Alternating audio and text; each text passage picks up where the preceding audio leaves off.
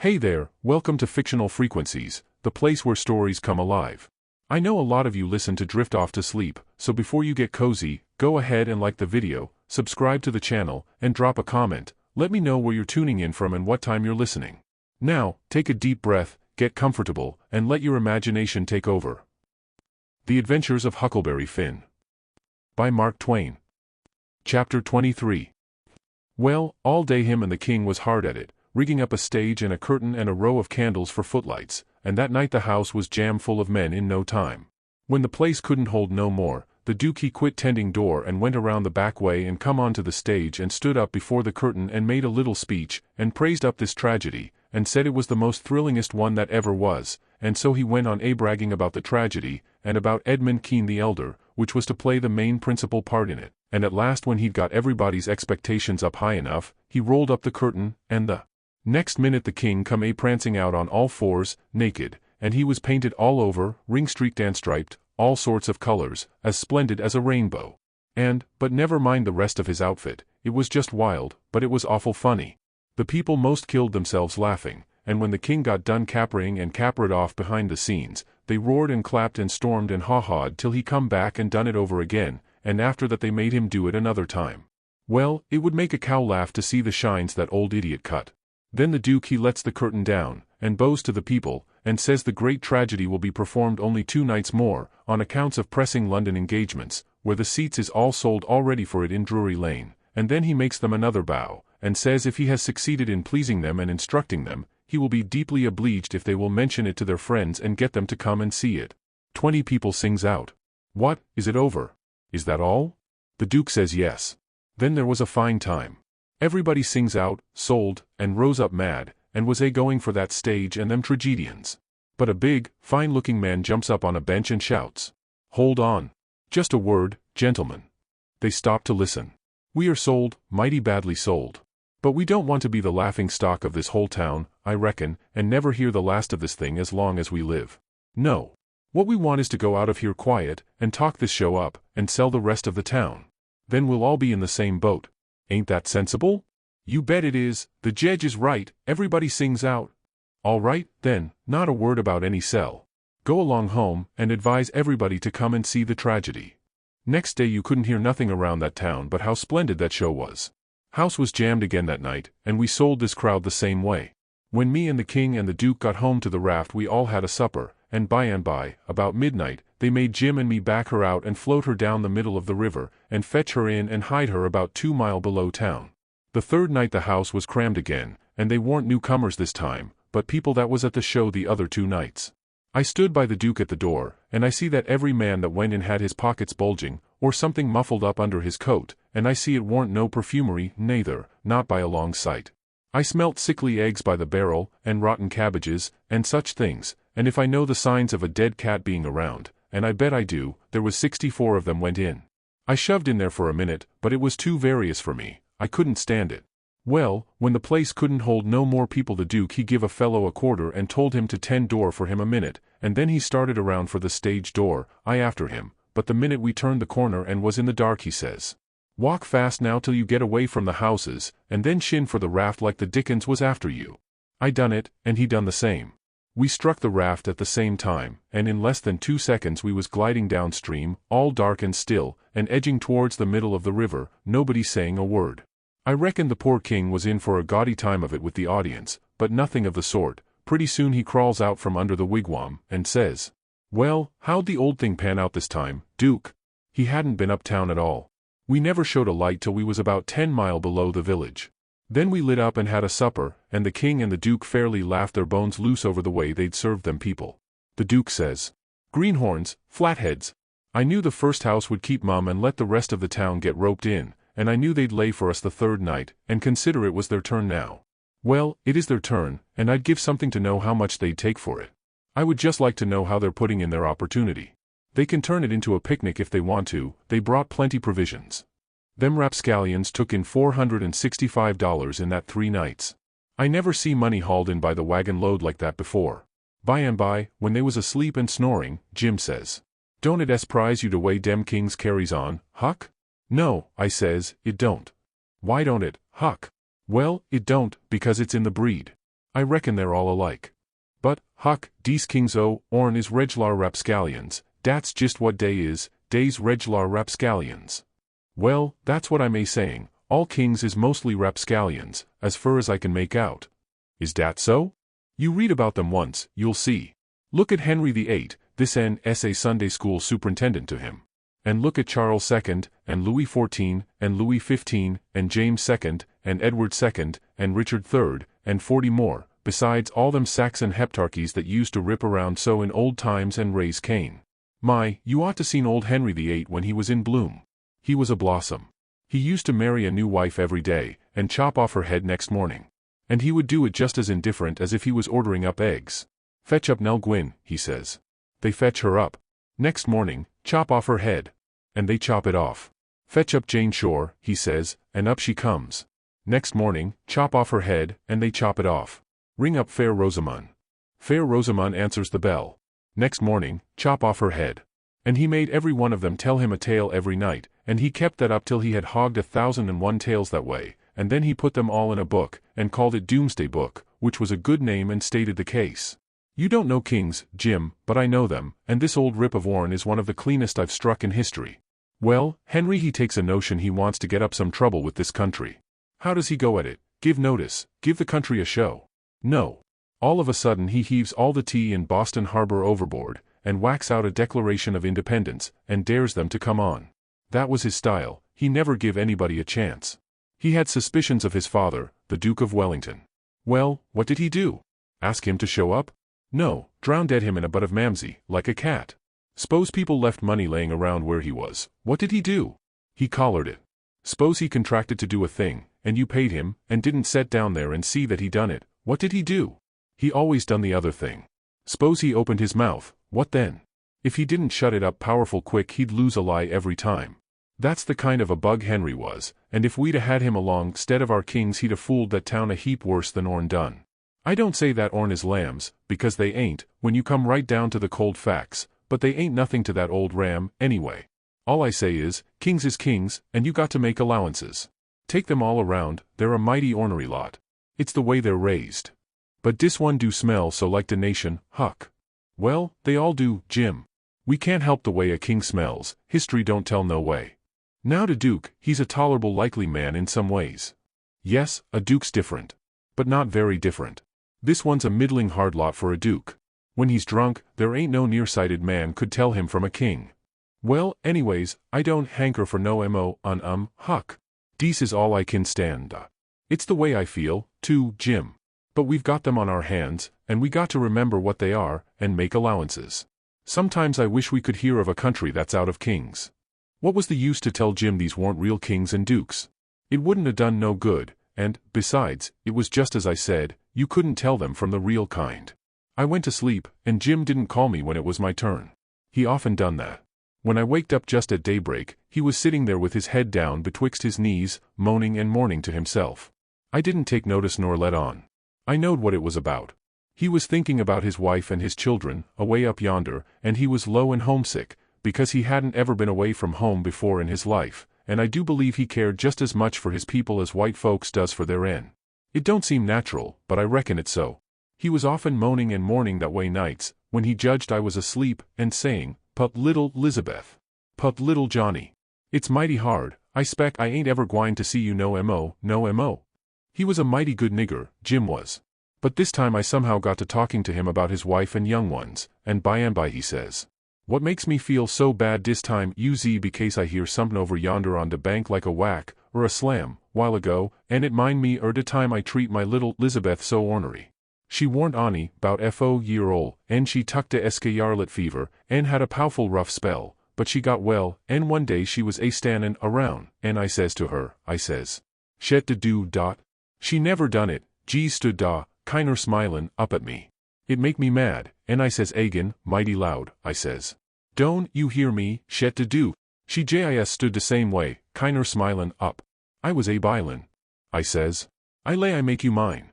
And wid dat I fetch her a slap side de head dat sont her sprawlin'. Den I went into de other room, and gone 'bout 10 minutes, and when I come back was dat do standin' open yit, and dat chilly standin' mos right in it, lookin' down and mournin', and de tears runnin' down. My, but I was mad. I was gwine for de chili, but geez den, it was a do dat open innards, geez den, long come de wind and slam it to, behind de chili, kerblam, and my lawn, de chili never move. My breath mos hop outer me, and I feel so, I don't know how I feel. I crope out, all tremblin', and crope around and open to do easy and slow, and poke my head in behind de chili, soft and still, and all a sudden I says pow. Geez as loud as I could yell. She never budge. Oh, Huck, I bust out cryin' and grab her up in my arms, and say, oh, de little thing. De Lord God A'mighty fogive old Jim, cause he never gwine to fogive hisself as long's he live. Oh, she was plumb deef and dumb, Huck, plumb deef and dumb, and I'd been treatin' her so. Chapter 24. Next day, towards night, we laid up under a little willow towhead out in the middle, where there was a village on each side of the river, and the Duke and the King begun to lay out a plan for working them towns. Jim he spoke to the Duke, and said he hoped it wouldn't take but a few hours, because it got mighty heavy and tiresome to him when he had to lay all day in the wigwam tied with the rope. You see, when we left him all alone we had to tie him, because if anybody happened on to him all by himself and not tied it wouldn't look much like he was a runaway nigger, you know. So the Duke said it was kind of hard to have to lay roped all day, and he'd cipher out some way to get around it. He was uncommon bright, the Duke was, and he soon struck it.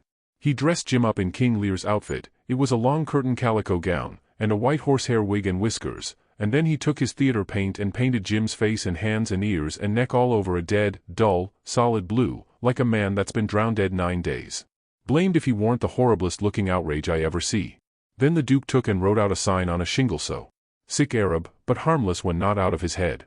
And he nailed that shingle to a lath, and stood the lath up 4 or 5 foot in front of the wigwam. Jim was satisfied. He said it was a sight better than lying tied a couple of years every day, and trembling all over every time there was a sound. The Duke told him to make himself free and easy, and if anybody ever come meddling around, he must hop out of the wigwam, and carry on a little, and fetch a howl or two like a wild beast, and he reckoned they would light out and leave him alone. Which was sound enough judgment, but you take the average man, and he wouldn't wait for him to howl. Why, he didn't only look like he was dead, he looked considerable more than that. These rapscallions wanted to try the nonsuch again, because there was so much money in it, but they judged it wouldn't be safe, because maybe the news might 'a worked along down by this time. They couldn't hit no project that suited exactly, so at last the Duke said he reckoned he'd lay off and work his brains an hour or two and see if he couldn't put up something on the Arkansas village, and the King he allowed he would drop over to t'other village without any plan, but just trust in Providence to lead him the profitable way, meaning the devil, I reckon. We had all bought store clothes where we stopped last, and now the King put his on, and he told me to put mine on. I done it, of course. The King's duds was all black, and he did look real swell and starchy. I never knowed how clothes could change a body before. Why, before, he looked like the orneriest old rip that ever was, but now, when he'd take off his new white beaver and make a bow and do a smile, he looked that grand and good and pious that you'd say he had walked right out of the ark, and maybe was old Leviticus himself. Jim cleaned up the canoe, and I got my paddle ready. There was a big steamboat laying at the shore away up under the point, about 3 miles above the town, been there a couple of hours, taking on freight. Says the King. Seein' how I'm dressed, I reckon maybe I'd better arrive down from St. Louis or Cincinnati, or some other big place. Go for the steamboat, Huckleberry, we'll come down to the village on her. I didn't have to be ordered twice to go and take a steamboat ride. I fetched the shore a half a mile above the village, and then went scooting along the bluff bank in the easy water. Pretty soon we come to a nice innocent-looking young country Jake setting on a log swabbing the sweat off of his face, for it was powerful warm weather, and he had a couple of big carpet bags by him. Run her nose in shore, says the King. I done it. Where you bound for, young man? For the steamboat, going to Orleans. Get aboard, says the King. Hold on a minute, my servant he pee you with them bags. Jump out and he pee the gentleman, Adolphus, meaning me, I see. I done so, and then we all three started on again. The young chap was mighty thankful, said it was tough work toting his baggage such weather. He asked the King where he was going, and the King told him he'd come down the river and landed at the other village this morning, and now he was going up a few miles to see an old friend on a farm up there. The young fellow says, "When I first see you I says to myself, it's Mr. Wilkes, sure, and he come mighty near getting here in time. But then I says again, no, I reckon it ain't him, or else he wouldn't be paddling up the river. You ain't him, are you?" "No, my name's Blodgett, Alexander Blodgett, Reverend Alexander Blodgett, I suppose I must say, as I'm one o' the Lord's poor servants. But still I'm just as able to be sorry for Mr. Wilkes for not arriving in time, all the same, if he's missed anything by it, which I hope he hasn't. Well, he don't miss any property by it, because he'll get that all right, but he's missed seeing his brother Peter die, which he mayn't mind, nobody can tell as to that, but his brother would 'a give anything in this world to see him before he died, never talked about nothing else all these 3 weeks, hadn't seen him since they was boys together, and hadn't ever seen his brother William at all, that's the deaf and dumb one. William ain't more than 30 or 35. Peter and George were the only ones that come out here. George was the married brother, him and his wife both died last year. Harvey and William's the only ones that's left now, and, as I was saying, they haven't got here in time. Did anybody send word? Oh, yes, a month or 2 ago, when Peter was first took, because Peter said then that he sorter felt like he warn't going to get well this time. You see, he was pretty old, and George's girls was too young to be much company for him, except Mary Jane, the red-headed one, and so he was kinder lonesome after George and his wife died, and didn't seem to care much to live. He most desperately wanted to see Harvey, and William, too, for that matter, because he was one of them kind that can't bear to make a will. He left a letter behind for Harvey, and said he'd told in it where his money was hid, and how he wanted the rest of the property divided up so George's girls would be all right, for George didn't leave nothing. And that letter was all they could get him to put a pen to. Why do you reckon Harvey don't come? Where does he live? Oh, he lives in England, Sheffield, preaches there, hasn't ever been in this country. He hasn't had any too much time, and besides he mightn't have got the letter at all, you know. Too bad he couldn't have lived to see his brothers, poor soul. You going to Orleans, you say? Yes, but that ain't only a part of it. I'm going in a ship, next Wednesday, for Rio Janeiro, where my uncle lives. It's a pretty long journey. But it'll be lovely, wished I was going. Is Mary Jane the oldest? How old is the others? Mary Jane's 19, Susan's 15, and Joanna's about 14, that's the one that gives herself to good works and has a hare lip. Poor things. To be left alone in the cold world so. Well, they could be worse off. Old Peter had friends, and they ain't going to let them come to no harm.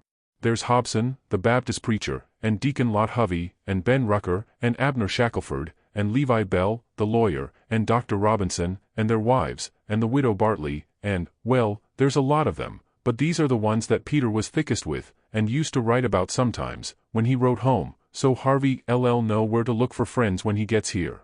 Well, the old man went on asking questions till he just fairly emptied that young fellow. Blamed if he didn't inquire about everybody and everything in that blessed town, and all about the Wilkses, and about Peter's business, which was a tanner, and about George's, which was a carpenter, and about Harvey's, which was a dissentering minister, and so on, and so on. Then he says, "What did you want to walk all the way up to the steamboat for?"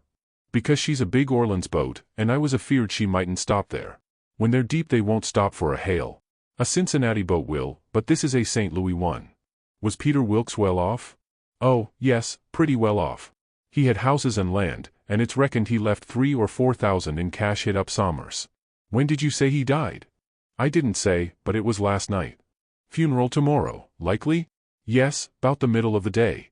Well, it's all terrible sad, but we've all got to go, one time or another. So what we want to do is to be prepared, then we're all right. Yes, sir, it's the best way. Ma used to always say that. When we struck the boat she was about done loading, and pretty soon she got off. The king never said nothing about going aboard, so I lost my ride, after all. When the boat was gone the king made me paddle up another mile to a lonesome place, and then he got ashore and says, "Now hustle back, right off, and fetch the Duke up here, and the new carpetbags. And if he's gone over to t'other side, go over there and get him. And tell him to get himself up regardless. Shove along, now." I see what he was up to, but I never said nothing, of course. When I got back with the Duke we hid the canoe, and then they sat down on a log, and the king told him everything, just like the young fellow had said it, every last word of it. And all the time he was doing it he tried to talk like an Englishman, and he done it pretty well, too, for a slouch. I can't imitate him, and so I ain't going to try to, but he really done it pretty good. Then he says, "How are you on the deaf and dumb, Bilgewater?" The Duke said, "Leave him alone for that," said he had played a deaf and dumb person on the histrionic boards. So then they waited for a steamboat. About the middle of the afternoon a couple of little boats come along, but they didn't come from high enough up the river, but at last there was a big one, and they hailed her. She sent out her yawl, and we went aboard, and she was from Cincinnati, and when they found we only wanted to go 4 or 5 mile they was booming mad, and gave us a cussing, and said they wouldn't land us. But the king was cam. He says, if gentlemen can afford to pay $1 a mile apiece to be took on and put off in a yawl, a steamboat can afford to carry can't it? So they softened down and said it was all right, and when we got to the village they yawled us ashore. About 24 men flocked down when they see the yawl coming, and when the king says, can any of you gentlemen tell me where Mr. Peter Wilkes lives? They give a glance at one another, and nodded their heads, as much as to say, what I tell you? Then one of them says, kind of soft and gentle, I'm sorry sir, but the best we can do is to tell you where he did live yesterday evening. Sudden as winking the ornery old creetur went all to smash, and fell up against the man, and put his chin on his shoulder, and cried down his back, and says, alas, alas, our poor brother, gone, and we never got to see him, oh, it's too hard. Then he turns around, blubbering, and makes a lot of idiotic signs to the Duke on his hands, and blamed if he didn't drop a carpetbag and bust out crying. If they weren't the beatenest lot, them 2 frauds, that ever I struck. Well, the men gathered around and sympathized with them, and said all sorts of kind things to them, and carried their carpetbags up the hill for them, and let them lean on them and cry, and told the king all about his brother's last moments, and the king he told it all over again on his hands to the Duke, and both of them took on about that dead tanner like they'd lost the 12 disciples. Well, if ever I struck anything like it, I'm a nigger. It was enough to make a body ashamed of the human race. Chapter 25. The news was all over town in 2 minutes, and you could see the people tearing down on the run from every which way, some of them putting on their coats as they come. Pretty soon we was in the middle of a crowd, and the noise of the tramping was like a soldier march. The windows and dooryards was full, and every minute somebody would say, over a fence, is it them? And somebody trotting along with the gang would answer back and say, you bet it is. When we got to the house the street in front of it was packed, and the 3 girls was standing in the door. Mary Jane was red-headed, but that don't make no difference, she was most awful beautiful, and her face and her eyes was all lit up like glory, she was so glad her uncles was come. The king he spread his arms, and Mary Jane she jumped for them, and the hare-lip jumped for the Duke, and there they had it. Everybody leastways women, cried for joy to see them meet again at last and have such good times. Then the king he hunched the Duke private, I see him do it, and then he looked around and see the coffin, over in the corner on 2 chairs, so then him and the Duke, with a hand across each other's shoulder, and t'other hand to their eyes, walked slow and solemn over there, everybody dropping back to give them room, and all the talk and noise stopping, people saying, sh, and all the men taking their hats off and drooping their heads, so you could 'a heard a pin fall. And when they got there they bent over and looked in the coffin, and took one sight, and then they bust out crying so you could 'a heard them to Orleans, most, and then they put their arms around each other's necks, and hung their chins over each other's shoulders, and then for 3 minutes, or maybe 4, I never see 2 men leak the way they done. And, mind you, everybody was doing the same, and the place was that damp I never see anything like it. Then one of them got on one side of the coffin, and t'other on t'other side, and they kneeled down and rested their foreheads on the coffin, and let on to pray all to themselves.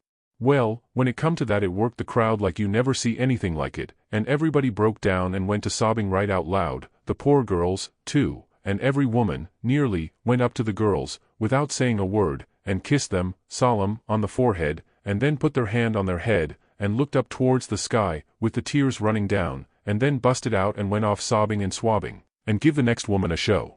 I never see anything so disgusting. Well, by and by the king he gets up and comes forward a little, and works himself up and slobbers out a speech, all full of tears and flapdoodle about its being a sore trial for him and his poor brother to lose the diseased, and to miss seeing diseased alive after the long journey of 4,000 mile, but it's a trial that's sweetened and sanctified to us by this dear sympathy and these holy tears, and so he thanks them out of his heart and out of his brother's heart, because out of their mouths they can't, words being too weak and cold, and all that kind of rot and slush, till it was just sickening, and then he blubbers out a pious goody-goody amen, and turns himself loose and goes to crying fit to bust. And the minute the words were out of his mouth somebody over in the crowd struck up the doxology, and everybody joined in with all their might, and it just warmed you up and made you feel as good as church letting out. Music is a good thing, and after all that soul butter and hogwash I never see it freshen up things so, and sound so honest and bully. Then the king begins to work his jaw again, and says how him and his nieces would be glad if a few of the main principal friends of the family would take supper here with them this evening, and help set up with the ashes of the diseased, and says if his poor brother laying yonder could speak he knows who he would name, for they was names that was very dear to him, and mentioned often in his letters, and so he will name the same, to wit, as follows, viz., Reverend Mr. Hobson, and Deacon Lot Hovey, and Mr. Ben Rucker, and Abner Shackelford, and Levi Bell, and Dr. Robinson, and their wives, and the widow Bartley. Reverend Hobson and Dr. Robinson was down to the end of the town hunting together, that is, the doctor was shipping a sick man to t'otherworld, and the preacher was pinding him right. Lawyer Bell was away up to Louisville on business. But the rest was on hand, and so they all come and shook hands with the king and thanked him and talked to him, and then they shook hands with the duke and didn't say nothing, but just kept smiling and bobbing their heads like a passel of sapheads whilst he made all sorts of signs with his hands and said goo goo goo goo goo all the time, like a baby that can't talk. So the king he blattered along, and managed to inquire about pretty much everybody and dog in town, by his name, and mentioned all sorts of little things that happened one time or another in the town, or to George's family, or to Peter. And he always let on that Peter wrote him the things, but that was a lie. He got every blessed one of them out of that young flathead that we canoed up to the steamboat. Then Mary Jane she fetched the letter her father left behind, and the king he read it out loud and cried over it.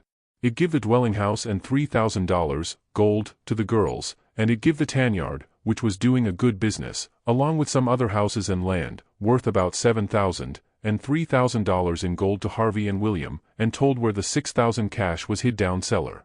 So these two frauds said they'd go and fetch it up, and have everything square and above board, and told me to come with a candle. We shut the cellar door behind us, and when they found the bag they spilt it out on the floor, and it was a lovely sight, all them yaller boys. My, the way the king's eyes did shine. He slaps the duke on the shoulder and says, "Oh, this ain't bully nor nothin'." "Oh, no, I reckon not." "Why, Bilgy, it beats the nonsuch, don't it?" The duke allowed it did. They pawed the yaller boys, and sifted them through their fingers and let them jingle down on the floor, and the king says, "It ain't no use talkin', bein' brothers to a rich dead man and representatives of furrin heirs that's got left is the line for you and me, Bilge. The issue comes of trust to Providence. It's the best way, in the long run. I've tried 'em all, and there ain't no better way. Most everybody would have been satisfied with the pile, and took it on trust, but no, they must count it. So they counts it, and it comes out $415 short," says the king. "Durn him, I wonder what he done with that $415? They worried over that a while, and ransacked all around for it. Then the duke says, "Well, he was a pretty sick man, and likely he made a mistake. I reckon that's the way of it. The best way's to let it go, and keep still about it. We can spare it." "Oh, shucks, yes, we can spare it. I don't care nothin' about that, it's the count I'm thinkin' about. We want to be awful square and open and above board here, you know. We want to lug this year money upstairs and count it before everybody, then there ain't nothin' suspicious. But when the dead man says there's $6,000, you know, we don't want to." "Hold on," says the duke. "Le's make up the deficit," and he begun to haul out yaller boys out of his pocket. "It's a most amazin' good idea, Duke, you have got a rattlin' clever head on you," says the king. "Blessed if the old nonsuch ain't a heppin' us out agin," and he begun to haul out yaller jackets and stack them up. It most busted them, but they made up the 6,000 clean and clear. "Say," says the duke, "I got another idea. Le's go upstairs and count this money, and then take and give it to the girls." "Good land, Duke, lemme hug you. It's the most dazzling idea 'at ever a man struck. You have certainly got the most astonishin' head I ever see. Oh, this is the boss dodge, there ain't no mistake 'bout it. Let 'em fetch along their suspicions now if they want to, this'll lay 'em out." When we got upstairs everybody gathered around the table, and the king he counted it and stacked it up, $300 in a pile, 20 elegant little piles. Everybody looked hungry at it, and licked their chops. Then they raked it into the bag again, and I see the king begin to swell himself up for another speech. He says, "Friends all, my poor brother that lays yonder has done generous by them that's left behind in the vale of sorrers. He has done generous by these your poor little lambs that he loved and sheltered, and that's left fatherless and motherless. Yes, and we that knowed him knows that he would have done more generous by 'em if he hadn't been afeard o' wundin' his dear William and me. Now, wouldn't he? There ain't no question 'bout it in my mind. Well, then, what kind o' brothers would it be that d stand in his way at sec a time? And what kind o' uncles would it be that d rob, yes, rob, sec poor sweet lambs as these, 'at he loved so at sec a time? If I know William, and I think I do, well, I'll just ask him."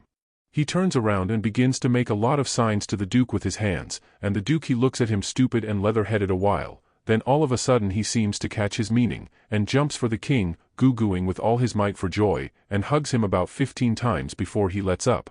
Then the king says, "I knowed it, I reckon that'll convince anybody the way he feels about it. Here, Mary Jane, Susan, Joanna, take the money, take it all. It's the gift of him that lays yonder, cold but joyful. Mary Jane she went for him, Susan and the hare-lip went for the Duke, and then such another hugging and kissing I never see yet. And everybody crowded up with the tears in their eyes, and most shook the hands off of them frauds, saying all the time, "You dear good souls, how lovely, how could you?" Well, then, pretty soon all hands got to talking about the diseased again, and how good he was, and what a loss he was, and all that, and before long a big iron-jawed man worked himself in there from outside, and stood listening and looking, and not saying anything, and nobody saying anything to him either, because the king was talking and they was all busy listening.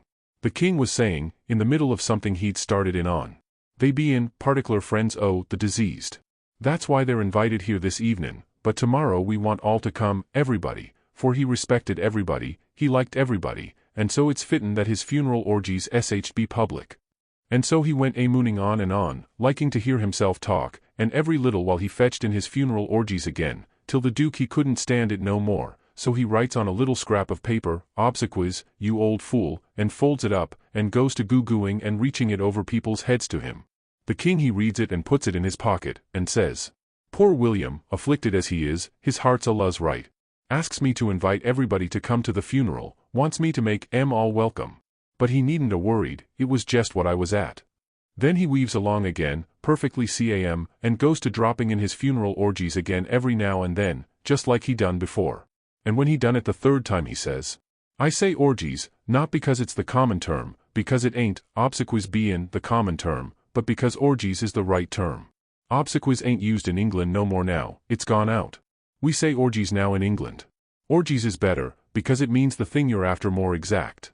It's a word that's made up out in the Greek argo, outside, open, abroad, and the Hebrew gism, to plant, cover up, hence inter. So, you see, funeral orgies is an open or public funeral." He was the worst I ever struck. Well, the iron-jawed man he laughed right in his face. Everybody was shocked. Everybody says, "Why, doctor," and Abner Shackelford says, "Why, Robinson, hain't you heard the news? This is Harvey Wilkes." The king he smiled eager, and shoved out his flapper, and says, "Is it my poor brother's dear good friend and physician?" "Aye." "Keep your hands off of me," says the doctor. "You talk like an Englishman, don't you? It's the worst imitation I ever heard. You Peter Wilkes's brother. You're a fraud, that's what you are." Well, how they all took on.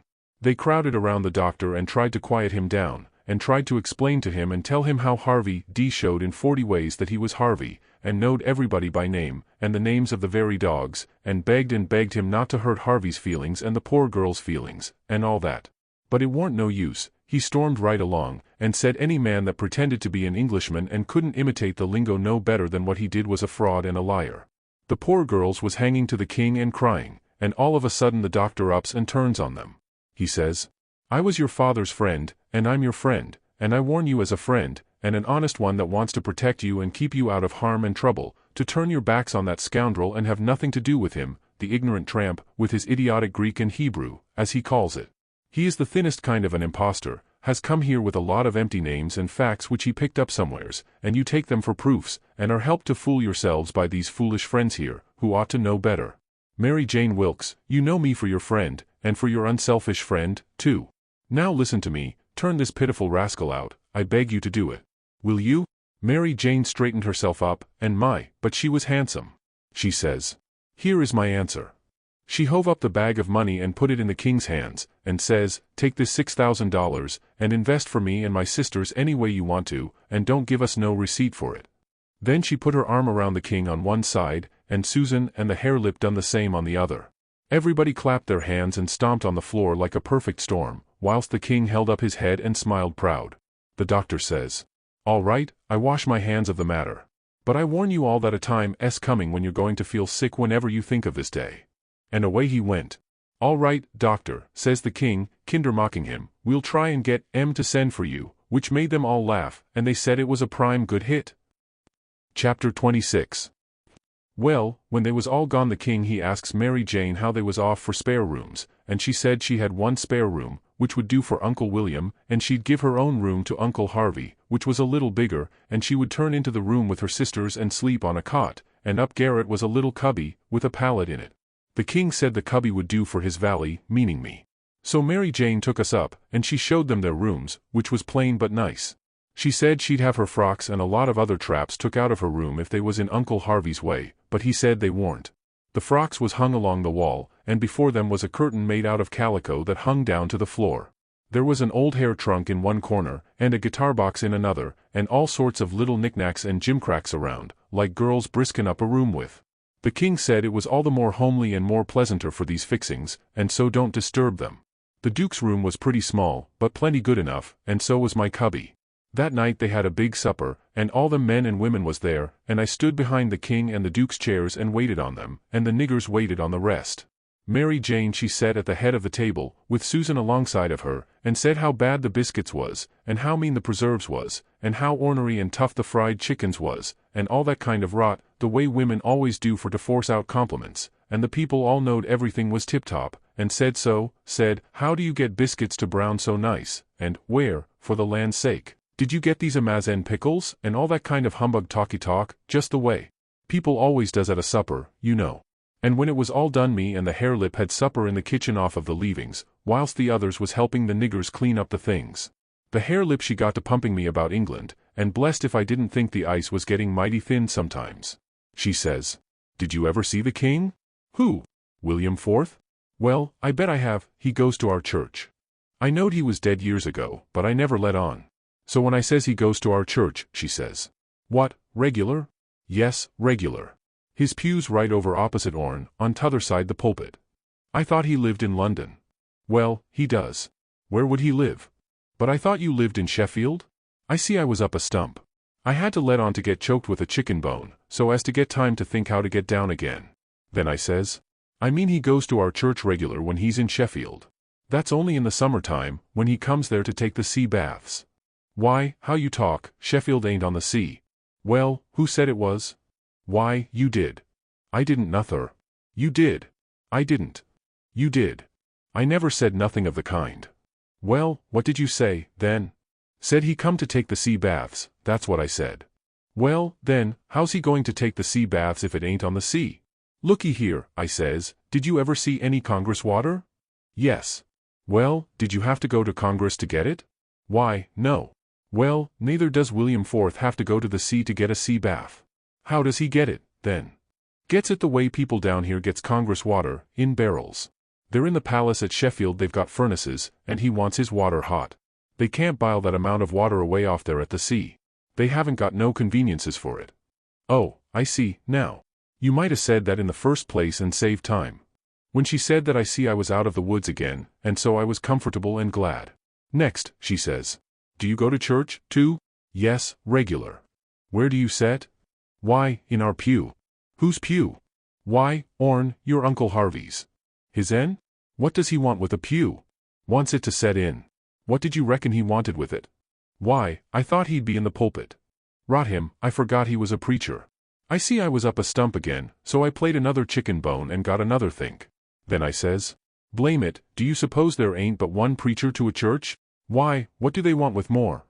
"What, to preach before a king? I never did see such a girl as you. They don't have no less than 17. 17. My land.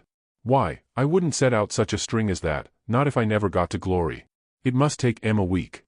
"Shucks, they don't all of 'em preach the same day, only one of 'em." "Well, then, what does the rest of 'em do?" "Oh, nothing much. Loll around, pass the plate, and one thing or another. But mainly they don't do nothing." "Well, then, what are they for?" "Why, they're for style. Don't you know nothing?" "Well, I don't want to know no such foolishness as that.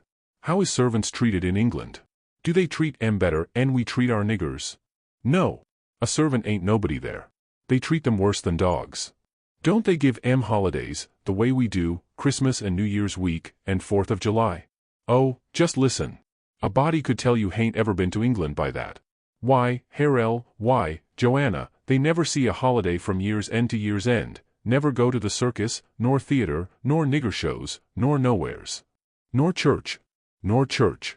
But you always went to church." Well, I was gone up again. I forgot I was the old man's servant.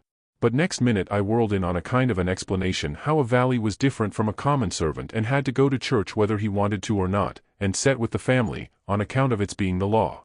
But I didn't do it pretty good, and when I got done I see she warn't satisfied. She says, "Honest Injun, now, hain't you been telling me a lot of lies?" "Honest Injun," says I. "None of it at all?" "None of it at all. Not a lie in it," says I. "Lay your hand on this book and say it." I see it warn't nothing but a dictionary, so I laid my hand on it and said it. So then she looked a little better satisfied, and says, "Well, then, I'll believe some of it, but I hope to gracious if I'll believe the rest." "What is it you won't believe, Joe?" says Mary Jane, stepping in with Susan behind her. "It ain't right nor kind for you to talk so to him, and him a stranger and so far from his people. How would you like to be treated so?" "That's always your way, Mame, always sailing in to help somebody before they're hurt. I hain't done nothing to him. He's told some stretchers, I reckon, and I said I wouldn't swallow it all, and that's every bit and grain I did say. I reckon he can stand a little thing like that, can't he? I don't care whether 'twas little or whether 'twas big, he's here in our house and a stranger, and it wasn't good of you to say it. If you was in his place it would make you feel ashamed, and so you oughtn't to say a thing to another person that will make them feel ashamed." "Why, ma'am," he said, "it don't make no difference what he said, that ain't the thing. The thing is for you to treat him kind, and not be saying things to make him remember he ain't in his own country and amongst his own folks." I says to myself, this is a girl that I'm letting that old reptile rob her of her money. Then Susan she waltzed in, and if you'll believe me, she did give Harelip hark from the tomb. Says I to myself, and this is another one that I'm letting him rob her of her money. Then Mary Jane she took another inning, and went in sweet and lovely again, which was her way, but when she got done there warn't hardly anything left, oh, poor Harelip. So she hollered, "All right, then," says the other girls, "you just ask his pardon." She done it, too, and she done it beautiful. She done it so beautiful it was good to hear, and I wished I could tell her 1,000 lies so she could do it again. I says to myself, this is another one that I'm letting him rob her of her money. And when she got through they all just laid theirselves out to make me feel at home and know I was amongst friends. I felt so ornery and low down and mean that I says to myself, my mind's made up, I'll hive that money for them or bust. So then I lit out, for bed, I said, meaning some time or another. When I got by myself I went to thinking the thing over. I says to myself, shall I go to that doctor, private, and blow on these frauds? No, that won't do. He might tell who told him, then the king and the duke would make it warm for me. Shall I go, private, and tell Mary Jane? No, I daren't do it. Her face would give them a hint, sure, they've got the money, and they'd slide right out and get away with it. If she was to fetch and help I'd get mixed up in the business before it was done with, I judge. No, there ain't no good way but one. I got to steal that money, somehow, and I got to steal it some way that they won't suspicion that I done it. They've got a good thing here, and they ain't going to leave till they've played this family and this town for all they're worth, so I'll find a chance time enough. I'll steal it and hide it, and by, when I'm away down the river, I'll write a letter and tell Mary Jane where it's hid. But I better hive it tonight if I can, because the doctor maybe hasn't let up as much as he lets on he has, he might scare them out of here yet. So, thinks I, I'll go and search them rooms. Upstairs the hall was dark, but I found the Duke's room, and started to paw around it with my hands, but I recollected it wouldn't be much like the king to let anybody else take care of that money but his own self, so then I went to his room and begun to paw around there. But I see I couldn't do nothing without a candle, and I daren't light one, of course. So I judged I'd got to do the other thing, lay for them and eavesdrop. About that time I hears their footsteps coming, and was going to skip under the bed. I reached for it, but it wasn't where I thought it would be, but I touched the curtain that hid Mary Jane's frocks, so I jumped in behind that and snuggled in amongst the gowns, and stood there perfectly still. They come in and shut the door, and the first thing the Duke done was to get down and look under the bed. Then I was glad I hadn't found the bed when I wanted it. And yet, you know, it's kind of natural to hide under the bed when you are up to anything private. They sets down then, and the king says, "Well, what is it?" And cut it middlin' short, because it's better for us to be down there a-hoopin' up the mornin' than up here givin' 'em a chance to talk us over. "Well, this is it, Capet. I ain't easy, I ain't comfortable. That doctor lays on my mind. I wanted to know your plans. I've got a notion, and I think it's a sound one." "What is it, Duke?" "That we better glide out of this before 3 in the morning, and clip it down the river with what we've got. Specially, seeing we got it so easy, given back to us, flung at our heads, as you may say, when of course we allowed to have to steal it back. I'm for knocking off and lighting out. That made me feel pretty bad. About an hour or two ago it would have been a little different, but now it made me feel bad and disappointed." The king rips out and says, "What? And not sell out the rest o' the property? March off like a passel of fools and leave $8,000 or $9,000 worth o' property layin' around jest sufferin' to be scooped in, and all good, saleable stuff, too? The Duke he grumbled, said the bag of gold was enough, and he didn't want to go no deeper, didn't want to rob a lot of orphans of everything they had. Why, how you talk, says the king. We shan't rob 'em of nothing at all but just this money. The people that buys the property is the suffrayers, because as soon as it's found out that we didn't own it, which won't be long after we've slid, the sale won't be valid, and it'll all go back to the estate. These your orphans get their house back again, and that's enough for them. They're young and spry, and can easy earn a livin'.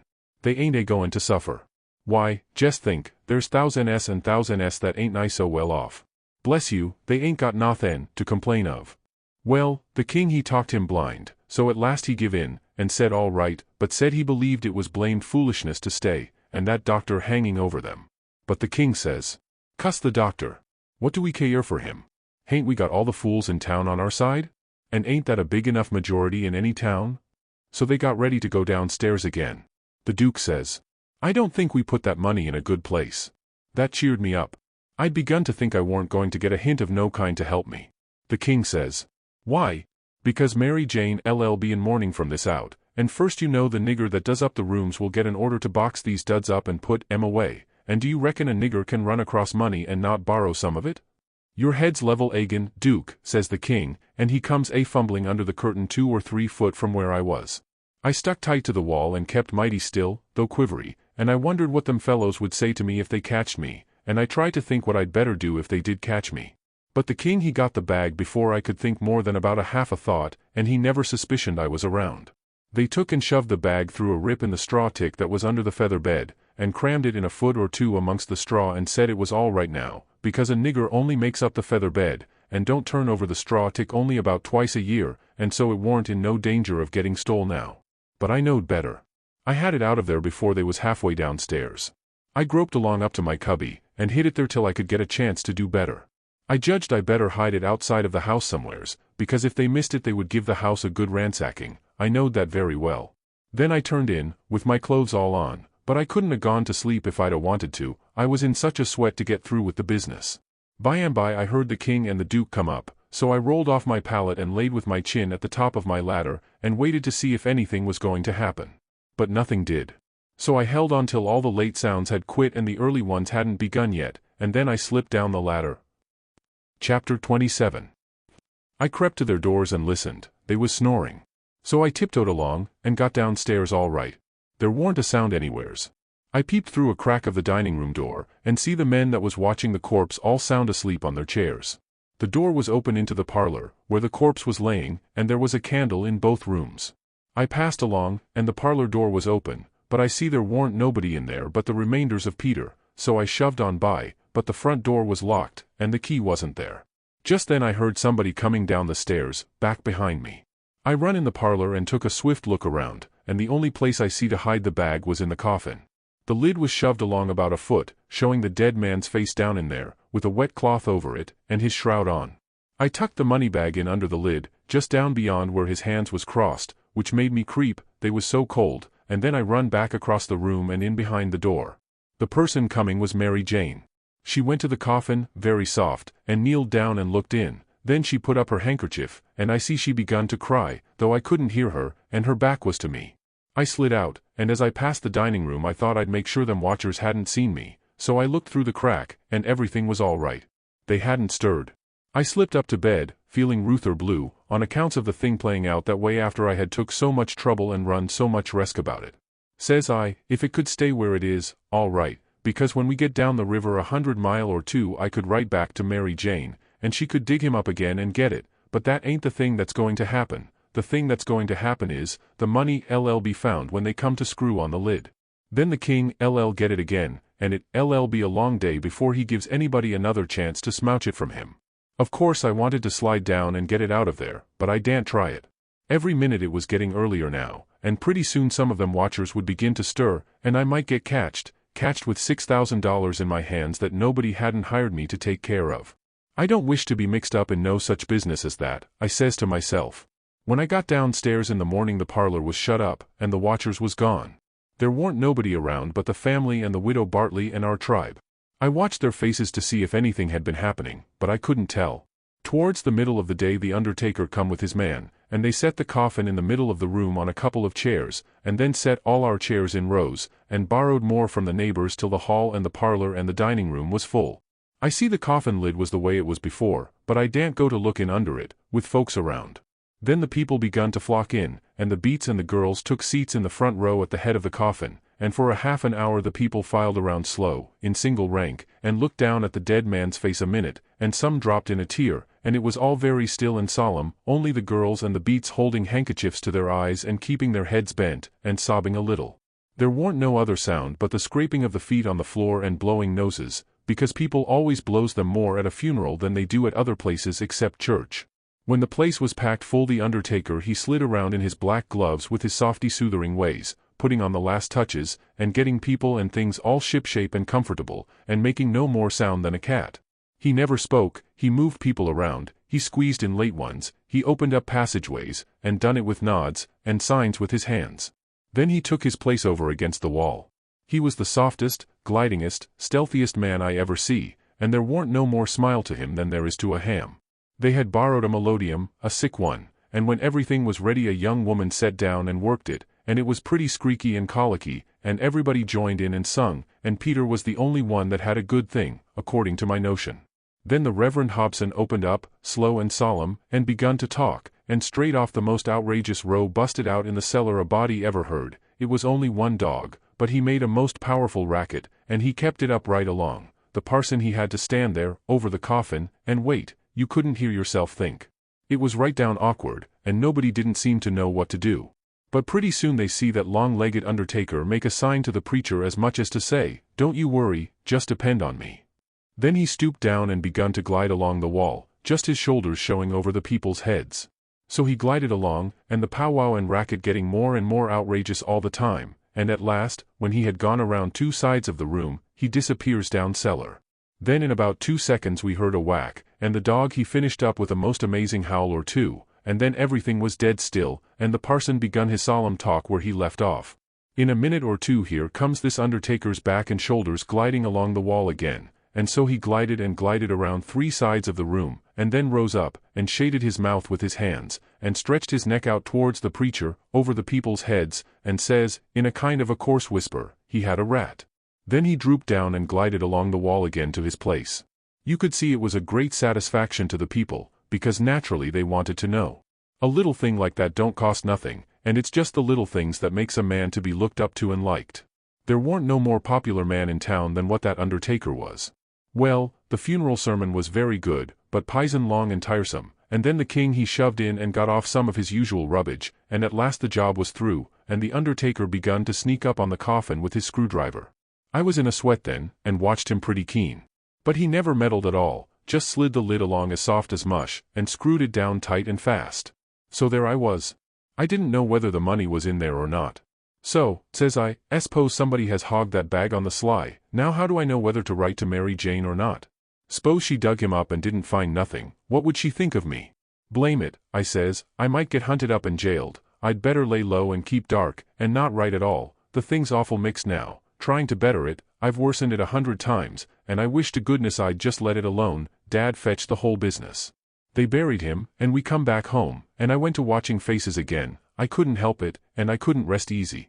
But nothing come of it, the faces didn't tell me nothing. The king he visited around in the evening, and sweetened everybody up, and made himself ever so friendly, and he give out the idea that his congregation over in England would be in a sweat about him, so he must hurry and settle up the estate right away and leave for home. He was very sorry he was so pushed, and so was everybody. They wished he could stay longer, but they said they could see it couldn't be done. And he said of course him and William would take the girls home with them, and that pleased everybody too, because then the girls would be well fixed and amongst their own relations, and it pleased the girls, too, tickled them so they clean forgot they ever had a trouble in the world, and told him to sell out as quick as he wanted to, they would be ready. Them poor things was that glad and happy it made my heart ache to see them getting fooled and lied to so, but I didn't see no safe way for me to chip in and change the general tune.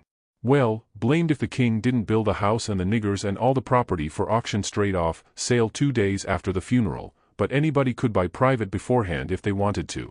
So the next day after the funeral, along about noontime, the girls' joy got the first jolt. A couple of nigger traders come along, and the king sold them the niggers reasonable, for 3-day drafts as they called it, and away they went, the two sons up the river to Memphis, and their mother down the river to Orleans. I thought them poor girls and them niggers would break their hearts for grief. They cried around each other, and took on so it most made me down sick to see it. The girls said they hadn't ever dreamed of seeing the family separated or sold away from the town. I can't ever get it out of my memory, the sight of them poor miserable girls and niggers hanging around each other's necks and crying, and I reckon I couldn't a stood it all, but would a had to bust out and tell on our gang if I hadn't knowed the sale warn't no account and the niggers would be back home in a week or two. The thing made a big stir in the town, too, and a good many come out flatfoot and said it was scandalous to separate the mother and the children that way. It injured the fraud some, but the old fool he buled right along, spite of all the Duke could say or do, and I tell you the Duke was powerful uneasy. Next day was auction day. About broad day in the morning the king and the Duke come up in the garret and woke me up, and I see by their look that there was trouble. The king says, "Was you in my room night before last?" "No, your majesty," which was the way I always called him when nobody but our gang warn't around. "Was you in there yesterday or last night?" "No, your majesty." "Honor bright, now, no lies." "Honor bright, your majesty, I'm telling you the truth. I hain't been near your room since Miss Mary Jane took you and the Duke and showed it to you." The Duke says, "Have you seen anybody else go in there?" "No, your grace, not as I remember, I believe." Stop and think. I studied a while and see my chance, then I says, "Well, I see the niggers go in there several times." Both of them gave a little jump, and looked like they hadn't ever expected it, and then like they had. Then the Duke says, "What, all of them?" "No, leastways, not all at once, that is, I don't think I ever see them all come out at once but just one time." "Hello! When was that?" "It was the day we had the funeral. In the morning. It warn't early, because I overslept. I was just starting down the ladder, and I see them." "Well, go on, go on. What did they do? How'd they act?" "They didn't do nothing. And they didn't act anyway much, as fur as I see. They tiptoed away, so I seen, easy enough, that they'd shoved in there to do up your majesty's room, or something, supposing you was up, and found you warn't up, and so they was hoping to slide out of the way of trouble without waking you up, if they hadn't already waked you up." "Great guns, this is a go," says the king, and both of them looked pretty sick and tolerable silly. They stood there thinking and scratching their heads a minute, and the Duke he bust into a kind of a little raspy chuckle, and says, "It does beat all how neat the niggers played their hand. They let on to be sorry they was going out of this region. And I believed they was sorry, and so did you, and so did everybody. Don't ever tell me any more that a nigger ain't got any histrionic talent. Why, the way they played that thing it would fool anybody. In my opinion, there's a fortune in him. If I had capital and a theater, I wouldn't want a better layout than that, and here we've gone and sold M for a song. Yes, and ain't privileged to sing the song yet. Say, where's that song, that draft? In the bank for to be collected. Where would it be? Well, that's all right then, thank goodness. Says I, kind of timid-like. Is something gone wrong? The king whirls on me and rips out. None o' your business. You keep your head shet, and mind why our own affairs, if you got any. Long as you're in this town don't you forget that, you hear? Then he says to the Duke, we got to jest swaller it and say nothin', mum's the word for us. As they was starting down the ladder the Duke he chuckles again, and says, quick sales and small profits. It's a good business, yes. The king snarls around on him and says, I was trying to do for the best in sellin' 'em out so quick. If the profits has turned out to be none, lackin', considerable, and none to carry, is it my fault any more and it's yourn? Well, they'd be in this house yet and we wouldn't if I could have got my advice listened to. The king sassed back as much as was safe for him, and then swapped around and lit into me again.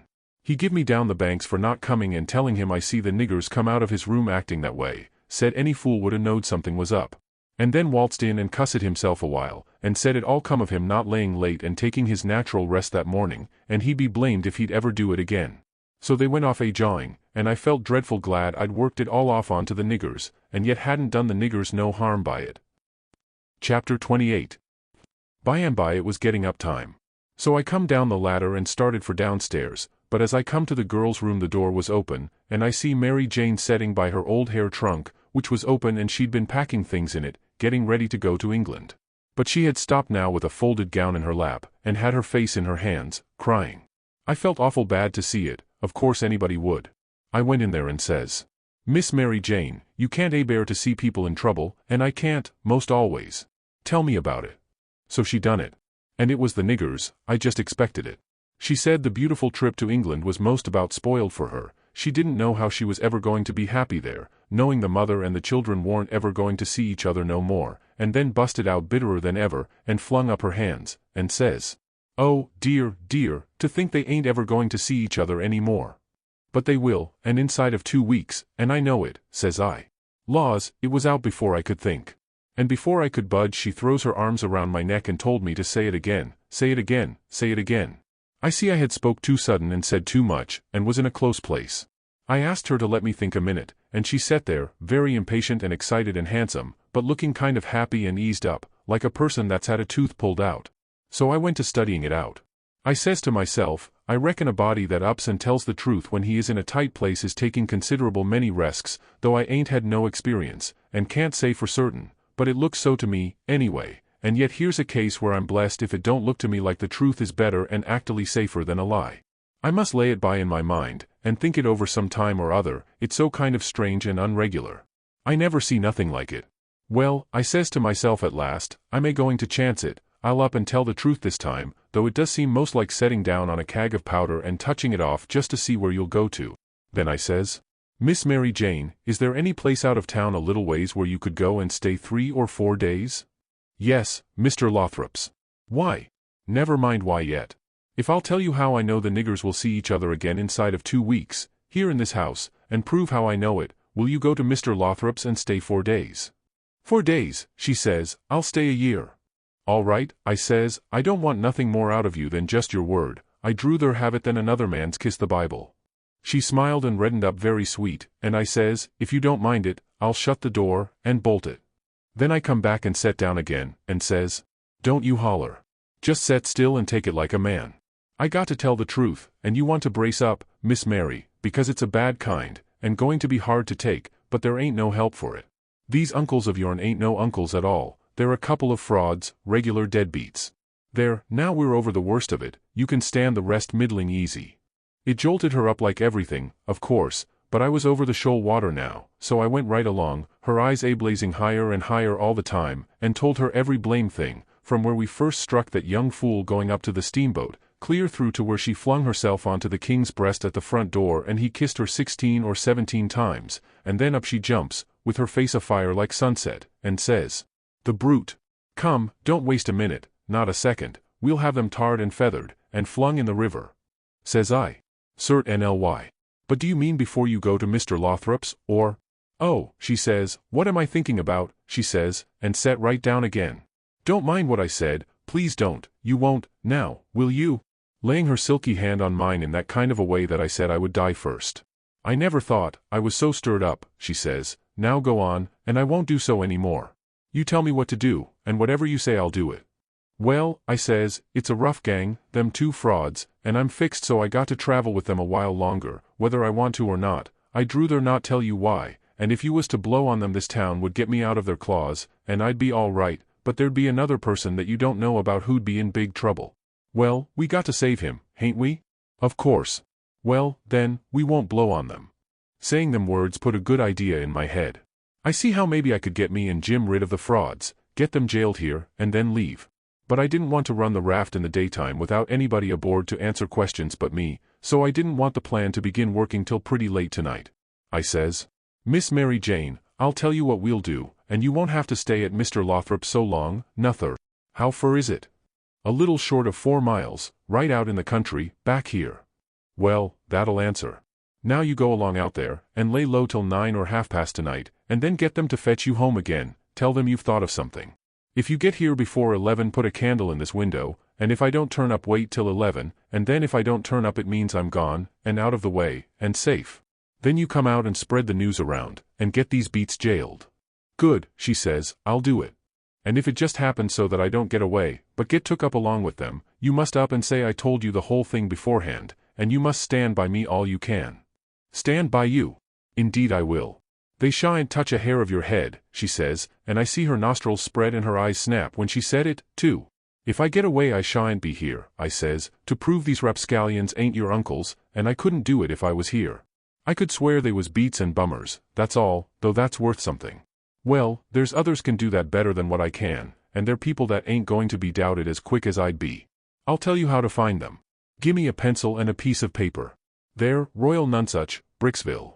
Put it away, and don't lose it. When the court wants to find out something about these two, let them send up to Bricksville and say they've got the men that played the royal nonsuch, and ask for some witnesses. Why, you'll have that entire town down here before you can hardly wink, Miss Mary. And they'll come a-biling, too. I judged we had got everything fixed about right now. So I says, just let the auction go right along, and don't worry. Nobody don't have to pay for the things they buy till a whole day after the auction on accounts of the short notice, and they ain't going out of this till they get that money, and the way we fixed it the sale ain't going to count, and they ain't going to get no money. It's just like the way it was with the niggers, it warn't no sale, and the niggers will be back before long. Why, they can't collect the money for the niggers yet, they're in the worst kind of a fix, Miss Mary. Well, she says, I'll run down to breakfast now, and then I'll start straight for Mr. Lothrop's. Deed, that ain't the ticket, Miss Mary Jane, I says, by no manner of means, go before breakfast. Why? What did you reckon I wanted you to go at all for, Miss Mary? Well, I never thought, and come to think, I don't know. What was it? Why, it's because you ain't one of these leather-faced people. I don't want no better book than what your face is. A body can set down and read it off like coarse print. Do you reckon you can go and face your uncles when they come to kiss you good morning, and never? There, don't. Yes, I'll go before breakfast, I'll be glad to. And leave my sisters with them. Yes, never mind about them. They've got to stand it yet a while. They might suspicion something if all of you was to go. I don't want you to see them, nor your sisters, nor nobody in this town. If a neighbor was to ask how is your uncles this morning, your face would tell something. No, you go right along, Miss Mary Jane, and I'll fix it with all of them. I'll tell Miss Susan to give your love to your uncles and say you've went away for a few hours for to get a little rest and change, or to see a friend, and you'll be back tonight or early in the morning. Gone to see a friend is all right, but I won't have my love given to them. Well, then, it shan't be. It was well enough to tell her so, no harm in it. It was only a little thing to do, and no trouble, and it's the little things that smooths people's roads the most. Down here below, it would make Mary Jane comfortable, and it wouldn't cost nothing. Then I says, there's one more thing, that bag of money. Well, they've got that, and it makes me feel pretty silly to think how they got it. No, you're out, there. They hain't got it. Why, who's got it? I wish I knowed, but I don't. I had it, because I stole it from them, and I stole it to give to you, and I know where I hid it, but I'm afraid it ain't there no more. I'm awful sorry, Miss Mary Jane, I'm just as sorry as I can be, but I done the best I could, I did honest. I come nigh getting caught, and I had to shove it into the first place I come to, and run, and it warn't a good place. Oh, stop blaming yourself, it's too bad to do it, and I won't allow it, you couldn't help it, it wasn't your fault. Where did you hide it? I didn't want to set her to thinking about her troubles again, and I couldn't seem to get my mouth to tell her what would make her see that corpse laying in the coffin with that bag of money on his stomach. So for a minute I didn't say nothing, then I says, I'd ruther not tell you where I put it, Miss Mary Jane, if you don't mind letting me off, but I'll write it for you on a piece of paper, and you can read it along the road to Mr. Lothrop's, if you want to. Do you reckon that'll do? Oh, yes. So I wrote, I put it in the coffin. It was in there when you was crying there, away in the night. I was behind the door, and I was mighty sorry for you, Miss Mary Jane. It made my eyes water a little to remember her crying there all by herself in the night, and them devils laying there right under her own roof, shaming her and robbing her, and when I folded it up and give it to her I see the water come into her eyes, too, and she shook me by the hand, hard, and says, Goodbye. I'm going to do everything just as you've told me, and if I don't ever see you again, I shan't ever forget you, and I'll think of you a many a time, and I'll pray for you, too. And she was gone. Pray for me. I reckoned if she knowed me she'd take a job that was more nearer her size. But I bet she done it, just the same, she was just that kind. She had the grit to pray for Judos if she took the notion, there warn't no back down to her, I judge. You may say what you want to, but in my opinion she had more sand in her than any girl I ever see, in my opinion she was just full of sand. It sounds like flattery, but it ain't no flattery. And when it comes to beauty, and goodness, too, she lays over them all. I hain't ever seen her since that time that I see her go out of that door, no, I hain't ever seen her since, but I reckon I've thought of her a many a million times, and of her saying she would pray for me, and if ever I'd a thought it would do any good for me to pray for her, blamed if I wouldn't a done it or bust. Well, Mary Jane she lit out the back way, I reckon, because nobody see her go. When I struck Susan and the hare lip, I says, What's the name of them people over on t'other side of the river that you all goes to see sometimes? They says, There's several, but it's the Proctors, mainly. That's the name, I says, I most forgot it. Well, Miss Mary Jane she told me to tell you she's gone over there in a dreadful hurry, one of them's sick. Which one? I don't know, leastways, I kinder forget, but I thinks it's. Sakes alive, I hope it ain't Hanner? I'm sorry to say it, I says, but Hanner's the very one. My goodness, and she so well only last week. Is she took bad? It ain't no name for it. They set up with her all night, Miss Mary Jane said, and they don't think she'll last many hours. Only think of that, now. What's the matter with her? I couldn't think of anything reasonable, right off that way, so I says, mumps. Mumps your granny. They don't set up with people that's got the mumps. They don't they? You better bet they do with these mumps. These mumps is different. It's a new kind, Miss Mary Jane said. How's it a new kind? Because it's mixed up with other things. What other things? Well, measles, and whooping cough, and erysipelas, and consumption, and yaller janders, and brain fever, and I don't know what all. My land. And they call it the mumps? That's what Miss Mary Jane said. Well, what in the nation do they call it the mumps for? Why, because it is the mumps. That's what it starts with. Well, there ain't no sense in it. A body might stump his toe, and take pison, and fall down the well, and break his neck, and bust his brains out, and somebody come along and ask what killed him, and some numbskull up and say, why, he stumped his toe. Would there be any sense in that? No. And there ain't no sense in this, nuther. Is it catching? Is it catching? Why, how you talk. Is a harrow catching, in the dark? If you don't hitch onto one tooth, you're bound to on another, ain't you? And you can't get away with that tooth without fetching the whole harrow along, can you? Well, these kind of mumps is a kind of a harrow, as you may say, and it ain't no slouch of a harrow, nuther, you come to get it hitched on good.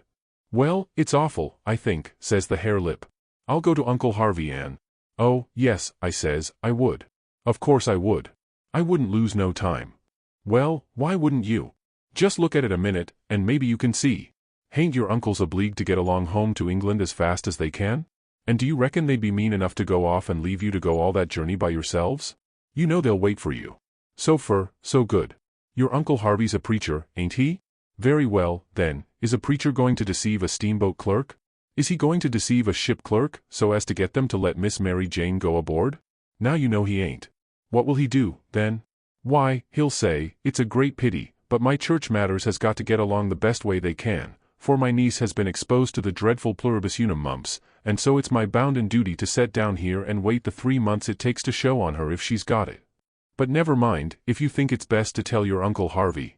Shucks, and stay fooling around here when we could all be having good times in England whilst we was waiting to find out whether Mary Jane's got it or not. Why, you talk like a muggins. Well, anyway, maybe you'd better tell some of the neighbors. Listen at that, now. You do beat all for natural stupidness. Can't you see that they'd go and tell? There ain't no way but just to not tell anybody at all. Well, maybe you're right, yes, I judge you are right. But I reckon we ought to tell Uncle Harvey she's gone out a while, anyway, so he won't be uneasy about her? Yes, Miss Mary Jane, she wanted you to do that. She says, tell them to give Uncle Harvey and William my love and a kiss, and say I've run over the river to see Mr. What is the name of that rich family your Uncle Peter used to think so much of? I mean the one that. Why, you must mean the Apthorps, ain't it? Of course, bother them kind of names, a body can't ever seem to remember them, half the time, somehow. Yes, she said, say she has run over for to ask the Apthorps to be sure and come to the auction and buy this house, because she allowed her Uncle Peter would ruther they had it than anybody else, and she's going to stick to them till they say they'll come, and then, if she ain't too tired, she's coming home, and if she is, she'll be home in the morning anyway. She said, don't say nothing about the Proctors, but only about the Apthorps, which'll be perfectly true, because she is going there to speak about their buying the house. I know it, because she told me so herself. All right, they said, and cleared out to lay for their uncles, and give them the love and the kisses, and tell them the message. Everything was all right now. The girls wouldn't say nothing because they wanted to go to England, and the king and the duke would ruther Mary Jane was off working for the auction than around in reach of Dr. Robinson. I felt very good. I judged I had done it pretty neat. I reckon Tom Sawyer couldn't have done it no neater himself. Of course he would have throwed more style into it, but I can't do that very handy, not being brung up to it. Well, they held the auction in the public square, along towards the end of the afternoon, and it strung along, and the old man he was on hand and looking his level pisonist, up there longside of the auctioneer, and chipping in a little scripture now and then, or a little goody-goody saying of some kind, and the duke he was around goo-gooing for sympathy all he knowed how, and just spreading himself generally. But by and by the thing dragged through, and everything was sold, everything but a little old trifling lot in the graveyard. So they'd got to work that off. I never see such a giraffe as the king was for wanting to swallow everything. Well, whilst they was at it a steamboat landed, and in about 2 minutes up comes a crowd whooping and yelling and laughing and carrying on, and singing out. Here's your opposition line. Here's your 2 sets o' heirs to old Peter Wilkes, and you pays your money and you takes your choice. Chapter 29. They was fetching a very nice-looking old gentleman along, and a nice-looking younger one, with his right arm in a sling. And, my souls, how the people yelled and laughed, and kept it up. But I didn't see no joke about it, and I judged it would strain the Duke and the King some to see any. I reckoned they'd turn pale. But no, nary a pale did they turn. The Duke he never let on he suspicioned what was up, but just went a-goo-gooing around, happy and satisfied, like a jug that's googling out buttermilk, and as for the King, he just gazed and gazed down sorrowful on them newcomers like it give him the stomachache in his very heart to think there could be such frauds and rascals in the world. Oh, he done it admirable. Lots of the principal people gathered around the King, to let him see they was on his side. That old gentleman that had just come looked all puzzled to death.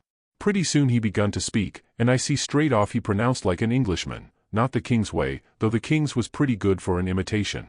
I can't give the old gent's words, nor I can't imitate him, but he turned around to the crowd, and says, about like this. This is a surprise to me which I wasn't looking for, and I'll acknowledge, candid and frank, I ain't very well fixed to meet it and answer it, for my brother and me has had misfortunes. He's broke his arm, and our baggage got put off at a town above here last night in the night by a mistake. I am Peter Wilkes' brother Harvey, and this is his brother William, which can't hear nor speak, and can't even make signs to amount to much, now he's only got one hand to work them with. We are who we say we are, and in a day or two, when I get the baggage, I can prove it. But up till then I won't say nothing more, but go to the hotel and wait. So him and the new dummy started off, and the King he laughs, and blethers out. Broke his arm, very likely, ain't it, and very convenient, too, for a fraud that's got to make signs, and ain't learnt how. Lost their baggage. That's mighty good, and mighty ingenious, under the circumstances. So he laughed again, and so did everybody else, except 3 or 4, or maybe half a dozen. One of these was that doctor, another one was a sharp-looking gentleman, with a carpet-bag of the old-fashioned kind made out of carpet stuff, that had just come off of the steamboat and was talking to him in a low voice, and glancing towards the King now and then and nodding their heads. It was Levi Bell, the lawyer that was gone up to Louisville, and another one was a big rough husky that come along and listened to all the old gentleman said, and was listening to the King now. And when the King got done this husky up and says, "Say, looky here, if you are Harvey Wilkes, when'd you come to this town?" "The day before the funeral, friend," says the King. "But what time o' day?" "In the evenin', 'bout an hour or 2 before sundown." "How'd you come?" "I come down on the Susan Powell from Cincinnati." "Well, then, how'd you come to be up at the Pint in the mornin', in a canoe?" "I warn't up at the Pint in the mornin'. It's a lie." Several of them jumped for him and begged him not to talk that way to an old man and a preacher. "Preacher be hanged, he's a fraud and a liar. He was up at the Pint that mornin'. I live up there, don't I? Well, I was up there, and he was up there. I see him there. He come in a canoe, along with Tim Collins and a boy." The doctor he up and says, "Would you know the boy again if you was to see him, Hines?" "I reckon I would, but I don't know." "Why, yonder he is, now. I know him perfectly easy. It was me he pointed at." The doctor says, "Neighbors, I don't know whether the new couple is frauds or not, but if these two ain't frauds, I am an idiot, that's all.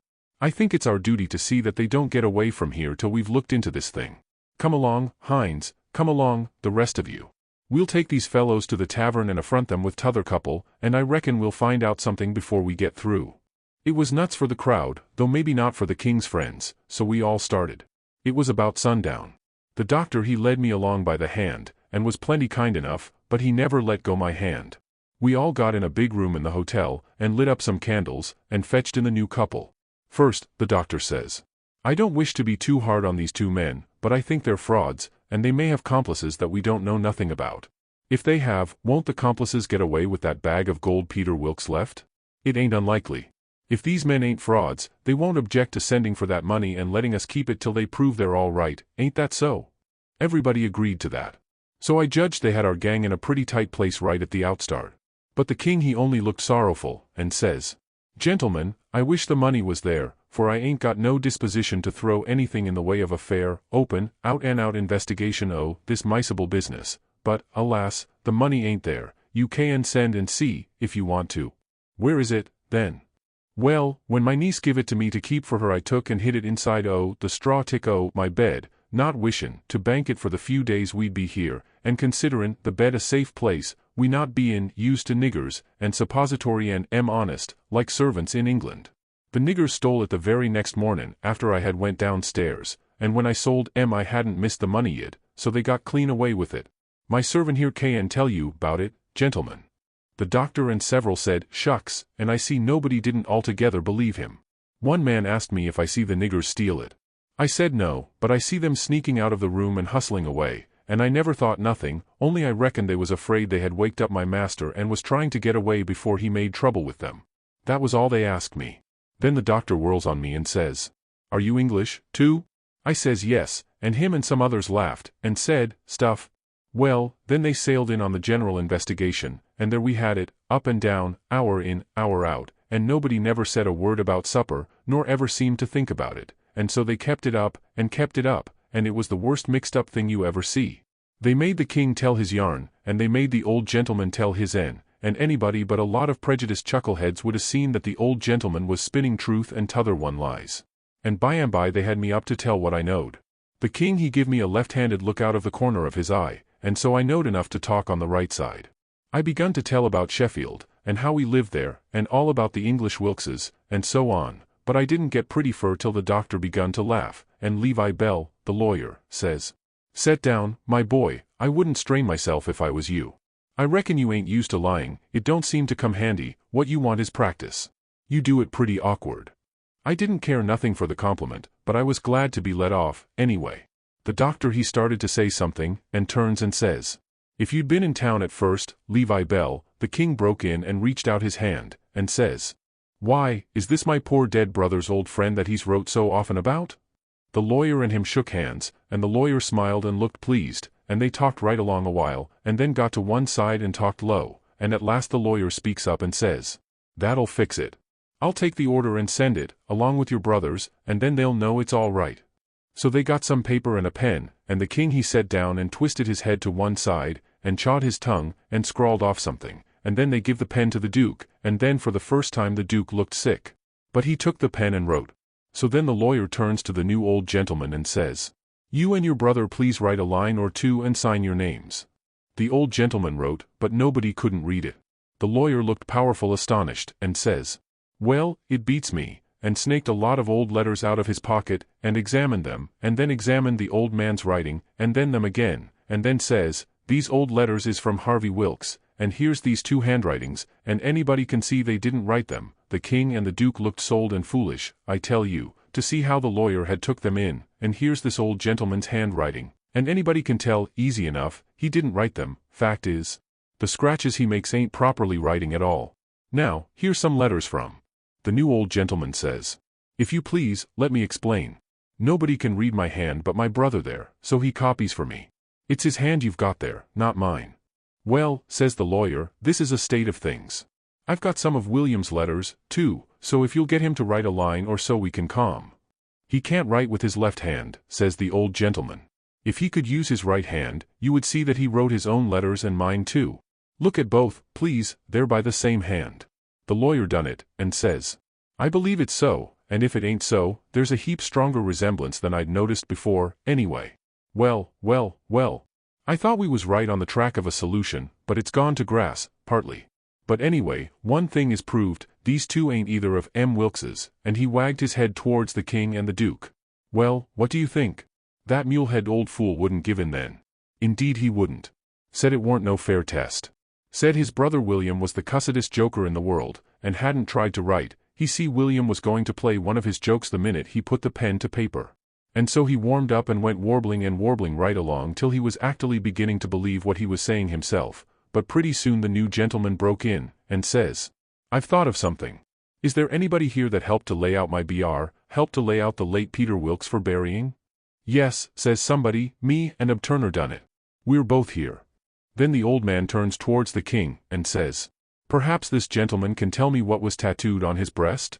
Blamed if the king didn't have to brace up mighty quick, or he'd a scooshed down like a bluff bank that the river has cut under, it took him so sudden, and, mind you, it was a thing that was calculated to make most anybody scush to get fetched such a solid one as that without any notice, because how was he going to know what was tattooed on the man? He whitened a little, he couldn't help it, and it was mighty still in there, and everybody bending a little forwards and gazing at him. Says I to myself, now he'll throw up the sponge, there ain't no more use. Well, did he? A body can't hardly believe it, but he didn't. I reckon he thought he'd keep the thing up till he tired them people out, so they'd thin out, and him and the Duke could break loose and get away. Anyway, he sat there, and pretty soon he begun to smile, and says, MF. It's a very tough question, ain't it? Yes, sir, I can tell you what's tattooed on his breast. It's just a small, thin, blue arrow, that's what it is, and if you don't look clost, you can't see it. Now what do you say, hey? Well, I never see anything like that old blister for clean out and out cheek. The new old gentleman turns brisk towards Turner and his pard, and his eye lights up like he judged he'd got the king this time, and says, There, you've heard what he said. Was there any such mark on Peter Wilkes' breast? Both of them spoke up and says, We didn't see no such mark. Good, says the old gentleman. Now, what you did see on his breast was a small dim P, and a B, which is an initial he dropped when he was young, and a W, with dashes between them, so P, B, W, and he marked them that way on a piece of paper. Come, ain't that what you saw? Both of them spoke up again, and says, No, we didn't. We never seen any marks at all. Well, everybody was in a state of mind now, and they sings out. The whole bylin of M.S. frauds. Lee's duck M. Lee's drowned M. Lee's ride M on a rail, and everybody was whooping at once, and there was a rattling powwow. But the lawyer he jumps on the table and yells, and says, Gentlemen, gentlemen. Hear me just a word, just a single word, if you please. There's one way yet, let's go and dig up the corpse and look. That took them. Hooray, they all shouted, and was starting right off, but the lawyer and the doctor sung out. Hold on, hold on. Collar all these 4 men and the boy, and fetch them along, too. We'll do it, they all shouted, and if we don't find them marks we'll lynch the whole gang. I was scared, now, I tell you. But there warn't no getting away, you know. They gripped us all, and marched us right along, straight for the graveyard, which was 1.5 miles down the river, and the whole town at our heels, for we made noise enough, and it was only 9 in the evening. As we went by our house I wished I hadn't sent Mary Jane out of town, because now if I could tip her the wink she'd light out and save me, and blow on our dead beats. Well, we swarmed along down the river road, just carrying on like wildcats, and to make it more scary the sky was darking up, and the lightning beginning to wink and flitter, and the wind to shiver amongst the leaves. This was the most awful trouble and most dangersome I ever was in, and I was kinder stunned. Everything was going so different from what I had allowed for, 'stead of being fixed so I could take my own time if I wanted to, and see all the fun, and have Mary Jane at my back to save me and set me free when the clothes fit come. Here was nothing in the world betwixt me and sudden death but just them tattoo marks. If they didn't find them.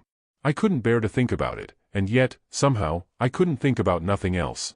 It got darker and darker, and it was a beautiful time to give the crowd the slip, but that big husky had me by the wrist, Hines, and a body might as well try to give Golier the slip. He dragged me right along, he was so excited, and I had to run to keep up. When they got there they swarmed into the graveyard and washed over it like an overflow. And when they got to the grave they found they had about 100 times as many shovels as they wanted, but nobody hadn't thought to fetch a lantern. But they sailed into digging anyway by the flicker of the lightning, and sent a man to the nearest house, 1/2 mile off, to borrow one. So they dug and dug like everything, and it got awful dark, and the rain started, and the wind swished and swashed along, and the lightning come brisker and brisker, and the thunder boomed, but them people never took no notice of it, they was so full of this business, and one minute you could see everything and every face in that big crowd, and the shovelfuls of dirt sailing up out of the grave, and the next second the dark wiped it all out, and you couldn't see nothing at all. At last they got out the coffin and begun to unscrew the lid, and then such another crowding and shouldering and shoving as there was, to scrooge in and get a sight, you never see, and in the dark, that way, it was awful. Hines he hurt my wrist dreadful pulling and tugging so, and I reckon he clean forgot I was in the world, he was so excited and panting. All of a sudden the lightning let go a perfect sluice of white glare, and somebody sings out, "By the living Jingo, here's the bag of gold on his breast." Hines let out a whoop, like everybody else, and dropped my wrist and give a big surge to bust his way in and get a look, and the way I lit out and shin for the road in the dark there ain't nobody can tell. I had the road all to myself, and I fairly flew, leastways, I had it all to myself except the solid dark, and the now and then glares, and the buzzing of the rain, and the thrashing of the wind, and the splitting of the thunder, and sure as you are born I did clip it along. When I struck the town I see there warn't nobody out in the storm, so I never hunted for no back streets, but humped it straight through the main one, and when I begun to get towards our house I aimed my eye and set it. No light there, the house all dark, which made me feel sorry and disappointed, I didn't know why. But at last, just as I was sailing by, flash comes the light in Mary Jane's window. And my heart swelled up sudden, like to bust, and the same second the house and all was behind me in the dark, and wasn't ever going to be before me no more in this world. She was the best girl I ever see, and had the most sand. The minute I was far enough above the town to see I could make the tow head, I begun to look sharp for a boat to borrow, and the first time the lightning showed me one that wasn't chained I snatched it and shoved. It was a canoe, and warn't fastened with nothing but a rope. The towhead was a rattling big distance off, away out there in the middle of the river, but I didn't lose no time, and when I struck the raft at last I was so faggied I would have just laid down to blow and gasp if I could afforded it. But I didn't. As I sprung aboard I sung out, "Out with you, Jim, and set her loose. Glory be to goodness, we're shut of them." Jim lit out, and was coming for me with both arms spread, he was so full of joy, but when I glimpsed him in the lightning my heart shot up in my mouth and I went overboard backwards, for I forgot he was old King Lear and a drowned-dead Arab all in one, and it most scared the livers and lights out of me. But Jim fished me out, and was going to hug me and bless me, and so on. He was so glad I was back and we was shut of the king and the duke, but I says, "Not now, have it for breakfast, have it for breakfast. Cut loose and let her slide." So in 2 seconds away we went sliding down the river, and it did seem so good to be free again and all by ourselves on the big river, and nobody to bother us. I had to skip around a bit, and jump up and crack my heels a few times, I couldn't help it, but about the third crack I noticed a sound that I knowed mighty well, and held my breath and listened and waited, and sure enough, when the next flash busted out over the water, here they come, and just laying to their oars and making their skiff hum. It was the king and the duke. So I wilted right down onto the planks then, and give up, and it was all I could do to keep from crying. Chapter 30. When they got aboard the king went for me, and shook me by the collar, and says, "Tryin' to give us the slip, was ye, you pup? Tired of our company, hey?" I says, "No, your majesty, we warn't, please don't, your majesty." "Quick, then, and tell us what was your idea, or I'll shake the insides out o' you." "Honest, I'll tell you everything just as it happened, your majesty. The man that had hold of me was very good to me, and kept saying he had a boy about as big as me that died last year, and he was sorry to see a boy in such a dangerous fix, and when they was all took by surprise by finding the gold, and made a rush for the coffin, he lets go of me and whispers, 'Heal it now, or they'll hang ye, sure,' and I lit out. It didn't seem no good for me to stay, I couldn't do nothing, and I didn't want to be hung if I could get away. So I never stopped running till I found the canoe, and when I got here I told Jim to hurry, or they'd catch me and hang me yet, and said I was afeard you and the duke wasn't alive now, and I was awful sorry, and so was Jim, and was awful glad when we see you coming. You may ask Jim if I didn't. Jim said it was so, and the king told him to shut up, and said, 'Oh, yes, it's mighty likely,' and shook me up again, and said he reckoned he'd drown me. But the duke says, 'Lego the boy, you old idiot. Would you 'a done any different? Did you inquire around for him when you got loose? I don't remember it.' So the king let go of me, and begun to cuss that town and everybody in it. But the duke says, 'You better a blame sight give yourself a good cussing, for you're the one that's entitled to it most.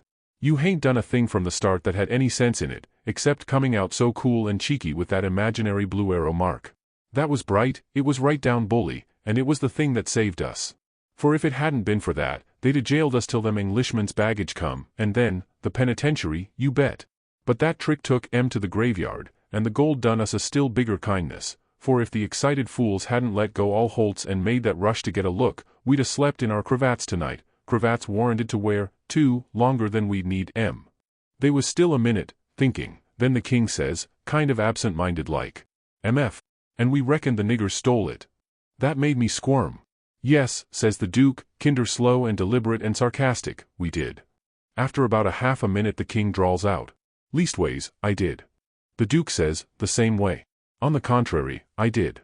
The king kind of ruffles up, and says, "Looky here, Bilgewater, what are you referrin' to?" The duke says, pretty brisk, "When it comes to that, maybe you'll let me ask, what was you referring to?" "Shucks," says the king, very sarcastic, "but I don't know, maybe you was asleep, and didn't know what you was about." The duke bristles up now, and says, "Oh, let up on this cussed nonsense, do you take me for a blame fool? Don't you reckon I know who hid that money in that coffin?" "Yes, sir. I know you do know, because you done it yourself." "It's a lie." And the duke went for him. The king sings out, "Take our hands off, lego my throat, I take it all back." The Duke says, "Well, you just own up, first, that you did hide that money there, intending to give me the slip one of these days, and come back and dig it up, and have it all to yourself. Wait just a minute, Duke, answer me this one question, honest and fair. If you didn't put the money there, say it, and I'll believe you, and take back everything I said." "You old scoundrel, I didn't, and you know I didn't." "There, now. Well, then, I believe you. But answer me only just this one more, now don't get mad. Didn't you have it in your mind to hook the money and hide it?" The Duke never said nothing for a little bit, then he says, "Well, I don't care if I didn't do it, anyway. But you not only had it in mind to do it, but you done it. I wished I never die if I done it, Duke, and that's honest. I won't say I weren't going to do it, because I was, but you, I mean somebody, got in ahead o' me. It's a lie. You done it, and you got to say you done it, or—" The king began to gurgle, and then he gasps out, "Nuff, I own up." I was very glad to hear him say that. It made me feel much more easier than what I was feeling before. So the Duke took his hands off and says, "If you ever deny it again I'll drown you. It's well for you to set there and blubber like a baby, it's fittin' for you, after the way you've acted. I never see such an old ostrich for wanting to gobble everything, and I ain't trusting you all the time, like you was my own father. You ought to been ashamed of yourself to stand by and hear it saddled on to a lot of poor niggers, and you never say a word for them. It makes me feel ridiculous to think I was soft enough to believe that rubbage. Cuss you, I can see now why you was so anxious to make up the deficit. You wanted to get what money I'd got out of the nonsuch and one thing or another, and scoop it all."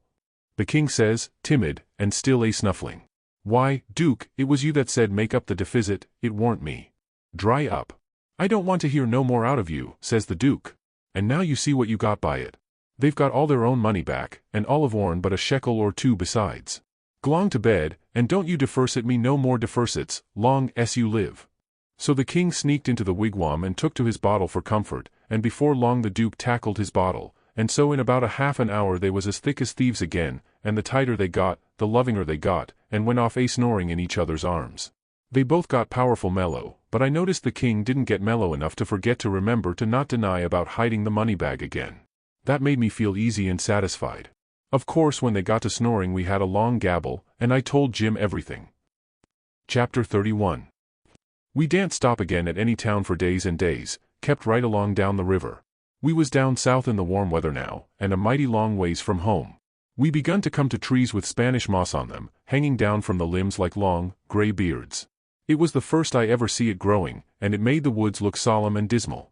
So now the frauds reckoned they was out of danger, and they begun to work the villages again. First they done a lecture on temperance, but they didn't make enough for them both to get drunk on. Then in another village they started a dancing school, but they didn't know no more how to dance than a kangaroo does, so the first prance they made the general public jumped in and pranced them out of town. Another time they tried to go at yellocution, but they didn't yellocute long till the audience got up and give them a solid good cussing, and made them skip out. They tackled missionarying, and mesmerizing, and doctoring, and telling fortunes, and a little of everything, but they couldn't seem to have no luck. So at last they got just about dead broke, and laid around the raft as she floated along, thinking, and never saying nothing, by the half a day at a time, and dreadful blue and desperate. And at last they took a change and begun to lay their heads together in the wigwam and talk low and confidential 2 or 3 hours at a time. Jim and me got uneasy. We didn't like the look of it. We judged they was studying up some kind of worse deviltry than ever. We turned it over and over, and at last we made up our minds they was going to break into somebody's house or store, or was going into the counterfeit money business, or something. So then we was pretty scared, and made up an agreement that we wouldn't have nothing in the world to do with such actions, and if we ever got the least show we would give them the cold shake and clear out and leave them behind. Well, early one morning we hid the raft in a good, safe place about 2 miles below a little bit of a shabby village named Pikesville, and the king he went ashore and told us all to stay hid whilst he went up to town and smelt around to see if anybody had got any wind of the royal nonsuch there yet. "House to rob, you mean," says I to myself, "and when you get through robbing it you'll come back here and wonder what has become of me and Jim and the raft, and you'll have to take it out in wondering." And he said if he warn't back by midday the Duke and me would know it was all right, and we was to come along. So we stayed where we was. The Duke he fretted and sweated around, and was in a mighty sour way. He scolded us for everything, and we couldn't seem to do nothing right. He found fault with every little thing. Something was a-brewing, sure. I was good and glad when midday come and no king. We could have a change, anyway, and maybe a chance for the change on top of it. So me and the Duke went up to the village, and hunted around there for the king, and by and by we found him in the back room of a little low doggery, very tight, and a lot of loafers bully-ragging him for sport, and he a cussing and a threatening with all his might, and so tight he couldn't walk, and couldn't do nothing to them. The Duke he begun to abuse him for an old fool, and the king begun to sass back, and the minute they was fairly at it I lit out and shook the reefs out of my hind legs, and spun down the river road like a deer, for I see our chance, and I made up my mind that it would be a long day before they ever see me and Jim again. I got down there all out of breath but loaded up with joy, and sung out, "Set her loose, Jim! We're all right now." But there warn't no answer, and nobody come out of the wigwam. Jim was gone. I set up a shout, and then another one, and run this way and that in the woods, whooping and screeching, but it warn't no use, old Jim was gone. Then I set down and cried. I couldn't help it. But I couldn't set still long. Pretty soon I went out on the road, trying to think what I better do, and I run across a boy walking, and asked him if he'd seen a strange nigger dressed so, and he says, "Yes." "Whereabouts?" says I. "Down to Silas Phelps' place, 2 mile below here. He's a runaway nigger, and they've got him." "Was you looking for him?" "You bet I ain't. I run across him in the woods about an hour or two ago, and he said if I hollered he'd cut my livers out, and told me to lay down and stay where I was, and I done it. Been there ever since, afeard to come out." "Well," he says, "you needn't be afeard no more, because they've got him. He run off FM down south, Somers. It's a good job they got him." "Well, I reckon. There's $200 reward on him. It's like picking up money out in the road." "Yes, it is, and I could 'a' had it if I'd been big enough. I see him first." "Who nailed him?" "It was an old fellow, a stranger, and he sold out his chance in him for $40, because he's got to go up the river and can't wait. Think o' that, now. You bet I'd wait, if it was 7 year. "That's me, every time," says I, "but maybe his chance ain't worth no more than that, if he'll sell it so cheap. Maybe there's something ain't straight about it." "But it is, though, straight as a string. I see the handbill myself. It tells all about him, to a dot, paints him like a picture, and tells the plantation he's from, below New Orleans. No siree, Bob, they ain't no trouble 'bout that speculation, you bet you. Say, gimme a chaw tobaccer, won't ye?" I didn't have none, so he left. I went to the raft, and sat down in the wigwam to think. But I couldn't come to nothing. I thought till I wore my head sore, but I couldn't see no way out of the trouble. After all this long journey, and after all we'd done for them scoundrels, here it was all come to nothing, everything all busted up and ruined, because they could have the heart to serve Jim such a trick as that, and make him a slave again all his life, and amongst strangers, too, for $40 dirty. Once I said to myself it would be 1,000 times better for Jim to be a slave at home where his family was, as long as he'd got to be a slave, and so I'd better write a letter to Tom Sawyer and tell him to tell Miss Watson where he was. But I soon give up that notion for 2 things. She'd be mad and disgusted at his rascality and ungratefulness for leaving her, and so she'd sell him straight down the river again, and if she didn't, everybody naturally despises an ungrateful nigger, and they'd make Jim feel it all the time, and so he'd feel ornery and disgraced. And then think of me. It would get all around that Huck Finn helped a nigger to get his freedom, and if I was ever to see anybody from that town again I'd be ready to get down and lick his boots for shame. That's just the way a person does a low-down thing, and then he don't want to take no consequences of it. Thinks as long as he can hide it, it ain't no disgrace. That was my fix exactly. The more I studied about this, the more my conscience went to grinding me, and the more wicked and low-down and ornery I got to feeling. And at last, when it hit me all of a sudden that here was the plain hand of Providence slapping me in the face and letting me know my wickedness was being watched all the time from up there in heaven, whilst I was stealing a poor old woman's nigger that hadn't ever done me no harm, and now was showing me there's one that's always on the lookout, and ain't going to allow no such miserable doings to go only just so fur and no further, I most dropped in my tracks. I was so scared. Well, I tried the best I could to kinder soften it up somehow for myself by saying I was brung up wicked, and so I warn't so much to blame, but something inside of me kept saying, there was the Sunday school, you could 'a gone to it, and if you'd 'a done it they'd 'a learned you there that people that acts as I'd been acting about that nigger goes to everlasting fire. It made me shiver. And I about made up my mind to pray, and see if I couldn't try to quit being the kind of a boy I was and be better. So I kneeled down. But the words wouldn't come. Why wouldn't they? It warn't no use to try and hide it from him. Nor from me, neither. I knowed very well why they wouldn't come. It was because my heart warn't right, it was because I warn't square, it was because I was playing double. I was letting on to give up sin, but away inside of me I was holding on to the biggest one of all. I was trying to make my mouth say I would do the right thing and the clean thing, and go and write to that nigger's owner and tell where he was, but deep down in me I knowed it was a lie, and he knowed it. You can't pray a lie, I found that out. So I was full of trouble, full as I could be, and didn't know what to do. At last I had an idea, and I says, I'll go and write the letter, and then see if I can pray. Why, it was astonishing, the way I felt as light as a feather right straight off, and my troubles all gone. So I got a piece of paper and a pencil, all glad and excited, and sat down and wrote. Miss Watson, your runaway nigger Jim is down here 2 miles below Pikesville, and Mr. Phelps has got him and he will give him up for the reward if you send. Huck Finn. I felt good and all washed clean of sin for the first time I had ever felt so in my life, and I knowed I could pray now. But I didn't do it straight off, but laid the paper down and sat there thinking how good it was all this happened so, and how near I come to being lost and going to hell. And went on thinking. And got to thinking over our trip down the river, and I see Jim before me all the time, in the day and in the nighttime, sometimes moonlight, sometimes storms, and we floating along, talking and singing and laughing. But somehow I couldn't seem to strike no places to harden me against him, but only the other kind. I'd see him standing my watch on top of his N, 'stead of calling me, so I could go on sleeping, and see him how glad he was when I come back out of the fog, and when I come to him again in the swamp, up there where the feud was, and such like times, and would always call me honey, and pet me and do everything he could think of for me, and how good he always was. And at last I struck the time I saved him by telling the men we had smallpox aboard, and he was so grateful, and said I was the best friend old Jim ever had in the world, and the only one he's got now, and then I happened to look around and see that paper. It was a close place. I took it up, and held it in my hand. I was trembling, because I'd got to decide, forever, betwixt two things, and I knowed it. I studied a minute, sort of holding my breath, and then says to myself, all right, then, I'll go to hell, and tore it up. It was awful thoughts and awful words, but they was said. And I let them stay said, and never thought no more about reforming. I shoved the whole thing out of my head, and said I would take up wickedness again, which was in my line, being brung up to it, and the other warn't. And for a starter I would go to work and steal Jim out of slavery again, and if I could think up anything worse, I would do that, too, because as long as I was in, and in for good, I might as well go the whole hog. Then I set to thinking over how to get at it, and turned over some considerable many ways in my mind, and at last fixed up a plan that suited me.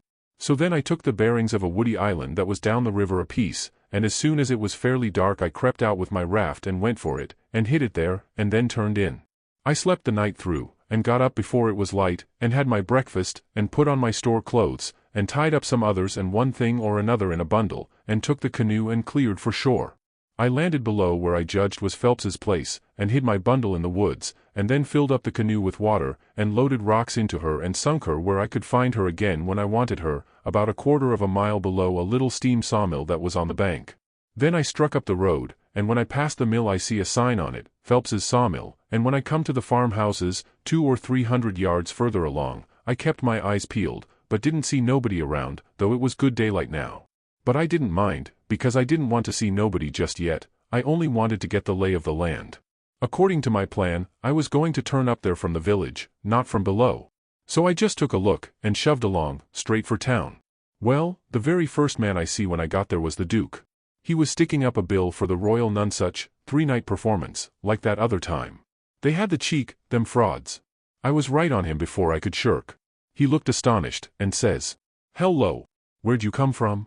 Then he says, kind of glad and eager, "Where's the raft? Got her in a good place?" I says, "Why, that's just what I was going to ask your grace." Then he didn't look so joyful, and says, "What was your idea for asking me?" he says. "Well," I says, "when I see the king in that doggery yesterday I says to myself, we can't get him home for hours, till he's soberer, so I went loafing around town to put in the time and wait. A man up and offered me 10 cents to help him pull a skiff over the river and back to fetch a sheep, and so I went along. But when we was dragging him to the boat, and the man left me a holt of the rope and went behind him to shove him along, he was too strong for me and jerked loose and run, and we after him. We didn't have no dog, and so we had to chase him all over the country till we tired him out. We never got him till dark, then we fetched him over, and I started down for the raft. When I got there and see it was gone, I says to myself, they've got into trouble and had to leave, and they've took my nigger, which is the only nigger I've got in the world, and now I'm in a strange country, and ain't got no property no more, nor nothing, and no way to make my living, so I set down and cried. I slept in the woods all night. But what did become of the raft, then, and Jim, poor Jim? Blamed if I know, that is, what's become of the raft. That old fool had made a trade and got $40, and when we found him in the doggery the loafers had matched $50 with him and got every cent but what he'd spent for whiskey, and when I got him home late last night and found the raft gone, we said, that little rascal has stole our raft and shook us, and run off down the river. I wouldn't shake my nigger, would I, the only nigger I had in the world, and the only property. We never thought of that. Fact is, I reckon we'd come to consider him our nigger. Yes, we did consider him so, goodness knows we had trouble enough for him. So when we see the raft was gone and we flat broke, there warn't anything for it but to try the Royal Nonsuch another shake. And I've pegged along ever since, dry as a powder horn. Where's that 10 cents? Give it here. I had considerable money, so I give him 10 cents, but begged him to spend it for something to eat, and give me some, because it was all the money I had, and I hadn't had nothing to eat since yesterday. He never said nothing. The next minute he whirls on me and says, "Do you reckon that nigger would blow on us? We'd skin him if he done that." "How can he blow? Hain't he run off?" "No. That old fool sold him, and never divided with me, and the money's gone." "Sold him?" I says, and begun to cry. Why, he was my nigger, and that was my money. "Where is he? I want my nigger." "Well, you can't get your nigger, that's all, so dry up your blubbering. Looky here, do you think you'd venture to blow on us?" "Blamed if I think I'd trust you." "Why, if you was to blow on us—" He stopped, but I never see the Duke look so ugly out of his eyes before. I went on whimpering, and says, "I don't want to blow on nobody, and I ain't got no time to blow, nohow. I got to turn out and find my nigger." He looked kinder bothered, and stood there with his bills fluttering on his arm, thinking, and wrinkling up his forehead. At last he says, "I'll tell you something. We got to be here 3 days. If you'll promise you won't blow, and won't let the nigger blow, I'll tell you where to find him." So I promised, and he says, "A farmer by the name of Silas P.H., and then he stopped. You see, he started to tell me the truth, but when he stopped that way, and begun to study and think again, I reckoned he was changing his mind. And so he was. He wouldn't trust me, he wanted to make sure of having me out of the way the whole 3 days. So pretty soon he says, 'The man that bought him is named Abram Foster, Abram G. Foster, and he lives 40 mile back here in the country, on the road to Lafayette.' 'All right,' I says, 'I can walk it in 3 days. And I'll start this very afternoon.' 'No you won't, you'll start now, and don't you lose any time about it, neither, nor do any gabbling by the way. Just keep a tight tongue in your head and move right along, and then you won't get into trouble with us, d'ye hear?' That was the order I wanted, and that was the one I played for. I wanted to be left free to work my plans. 'So clear out,' he says, 'and you can tell Mr. Foster whatever you want to. Maybe you can get him to believe that Jim is your nigger. Some idiots don't require documents, leastways I've heard there's such down south here. And when you tell him the handbill and the reward's bogus, maybe he'll believe you when you explain to him what the idea was for getting M out. Go long now, and tell him anything you want to, but mind you don't work your jaw any between here and there.' So I left, and struck for the back country. I didn't look around, but I kinder felt like he was watching me. But I knowed I could tire him out at that. I went straight out in the country as much as a mile before I stopped, then I doubled back through the woods towards Phelps. I reckon I better start in on my plan straight off without fooling around, because I wanted to stop Jim's mouth till these fellows could get away. I didn't want no trouble with their kind. I'd seen all I wanted to of them, and wanted to get entirely shut of them. Chapter 32. When I got there it was all still and Sunday-like, and hot and sunshiny. The hands was gone to the fields, and there was them kind of faint dronings of bugs and flies in the air that makes it seem so lonesome and like everybody's dead and gone, and if a breeze fans along and quivers the leaves it makes you feel mournful, because you feel like it's spirits whispering, spirits that's been dead ever so many years, and you always think they're talking about you. As a general thing it makes a body wish he was dead, too, and done with it all. Phelps was one of these little one-horse cotton plantations, and they all look alike. A rail fence round a 2-acre yard, a stile made out of logs sawed off and upended in steps, like barrels of a different length, to climb over the fence with, and for the women to stand on when they are going to jump onto a horse, some sickly grass patches in the big yard, but mostly it was bare and smooth, like an old hat with the nap rubbed off, big double log house for the white folks, hewed logs, with the chinks stopped up with mud or mortar, and these mud stripes been whitewashed some time or another, round log kitchen, with a big broad, open but roofed passage joining it to the house, log smokehouse back of the kitchen, 3 little log nigger cabins in a row t'other side the smokehouse, 1 little hut all by itself away down against the back fence, and some outbuildings down a piece the other side, ash hopper and big kettle to bile soap in by the little hut, bench by the kitchen door, with bucket of water and a gourd, hound asleep there in the sun, more hounds asleep. Roundabout, about 3 shade trees away off in a corner, some currant bushes and gooseberry bushes in one place by the fence, outside of the fence a garden and a watermelon patch, then the cotton fields begins, and after the fields the woods. I went around and clomb over the back stile by the ash hopper, and started for the kitchen. When I got a little ways I heard the dim hum of a spinning wheel wailing along up and sinking along down again, and then I knowed for certain I wished I was dead, for that is the lonesomest sound in the whole world. I went right along, not fixing up any particular plan, but just trusting to Providence to put the right words in my mouth when the time come, for I'd noticed that Providence always did put the right words in my mouth if I left it alone. When I got halfway, first one hound and then another got up and went for me, and of course I stopped and faced them, and kept still. And such another powwow as they made. In a quarter of a minute I was a kind of a hub of a wheel, as you may say, spokes made out of dogs, circle of 15 of them packed together around me, with their necks and noses stretched up towards me, a barking and howling, and more a coming. You could see them sailing over fences and around corners from everywheres. A nigger woman come tearing out of the kitchen with a rolling pin in her hand, singing out, "Begone you Tige! You Spot! Begone saw," and she fetched first one and then another of them a clip and sent them howling, and then the rest followed, and the next second half of them come back, wagging their tails around me, and making friends with me. There ain't no harm in a hound, nohow. And behind the woman comes a little nigger girl and two little nigger boys without anything on but tow linen shirts, and they hung on to their mother's gown, and peeped out from behind her at me, bashful, the way they always do. And here comes the white woman running from the house, about 45 or 50-year-old, bareheaded, and her spinning stick in her hand, and behind her comes her little white children, acting the same way the little niggers was doing. She was smiling all over so she could hardly stand, and says, "It's you, at last, ain't it?" I out with a yes'm before I thought.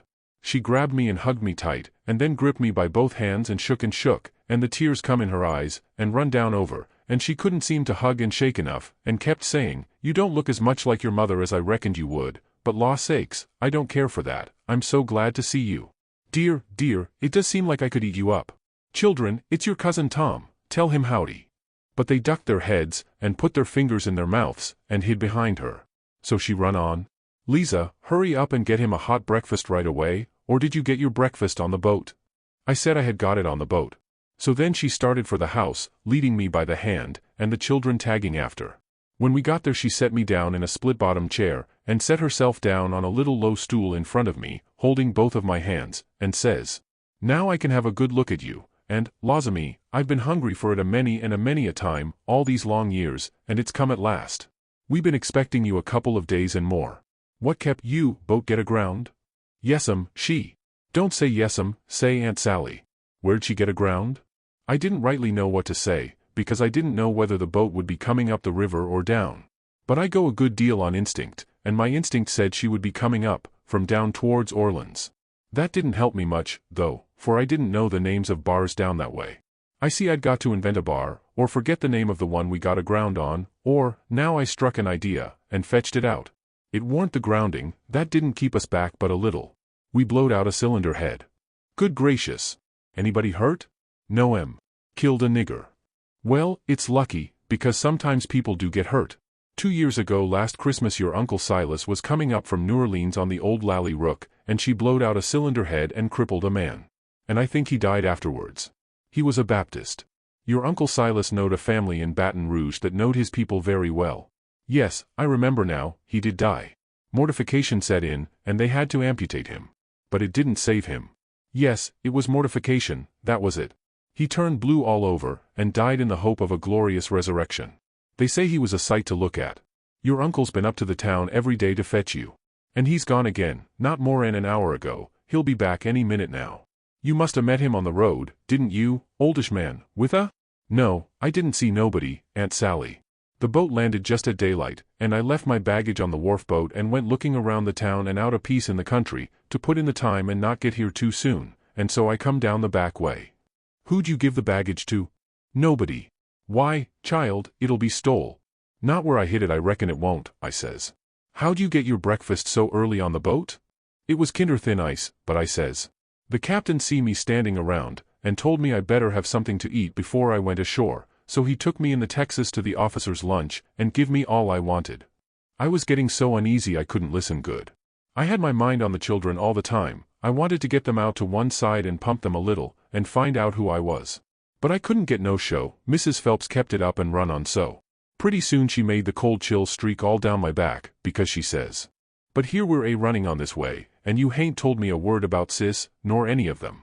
Now I'll rest my works a little, and you start up yourn. Just tell me everything, tell me all about every one of and how they are, and what they're doing, and what they told you to tell me, and every last thing you can think of." Well, I see I was up a stump, and up it good. Providence had stood by me this fur all right, but I was hard and tight aground now. I see it warn't a bit of use to try to go ahead, I'd got to throw up my hand. So I says to myself, here's another place where I got to resk the truth. I opened my mouth to begin, but she grabbed me and hustled me in behind the bed, and says, "Here he comes. Stick your head down lower, there, that'll do, you can't be seen now. Don't you let on you're here. I'll play a joke on him. Children, don't you say a word." I see I was in a fix now. But it warn't no use to worry, there warn't nothing to do but just hold still, and try and be ready to stand from under when the lightning struck. I had just one little glimpse of the old gentleman when he come in, then the bed hit him. Mrs. Phelps she jumps for him, and says, "Has he come?" "No," says her husband. "Goodness gracious," she says, "what in the world can have become of him?" "I can't imagine," says the old gentleman, "and I must say it makes me dreadful uneasy." "Uneasy," she says, "I'm ready to go distracted.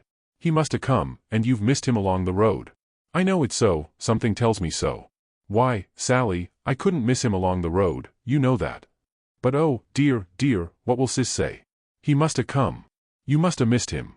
He—" "Oh, don't distress me any more, and I'm already distressed. I don't know what in the world to make of it. I'm at my wit's end, and I don't mind acknowledging, I'm right down scared. But there's no hope that he's come, for he couldn't come and me miss him. Sally, it's terrible, just terrible, something's happened to the boat, sure. Why, Silas. Look yonder, up the road, ain't that somebody coming?" He sprung to the window at the head of the bed, and that give Mrs. Phelps the chance she wanted.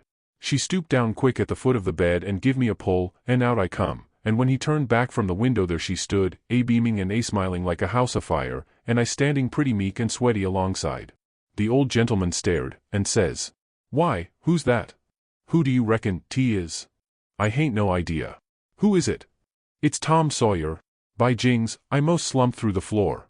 But there warn't no time to swap knives. The old man grabbed me by the hand and shook, and kept on shaking, and all the time how the woman did dance around and laugh and cry, and then how they both did fire off questions about Sid, and Mary, and the rest of the tribe.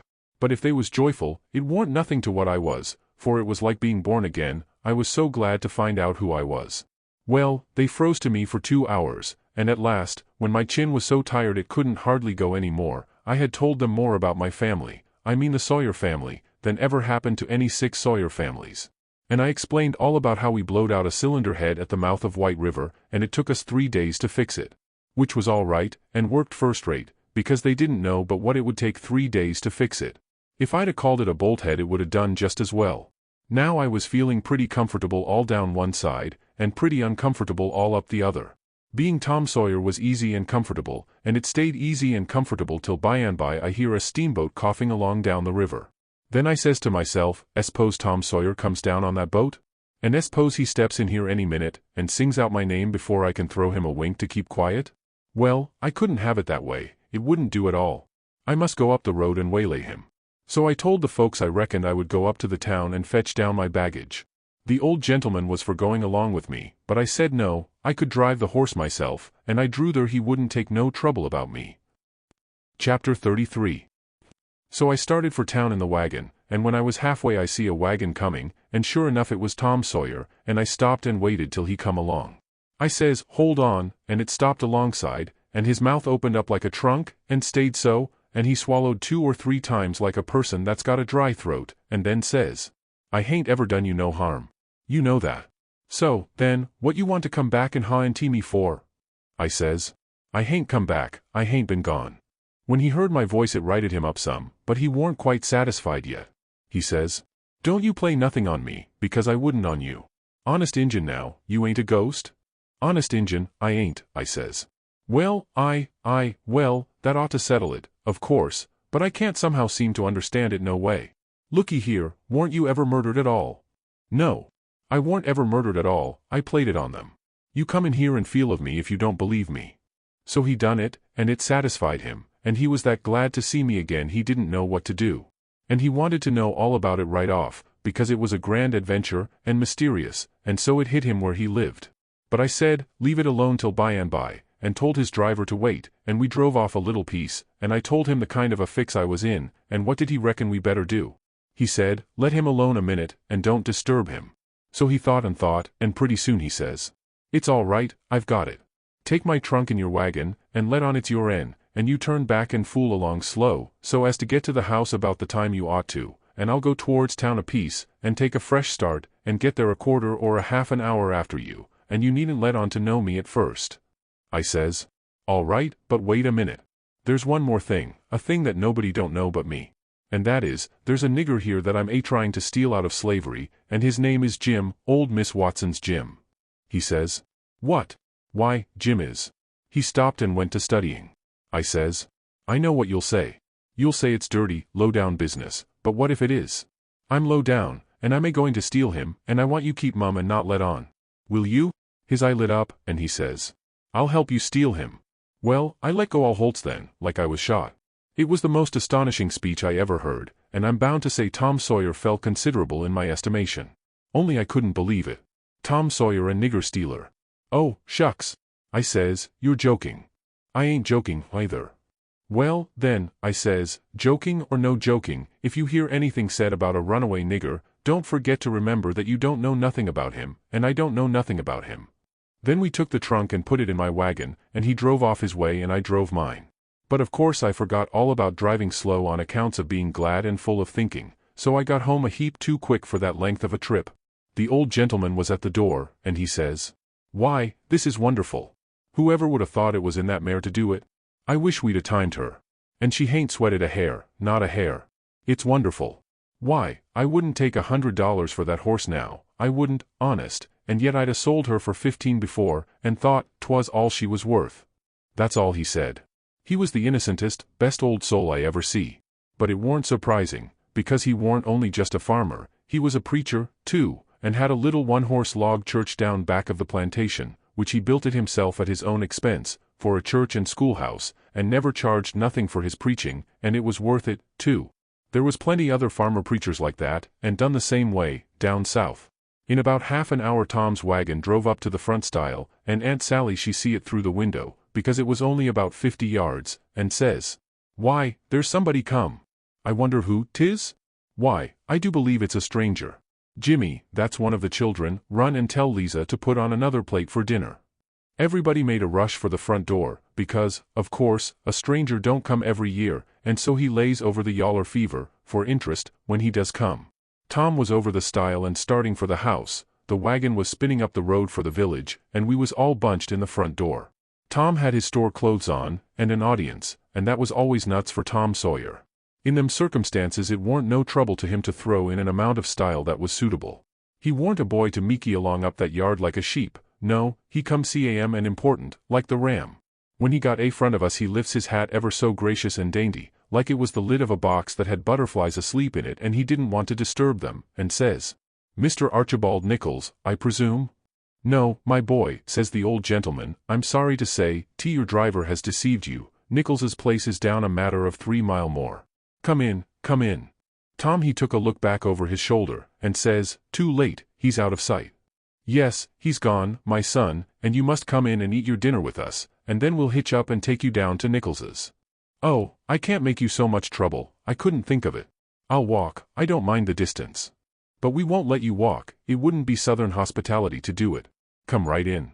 Oh, do, says Aunt Sally, it ain't a bit of trouble to us, not a bit in the world. You must stay. It's a long, dusty 3 mile, and we can't let you walk. And, besides, I've already told Em to put on another plate when I see you coming, so you mustn't disappoint us. Come right in and make yourself at home. So Tom he thanked them very hearty and handsome, and let himself be persuaded, and come in, and when he was in he said he was a stranger from Hicksville, Ohio, and his name was William Thompson, and he made another bow.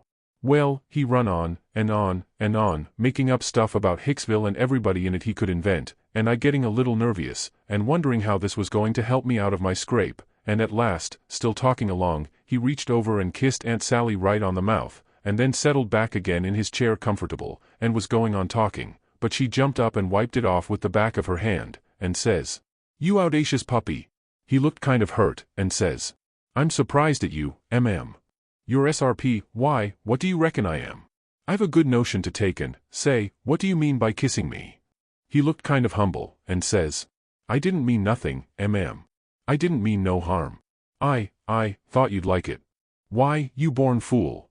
She took up the spinning stick, and it looked like it was all she could do to keep from giving him a crack with it. What made you think I'd like it? Well, I don't know. Only, they told me you would. They told you I would.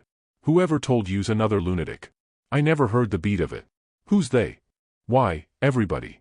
They all said so, It was all she could do to hold in, and her eyes snapped, and her fingers worked like she wanted to scratch him, and she says, Who's everybody?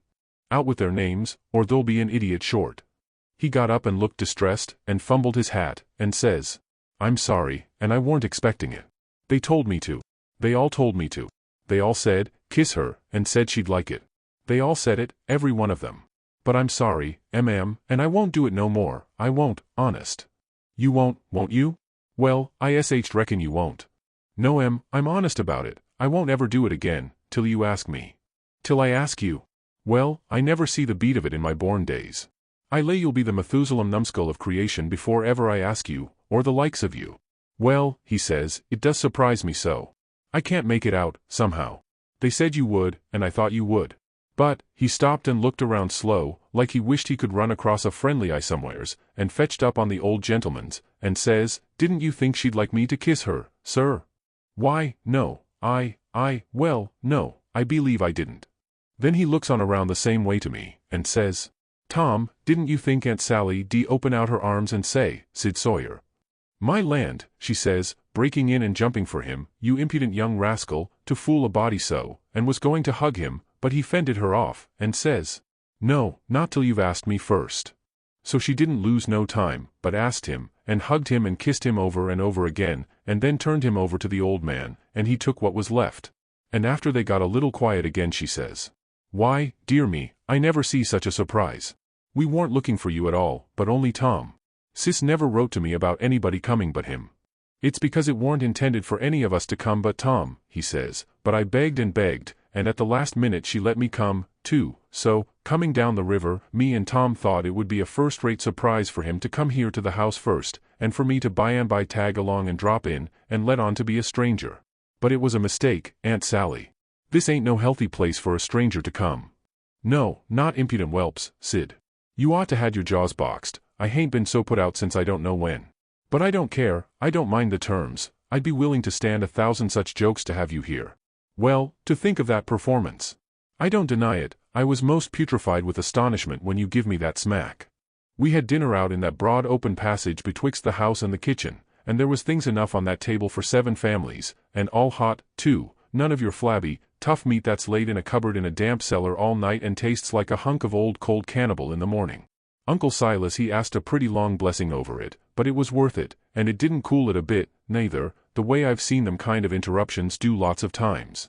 There was a considerable good deal of talk all the afternoon, and me and Tom was on the lookout all the time, but it warn't no use, they didn't happen to say nothing about any runaway nigger, and we was afraid to try to work up to it.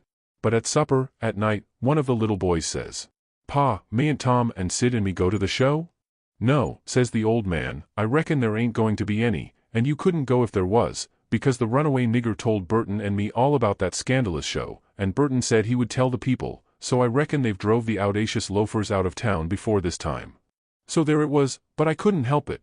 Tom and me was to sleep in the same room and bed, so, being tired, we bid good night and went up to bed right after supper, and clumb out of the window and down the lightning rod, and shoved for the town, for I didn't believe anybody was going to give the king and the duke a hint, and so if I didn't hurry up and give them one they'd get into trouble sure.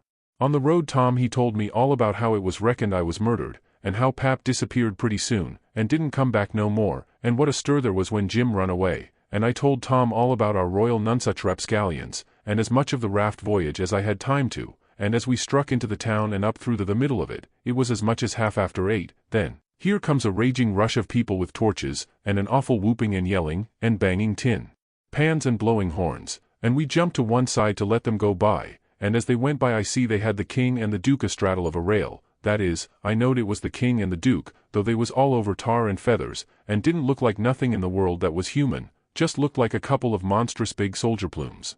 Well, it made me sick to see it, and I was sorry for them poor pitiful rascals. It seemed like I couldn't ever feel any hardness against them any more in the world. It was a dreadful thing to see. Human beings can be awful cruel to one another. We was too late, couldn't do no good. We asked some stragglers about it, and they said everybody went to the show looking very innocent, and laid low and kept dark till the poor old king was in the middle of his cavortings on the stage. Then somebody give a signal, and the house rose up and went for them. So we poked along back home, and I warn't feeling so brash as I was before, but kind of ornery, and humble, and to blame, somehow, though I hadn't done nothing. But that's always the way, it don't make no difference whether you do right or wrong, a person's conscience ain't got no sense, and just goes for him anyway. If I had a yaller dog that didn't know no more than a person's conscience does, I would pison him. It takes up more room than all the rest of a person's insides, and yet ain't no good, nohow. Tom Sawyer he says the same. Chapter 34. We stopped talking, and got to thinking. By and by Tom says, "Looky here, Huck, what fools we are to not think of it before. I bet I know where Jim is." "No. Where?" "In that hut down by the ash hopper." "Why, looky here. When we was at dinner, didn't you see a nigger man go in there with some victuals?" "Yes." "What did you think the victuals was for?" "For a dog." "So'd I." "Well, it wasn't for a dog." "Why?" "Because part of it was watermelon." "So it was, I noticed it." "Well, it does beat all that I never thought about a dog not eating watermelon. It shows how a body can see and don't see at the same time." "Well, the nigger unlocked the padlock when he went in, and he locked it again when he came out. He fetched Uncle a key about the time we got up from table, same key, I bet. Watermelon shows man, lock shows prisoner, and it ain't likely there's two prisoners on such a little plantation, and where the people's all so kind and good. Jim's the prisoner. All right, I'm glad we found it out detective fashion. I wouldn't give shucks for any other way. Now you work your mind, and study out a plan to steal Jim, and I will study out one, too, and we'll take the one we like the best." What a head for just a boy to have. If I had Tom Sawyer's head I wouldn't trade it off to be a duke, nor mate of a steamboat, nor clown in a circus, nor nothing I can think of. I went to thinking out a plan, but only just to be doing something. I knowed very well where the right plan was going to come from. Pretty soon Tom says, "Ready?" "Yes," I says. "All right, bring it out." "My plan is this," I says. "We can easy find out if it's Jim in there. Then get up my canoe tomorrow night, and fetch my raft over from the island. Then the first dark night that comes steal the key out of the old man's breeches after he goes to bed, and shove off down the river on the raft with Jim, hiding daytimes and running nights, the way me and Jim used to do before. Wouldn't that plan work?" "Work? Why, certainly it would work, like rats a fighting. But it's too blame simple, there ain't nothing to it. What's the good of a plan that ain't no more trouble than that? It's as mild as goose milk. Why, Huck, it wouldn't make no more talk than breaking into a soap factory." I never said nothing, because I warn't expecting nothing different, but I knowed mighty well that whenever he got his plan ready it wouldn't have none of them objections to it. And it didn't. He told me what it was, and I see in a minute it was worth 15 of mine for style, and would make Jim just as free a man as mine would, and maybe get us all killed besides. So I was satisfied, and said we would waltz in on it. I needn't tell what it was here, because I knowed it wouldn't stay the way it was. I knowed he would be changing it around every which way as we went along, and heaving in new bullinesses wherever he got a chance.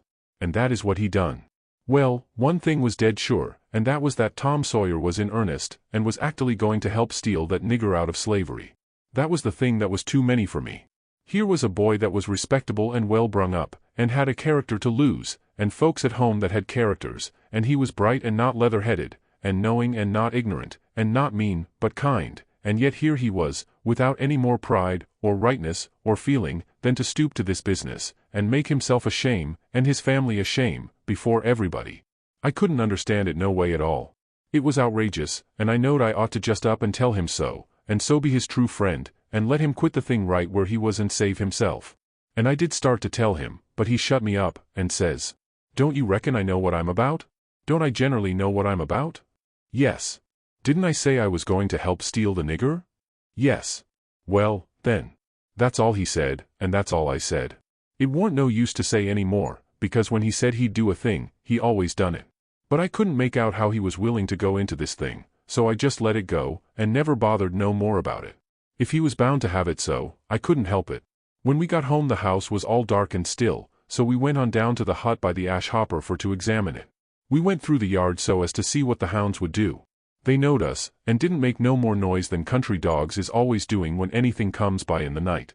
When we got to the cabin we took a look at the front and the two sides, and on the side I warn't acquainted with, which was the north side, we found a square window hole, up tolerable high, with just one stout board nailed across it. I says, "Here's the ticket. This hole's big enough for Jim to get through if we wrench off the board." Tom says, "It's as simple as tit-tat-toe, 3 in a row, and as easy as playing hooky. I should hope we can find a way that's a little more complicated than that, Huck Finn." "Well, then," I says, "how'll it do to saw him out, the way I done before I was murdered that time?" "That's more like," he says.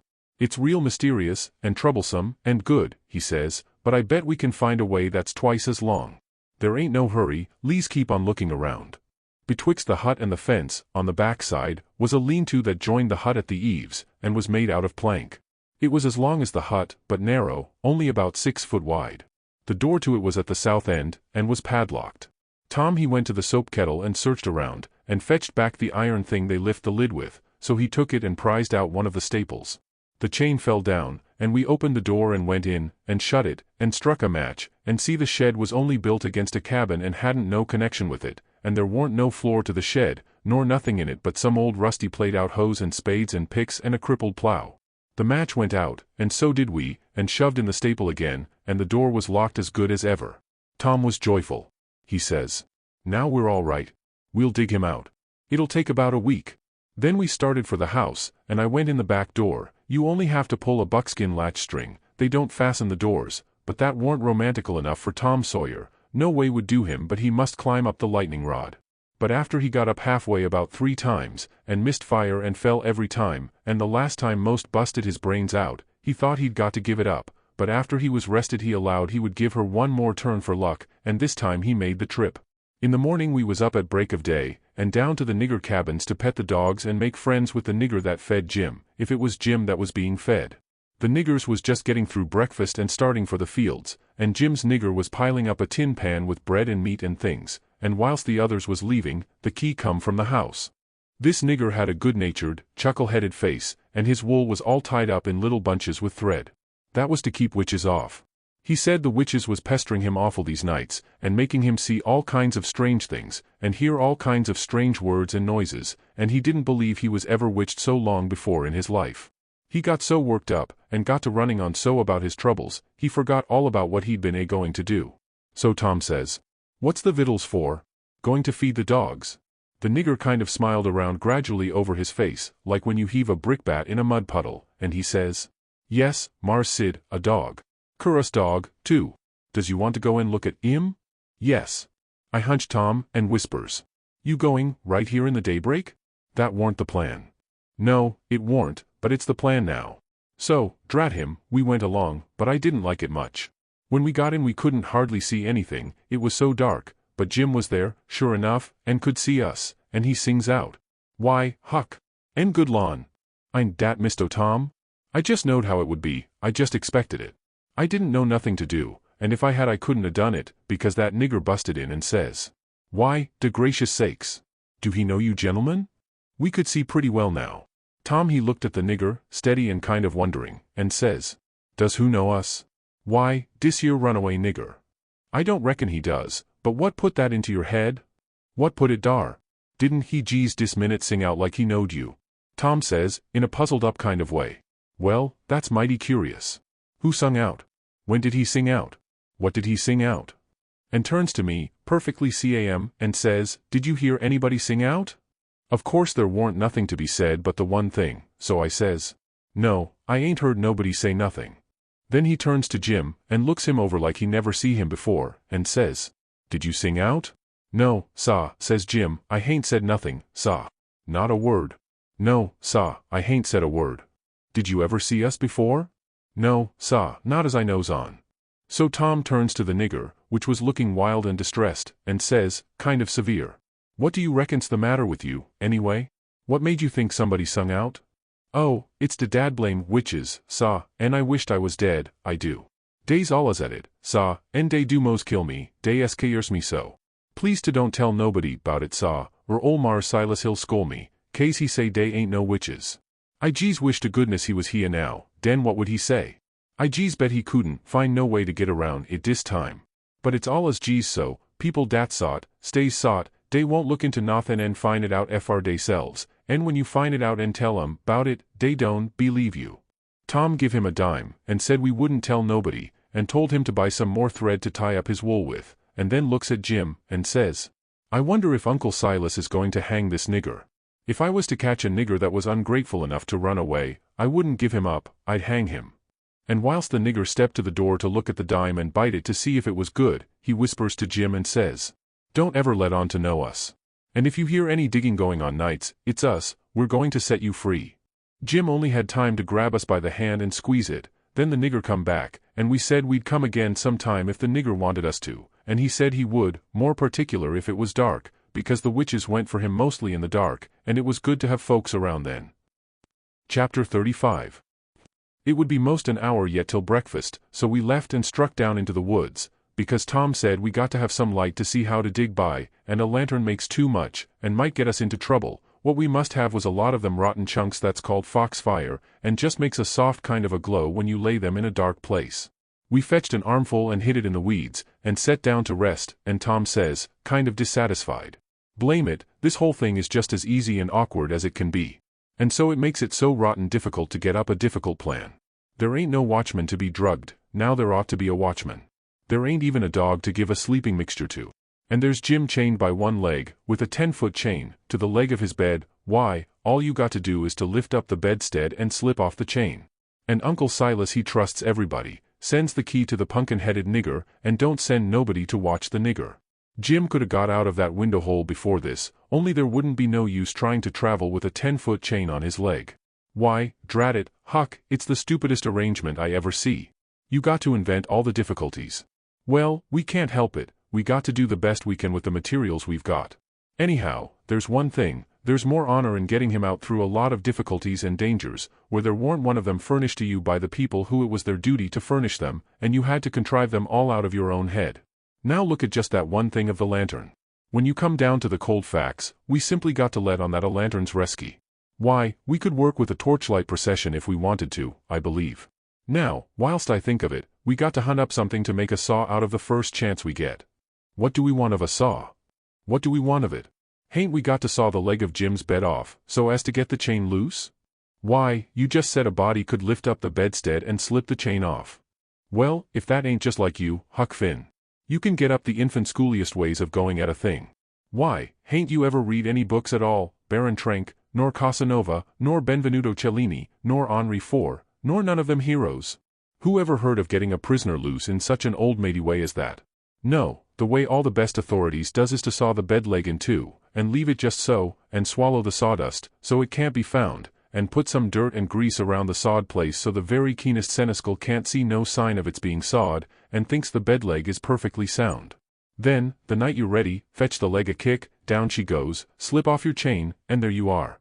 Nothing to do but hitch your rope ladder to the battlements, shin down it, break your leg in the moat, because a rope ladder is 19 foot too short, you know, and there's your horses and your trusty vassals, and they scoop you up and fling you across a saddle, and away you go to your native Languedoc, or Navarre, or wherever it is. It's gaudy, Huck. I wish there was a moat to this cabin. If we get time, the night of the escape, we'll dig one. I says. What do we want of a moat when we're going to snake him out from under the cabin? But he never heard me. He had forgot me and everything else. He had his chin in his hand, thinking. Pretty soon he sighs and shakes his head, then sighs again, and says, "No, it wouldn't do, there ain't necessity enough for it." "For what?" I says. "Why, to saw Jim's leg off," he says. "Good land." I says, "Why, there ain't no necessity for it. And what would you want to saw his leg off for, anyway?" "Well, some of the best authorities has done it. They couldn't get the chain off, so they just cut their hand off and shoved. And a leg would be better still. But we got to let that go. There ain't necessity enough in this case, and, besides, Jim's a nigger, and wouldn't understand the reasons for it, and how it's the custom in Europe, so we'll let it go. But there's one thing, he can have a rope ladder, we can tear up our sheets and make him a rope ladder easy enough. And we can send it to him in a pie, it's mostly done that way. And I've eaten worse pies." "Why, Tom Sawyer, how you talk," I says, "Jim ain't got no use for a rope ladder." "He has got use for it." "How you talk, you better say, you don't know nothing about it. He's got to have a rope ladder, they all do. What in the nation can he do with it?" "Do with it?" He can hide it in his bed, can't he? That's what they all do, and he's got to, too. Huck, you don't ever seem to want to do anything that's regular. You want to be starting something fresh all the time. S'pose he don't do nothing with it? Ain't it there in his bed, for a clue, after he's gone? And don't you reckon they'll want clues? Of course they will. And you wouldn't leave them any? That would be a pretty howdy-do, wouldn't it? I never heard of such a thing. Well, I says, if it's in the regulations, and he's got to have it, all right, let him have it, because I don't wish to go back on no regulations. But there's one thing, Tom Sawyer, if we go to tearing up our sheets to make Jim a rope ladder, we're going to get into trouble with Aunt Sally, just as sure as you're born. Now, the way I look at it, a hickory bark ladder don't cost nothing, and don't waste nothing, and is just as good to load up a pie with, and hide in a straw tick, as any rag ladder you can start. And as for Jim, he ain't had no experience, and so he don't care what kind of a... Oh, shucks, Huck Finn, if I was as ignorant as you I'd keep still, that's what I'd do. Who ever heard of a state prisoner escaping by a hickory bark ladder? Why, it's perfectly ridiculous. Well, all right, Tom, fix it your own way, but if you'll take my advice, you'll let me borrow a sheet off of the clothesline. He said that would do. And that gave him another idea, and he says, borrow a shirt, too. What do we want of a shirt, Tom? Want it for Jim to keep a journal on. Journal your granny, Jim can't write. S'pose he can't write, he can make marks on the shirt, can't he, if we make him a pen out of an old pewter spoon or a piece of an old iron barrel hoop? Why, Tom, we can pull a feather out of a goose and make him a better one, and quicker, too. Prisoners don't have geese running around the dungeon keep to pull pens out of, you muggins. They always make their pens out of the hardest, toughest, troublesomest piece of old brass candlestick or something like that they can get their hands on, and it takes them weeks and weeks and months to file it out, too, because they've got to do it by rubbing it on the wall. They wouldn't use a goose quill if they had it. It ain't regular. Well, then, what'll we make him the ink out of? Many makes it out of iron rust and tears, but that's the common sort, and women, the best authorities, uses their own blood. Jim can do that, and when he wants to send any little common ordinary mysterious message to let the world know where he's captivated, he can write it on the bottom of a tin plate with a fork and throw it out of the window. The Iron Mask always done that, and it's a blame good way, too. Jim ain't got no tin plates. They feed him in a pan. That ain't nothing, we can get him some. Can't nobody read his plates. That ain't got anything to do with it, Huck Finn. All he's got to do is to write on the plate and throw it out. You don't have to be able to read it. Why, half the time you can't read anything a prisoner writes on a tin plate, or anywhere else. Well, then, what's the sense in wasting the plates? Why, blame it all, it ain't the prisoner's plates. But it's somebody's plates, ain't it? Well, s'posen it is? What does the prisoner care whose? He broke off there, because we heard the breakfast horn blowing. So we cleared out for the house. Along during the morning I borrowed a sheet and a white shirt off of the clothesline, and I found an old sack and put them in it, and we went down and got the foxfire, and put that in too. I called it borrowing, because that was what Pap always called it, but Tom said it warn't borrowing, it was stealing. He said we was representing prisoners, and prisoners don't care how they get a thing, so they get it, and nobody don't blame them for it, either.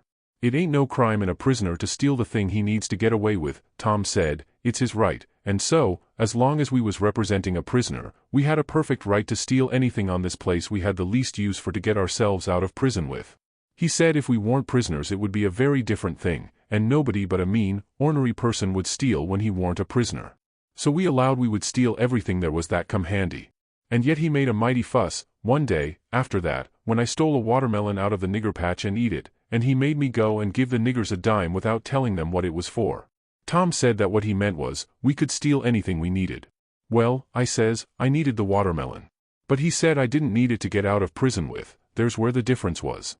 He said if I'd a wanted it to hide a knife in, and smuggle it to Jim to kill the seneschal with, it would have been all right. So I let it go at that, though I couldn't see no advantage in my representing a prisoner if I got to set down and chaw over a lot of gold leaf distinctions like that every time I see a chance to hog a watermelon. Well, as I was saying, we waited that morning till everybody was settled down to business, and nobody in sight around the yard. Then Tom he carried the sack into the lean-to whilst I stood off a piece to keep watch.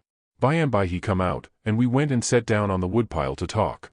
He says, everything's all right now except tools, and that's easy fixed. Tools? I says. Yes. Tools for what? Why, to dig with. We ain't a-going to gnaw him out, are we? Ain't them old crippled picks and things in there good enough to dig a nigger out with? I says. He turns on me, looking pitying enough to make a body cry, and says, Huck Finn, did you ever hear of a prisoner having picks and shovels, and all the modern conveniences in his wardrobe to dig himself out with? Now I want to ask you, if you got any reasonableness in you at all, what kind of a show would that give him to be a hero? Why, they might as well lend him the key and done with it. Picks and shovels, why, they wouldn't furnish M to a king. Well, then, I says, if we don't want the picks and shovels, what do we want? A couple of case knives. To dig the foundations out from under that cabin with? Yes. Confound it, it's foolish, Tom. It don't make no difference how foolish it is, it's the right way, and it's the regular way. And there ain't no other way, that ever I heard of, and I've read all the books that gives any information about these things. They always dig out with a case knife, and not through dirt, mind you, generally it's through solid rock. And it takes them weeks and weeks and weeks, and forever and ever. Why, look at one of them prisoners in the bottom dungeon of the Castle d'If, in the harbor of Marseilles, that dug himself out that way. How long was he at it, you reckon? I don't know. Well, guess. I don't know. A month and a half. 37 year, and he come out in China. That's the kind. I wish the bottom of this fortress was solid rock. Jim don't know nobody in China. What's that got to do with it? Neither did that other fellow. But you're always wandering off on a side issue. Why can't you stick to the main point? All right, I don't care where he comes out, so he comes out, and Jim don't, either, I reckon. But there's one thing, anyway, Jim's too old to be dug out with a case knife. He won't last. Yes, he will last, too. You don't reckon it's going to take 37 years to dig out through a dirt foundation, do you? How long will it take, Tom? Well, we can't risk being as long as we ought to, because it mayn't take very long for Uncle Silas to hear from down there by New Orleans. He'll hear Jim ain't from there. Then his next move will be to advertise Jim, or something like that. So we can't risk being as long digging him out as we ought to. By rights I reckon we ought to be a couple of years, but we can't.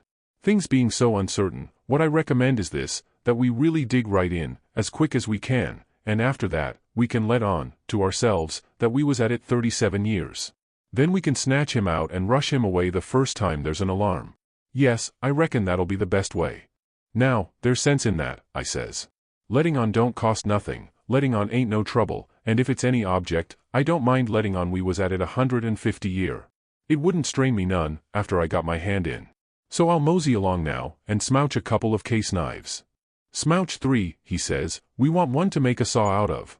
Tom, if it ain't unregular and irreligious to suggest it, I says, there's an old rusty saw blade around yonder sticking under the weatherboarding behind the smokehouse.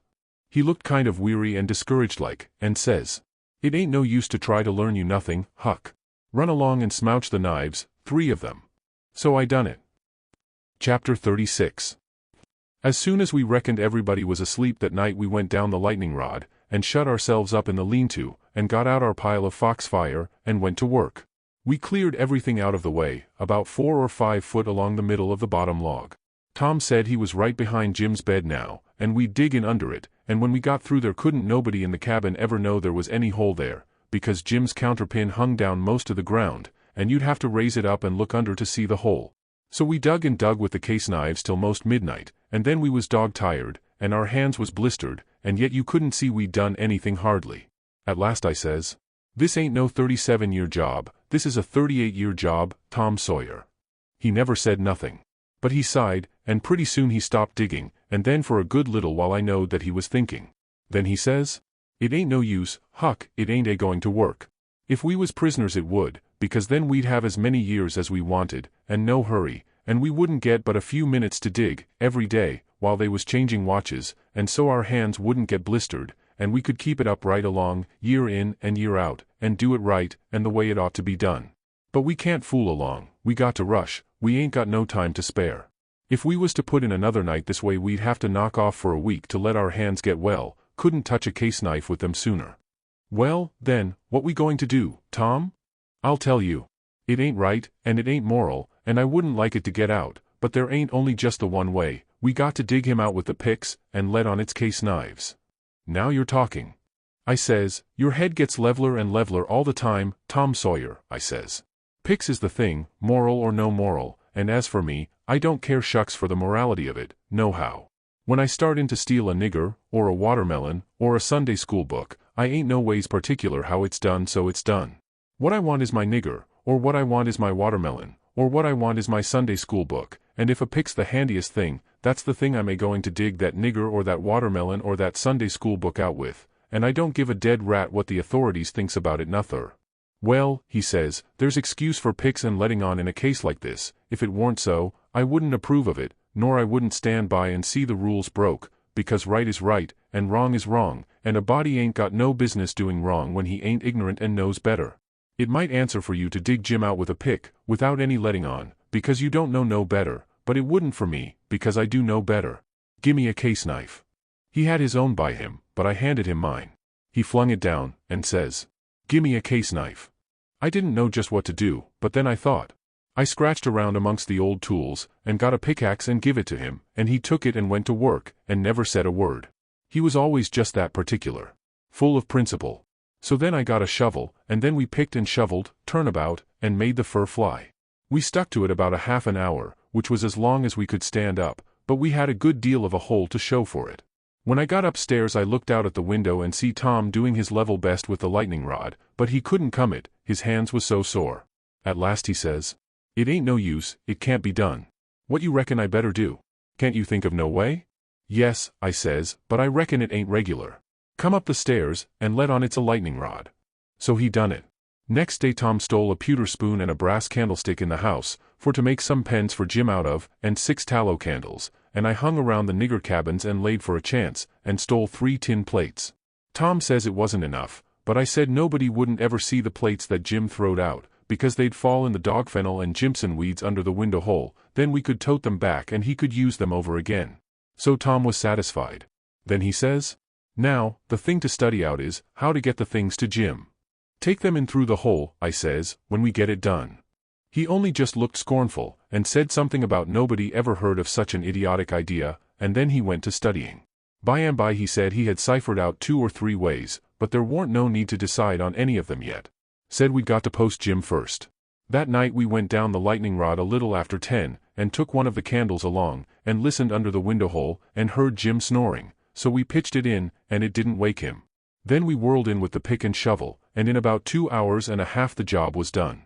We crept in under Jim's bed and into the cabin, and pawed around and found the candle and lit it, and stood over Jim a while, and found him looking hearty and healthy, and then we woke him up gentle and gradual. He was so glad to see us he most cried, and called us honey, and all the pet names he could think of, and was for having us hunt up a cold chisel to cut the chain off of his leg with right away, and clearing out without losing any time. But Tom he showed him how unregular it would be, and sat down and told him all about our plans, and how we could alter them in a minute any time there was an alarm, and not to be the least afraid, because we would see he got away, sure. So Jim he said it was all right, and we sat there and talked over old times a while, and then Tom asked a lot of questions, and when Jim told him Uncle Silas come in every day or 2 to pray with him, and Aunt Sally come in to see if he was comfortable and had plenty to eat, and both of them was kind as they could be, Tom says, "Now I know how to fix it. We'll send you some things by them." I said, "Don't do nothing of the kind, it's one of the most jackass ideas I ever struck," but he never paid no attention to me, went right on. It was his way when he'd got his plan set. So he told Jim how we'd have to smuggle in the rope ladder pie and other large things by Nat, the nigger that fed him, and he must be on the lookout, and not be surprised, and not let Nat see him open them, and we would put small things in Uncle's coat pockets and he must steal them out, and we would tie things to Aunt's apron strings or put them in her apron pocket, if we got a chance, and told him what they would be and what they was for. And told him how to keep a journal on the shirt with his blood, and all that. He told him everything. Jim he couldn't see no sense in the most of it, but he allowed we was white folks and knowed better than him, so he was satisfied, and said he would do it all just as Tom said. Jim had plenty corncob pipes and tobacco, so we had a right down good sociable time, then we crawled out through the hole, and so home to bed, with hands that looked like they'd been chawed. Tom was in high spirits. He said it was the best fun he ever had in his life, and the most intellectual, and said if he only could see his way to it we would keep it up all the rest of our lives and leave Jim to our children to get out, for he believed Jim would come to like it better and better the more he got used to it. He said that in that way it could be strung out to as much as 80 year, and would be the best time on record. And he said it would make us all celebrated that had a hand in it. In the morning we went out to the woodpile and chopped up the brass candlestick into handy sizes, and Tom put them and the pewter spoon in his pocket. Then we went to the nigger cabins, and while I got Nat's notice off, Tom shoved a piece of candlestick into the middle of a cornpone that was in Jim's pan, and we went along with Nat to see how it would work, and it just worked noble. When Jim bit into it it most mashed all his teeth out, and there warn't ever anything could have worked better. Tom said so himself.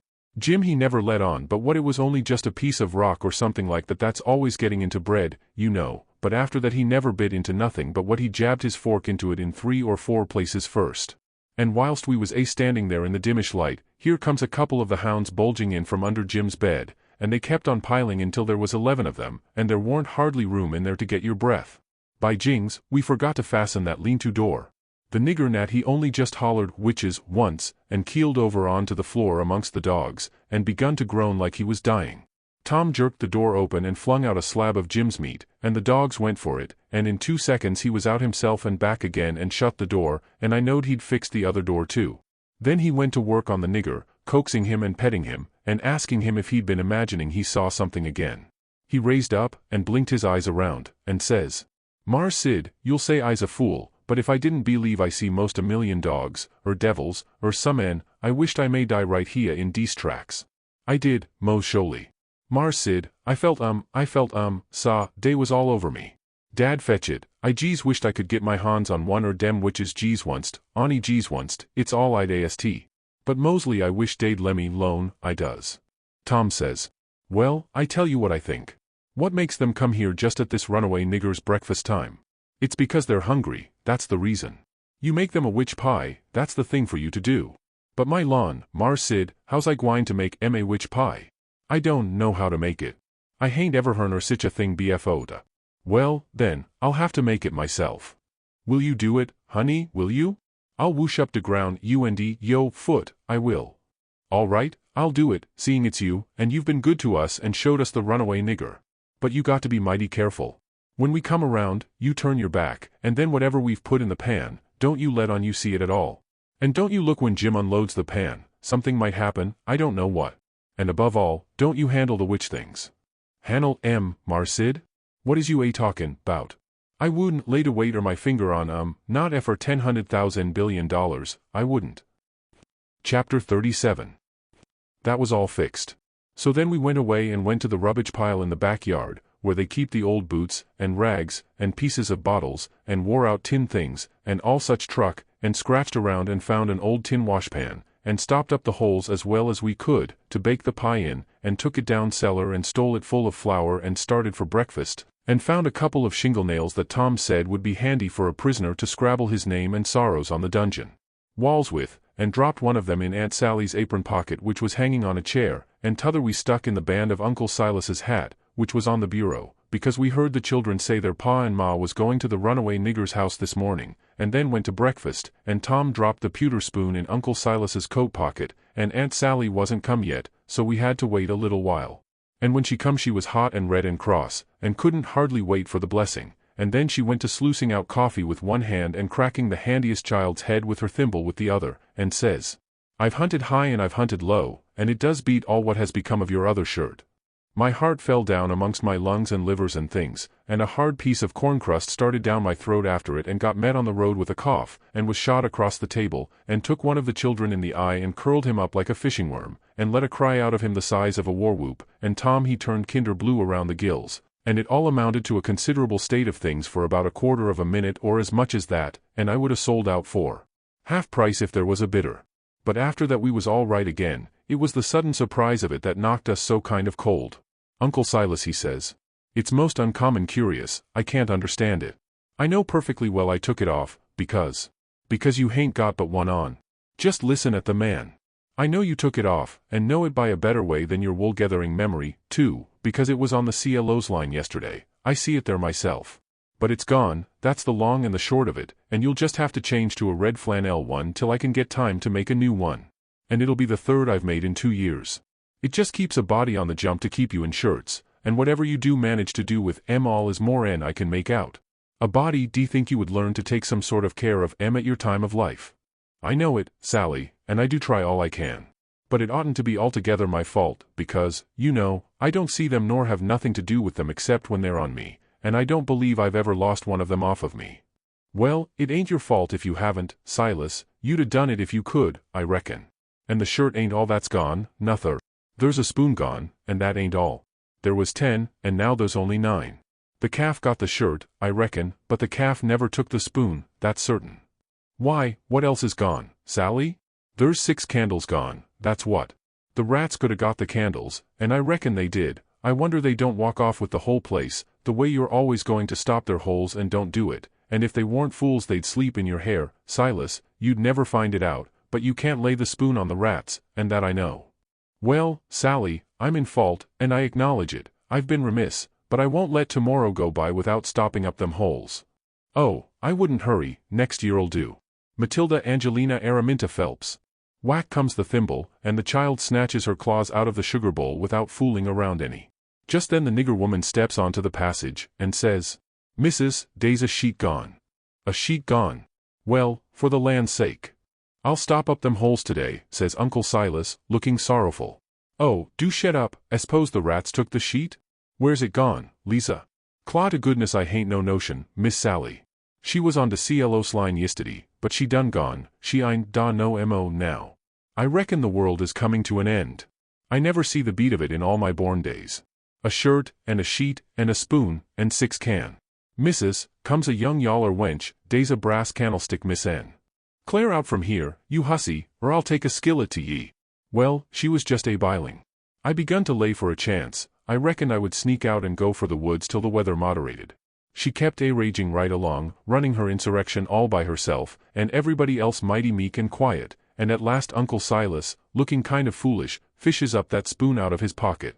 She stopped, with her mouth open and her hands up, and as for me, I wished I was in Jerusalem or somewheres. But not long, because she says, "It's just as I expected. So you had it in your pocket all the time, and like as not you've got the other things there, too. How'd it get there?" "I really don't know, Sally," he says, kind of apologizing, "or you know I would tell. I was studying over my text in Acts 17 before breakfast, and I reckon I put it in there, not noticing, meaning to put my testament in, and it must be so, because my testament ain't in, but I'll go and see, and if the testament is where I had it, I'll know I didn't put it in, and that will show that I laid the testament down and took up the spoon, and, oh, for the land's sake, give a body a rest. Go long now, the whole kit and biling of ye, and don't come nigh me again till I've got back my peace of mind." I'd a heard her if she'd a said it to herself, let alone speaking it out, and I'd a got up and obeyed her if I'd a been dead. As we was passing through the setting room the old man he took up his hat, and the shingle nail fell out on the floor, and he just merely picked it up and laid it on the mantel shelf, and never said nothing, and went out. Tom see him do it, and remembered about the spoon, and says, "Well, it ain't no use to send things by him no more, he ain't reliable." Then he says, "But he done us a good turn with the spoon, anyway, without knowing it, and so we'll go and do him one without him knowing it, stop up his rat holes." There was a noble good lot of them down cellar, and it took us a whole hour, but we done the job tight and good and shipshape. Then we heard steps on the stairs, and blowed out our light and hid, and here comes the old man, with a candle in one hand and a bundle of stuff in t'other, looking as absent-minded as year before last. He went a-mooning around, first to one rat hole and then another, till he'd been to them all. Then he stood about 5 minutes, picking tallow drip off of his candle and thinking. Then he turns off slow and dreamy towards the stairs, saying, "Well, for the life of me I can't remember when I done it. I could show her now that I warn't to blame on account of the rats. But never mind, let it go. I reckon it wouldn't do no good." And so he went on mumbling upstairs, and then we left. He was a mighty nice old man. And always is. Tom was a good deal bothered about what to do for a spoon, but he said we'd got to have it, so he took a think. When he had ciphered it out he told me how we was to do, then we went and waited around the spoon basket till we see Aunt Sally coming, and then Tom went to counting the spoons and laying them out to one side, and I slid one of them up my sleeve, and Tom says, "Why, Aunt Sally, there ain't but 9 spoons yet." She says, "Go long to your play, and don't bother me.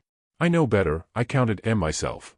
"Well, I've counted them twice, Auntie, and I can't make but 9. She looked out of all patience, but of course she come to count, anybody would.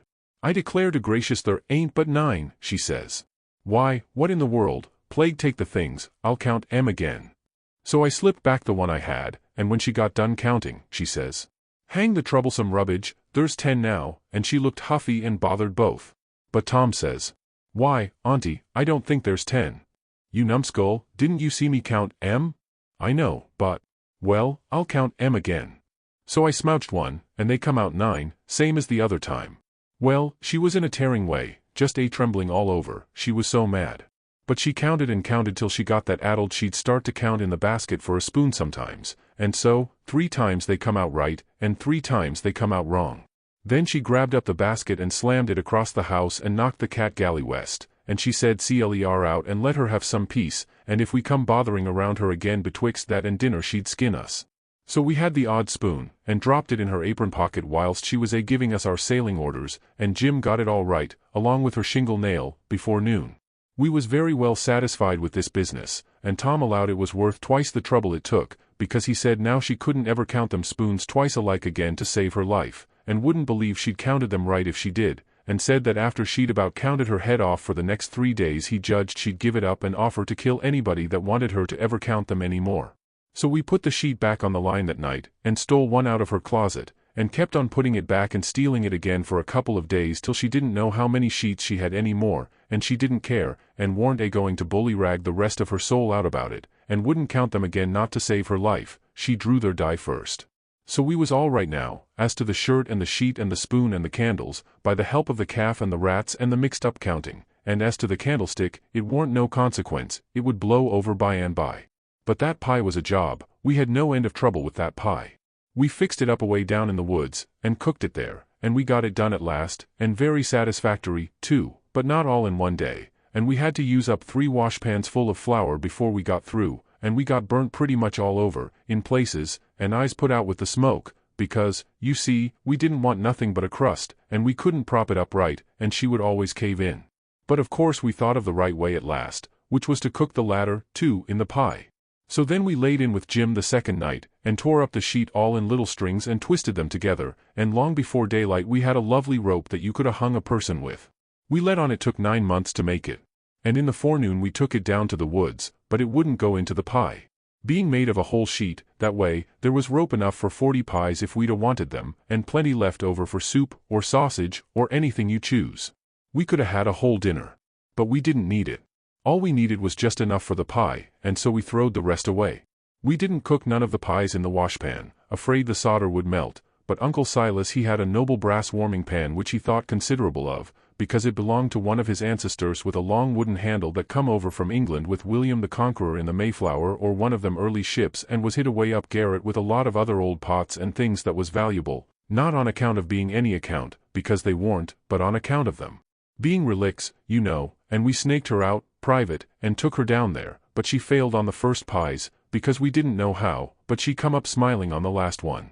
We took and lined her with dough, and set her in the coals, and loaded her up with rag rope, and put on a dough roof, and shut down the lid, and put hot embers on top, and stood off 5 foot, with the long handle, cool and comfortable, and in 15 minutes she turned out a pie that was a satisfaction to look at.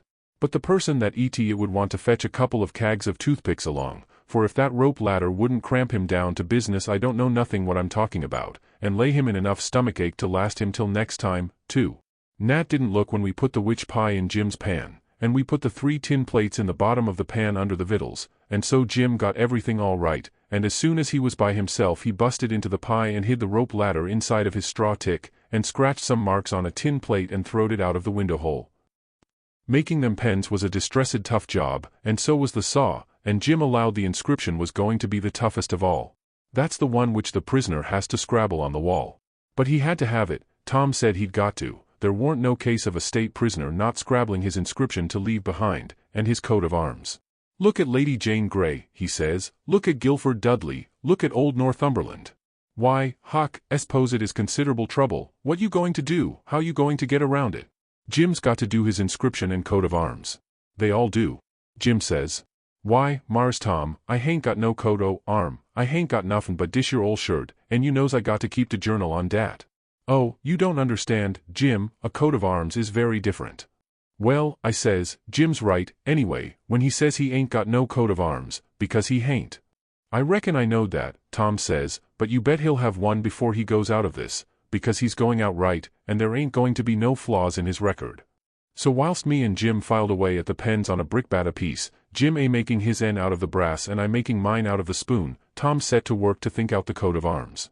By and by he said he'd struck so many good ones he didn't hardly know which to take, but there was one which he reckoned he'd decide on. He says, on the scutcheon we'll have a bend or in the dexter base, a salter Murray in the fess, with a dog, couchant, for common charge, and under his foot a chain embattled, for slavery, with a chevron vert in a chief unrailed, and 3 invected lines on a field azure, with the nombral points rampant on a dancet indented, crest, a runaway nigger, sable, with his bundle over his shoulder on a bar sinister, and a couple of gules for supporters, which is you and me, motto, majori fretta, minor. Atto. Got it out of a book, means the more haste, the less speed. Gahwillikins, I says, but what does the rest of it mean? We ain't got no time to bother over that, he says, we got to dig in like all get out. Well, anyway, I says, what's some of it? What's a fess? A fess is, you don't need to know what a fess is. I'll show him how to make it when he gets to it. Shucks, Tom, I says, I think you might tell a person. What's a bar sinister? Oh, I don't know. But he's got to have it. All the nobility does. That was just his way. If it didn't suit him to explain a thing to you, he wouldn't do it. You might pump at him a week, it wouldn't make no difference. He'd got all that coat of arms business fixed, so now he started in to finish up the rest of that part of the work, which was to plan out a mournful inscription. Said Jim got to have one, like they all done. He made up a lot, and wrote them out on a paper, and read them off, so. 1. Here a captive heart busted. 2. Here a poor prisoner, forsook by the world and friends, fretted out his sorrowful life. 3. Here a lonely heart broke, and a worn spirit went to its rest, after 37 years of solitary captivity. 4. Here, homeless and friendless, after 37 years of bitter captivity, perished a noble stranger, natural son of Louis XIV. Tom's voice trembled whilst he was reading them, and he most broke down. When he got done he couldn't no way make up his mind which one for Jim to scrabble onto the wall, they was all so good, but at last he allowed he would let him scrabble them all on. Jim said it would take him a year to scrabble such a lot of truck onto the logs with a nail, and he didn't know how to make letters, besides, but Tom said he would block them out for him, and then he wouldn't have nothing to do but just follow the lines. Then pretty soon he says, "Come to think, the logs ain't they going to do, they don't have log walls in a dungeon, we got to dig the inscriptions into a rock. We'll fetch a rock." Jim said the rock was worse than the logs, he said it would take him such a pison long time to dig them into a rock he wouldn't ever get out. But Tom said he would let me help him do it. Then he took a look to see how me and Jim was getting along with the pens.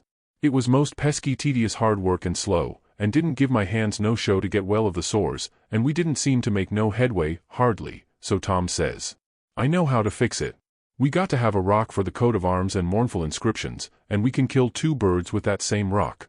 There's a gaudy big grindstone down at the mill, and we'll smouch it, and carve the things on it, and file out the pens and the saw on it, too. It warn't no slouch of an idea, and it warn't no slouch of a grindstone nother, but we allowed we'd tackle it. It warn't quite midnight yet, so we cleared out for the mill, leaving Jim at work. We smouched the grindstone, and set out to roll her home, but it was a most nation tough job. Sometimes, do what we couldn't keep her from falling over, and she come mighty near mashing us every time. Tom said she was going to get one of us, sure, before we got through. We got her halfway, and then we was plumb played out, and most drowned dead with sweat. We see it warn't no use, we got to go and fetch Jim. So he raised up his bed and slid the chain off of the bed leg, and wrapped it round and round his neck, and we crawled out through our hole and down there, and Jim and me laid into that grindstone and walked her along like nothing, and Tom superintended. He could out-superintend any boy I ever see. He knowed how to do everything. Our hole was pretty big, but it warn't big enough to get the grindstone through, but Jim he took the pick and soon made it big enough. Then Tom marked out them things on it with the nail, and set Jim to work on them, with the nail for a chisel and an iron bolt from the rubbish in the lean-to for a hammer, and told him to work till the rest of his candle quit on him, and then he could go to bed, and hide the grindstone under his straw tick and sleep on it. Then we helped him fix his chain back on the bed leg, and was ready for bed ourselves. But Tom thought of something, and says, "You got any spiders in here, Jim?" "No, sah, thanks to goodness I hain't, Mars Tom." "All right, we'll get you some. But bless you, honey, I don't want none. I's afeard on I gees as soon have rattlesnakes around. Tom thought a minute or two, and says, "It's a good idea. And I reckon it's been done. It must have been done, it stands to reason. Yes, it's a prime good idea. Where could you keep it?" "Keep what, Mars Tom?" "Why, a rattlesnake." "De goodness gracious alive, Mars Tom.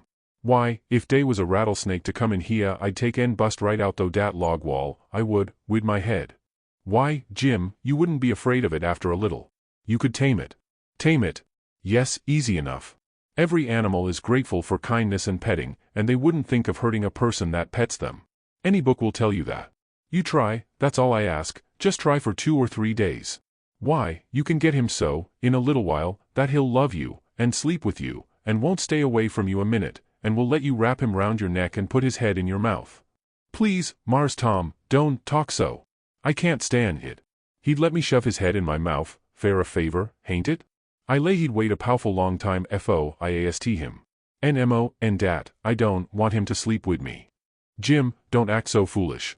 A prisoner's got to have some kind of a dumb pet, and if a rattlesnake hain't ever been tried, why, there's more glory to be gained in your being the first to ever try it than any other way you could ever think of to save your life. Why, Mars Tom, I don't want no sich glory. Snake take and bite Jim's chin off, den wise to glory? No, sah, I don't want no sich doin's. Blame it, can't you try? I only want you to try, you needn't keep it up if it don't work.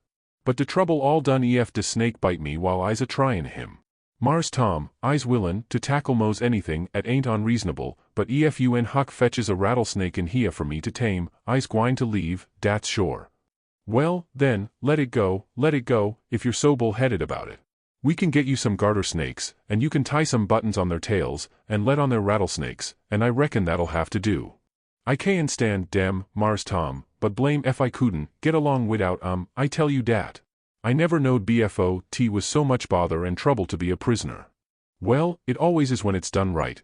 You got any rats around here? No, sah, I hain't seed none. Well, we'll get you some rats. Why, Mars Tom, I don't want no rats. Days to dad blamedest creeters to sturb a body, and rustle roon over 'im, and bite his feet, when he's tryin' to sleep, I ever see. No, sah, gimme garter snakes, ef I's got to have 'em, but don't gimme no rats. I hain't got no use for scazely. But, Jim, you got to have 'em, they all do. So don't make no more fuss about it. Prisoners ain't ever without rats. There ain't no instance of it. And they train them, and pet them, and learn them tricks, and they get to be as sociable as flies. But you got to play music to them.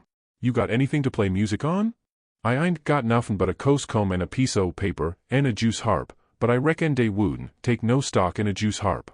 Yes, they would. They don't care what kind of music 'tis. A juice harp's plenty good enough for a rat. All animals like music, in a prison they dote on it. Specially, painful music, and you can't get no other kind out of a juice harp. It always interests them, they come out to see what's the matter with you. Yes, you're all right, you're fixed very well. You want to set on your bed nights before you go to sleep, and early in the mornings, and play your juice harp, play, The Last Link is Broken. That's the thing that'll scoop a rat quicker than anything else. And when you've played about 2 minutes you'll see all the rats, and the snakes, and spiders, and things begin to feel worried about you, and come.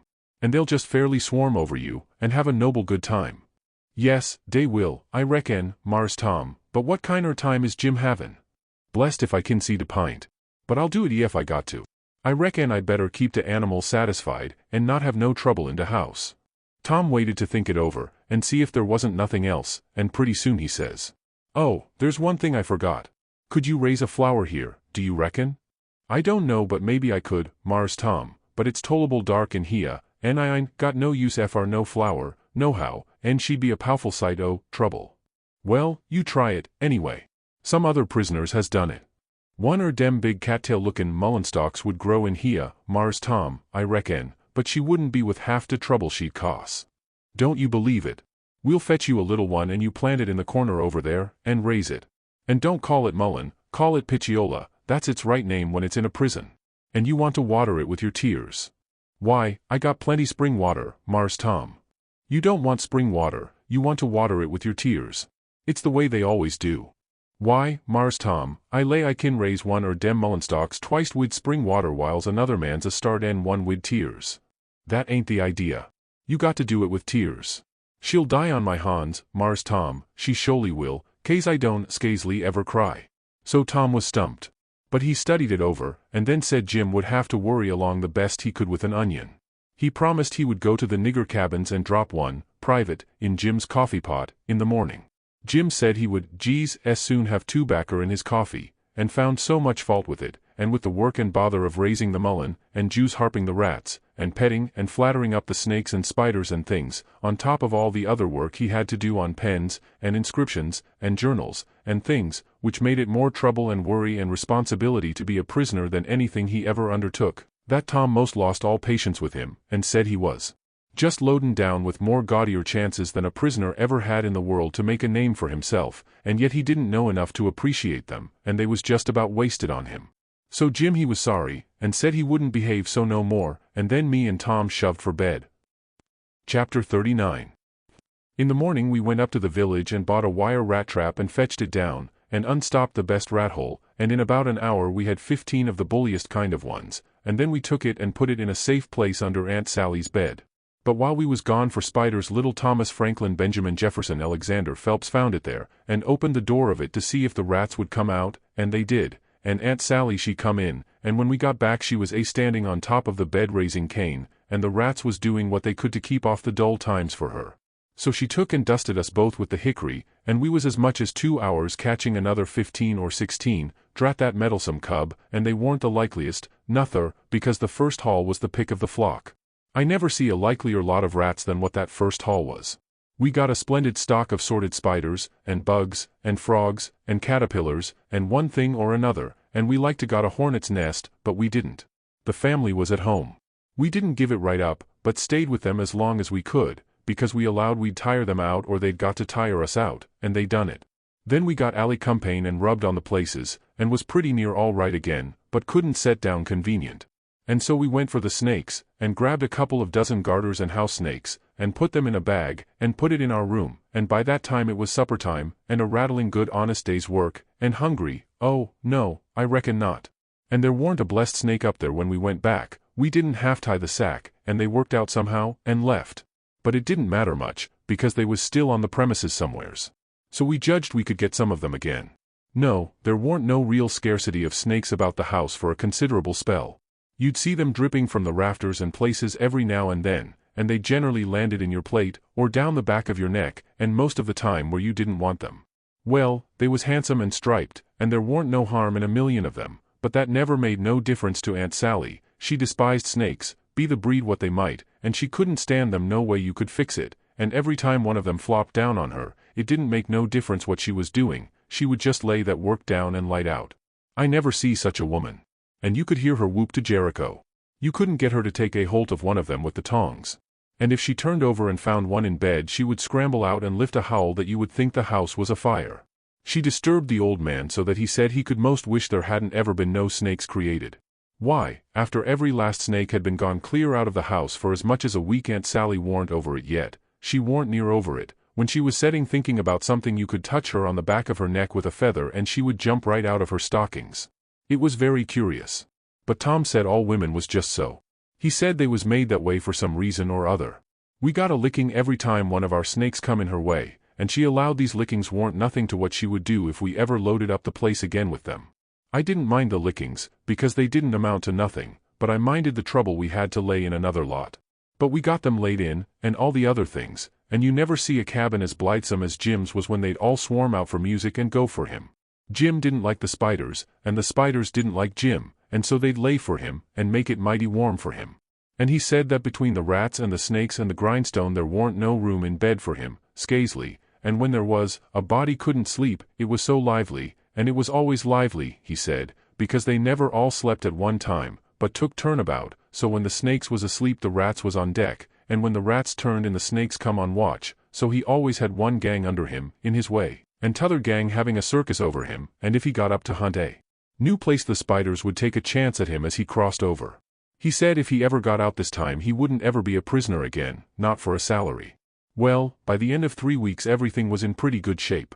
The shirt was sent in early, in a pie, and every time a rat bit Jim he would get up and write a little in his journal whilst the ink was fresh, the pens was made, the inscriptions and so on was all carved on the grindstone, the bed leg was sawed in two, and we had et up the sawdust, and it give us a most amazing stomachache. We reckon we was all going to die, but didn't. It was the most undigestible sawdust I ever see, and Tom said the same. But as I was saying, we'd got all the work done now, at last, and we was all pretty much faggied out, too, but mainly Jim.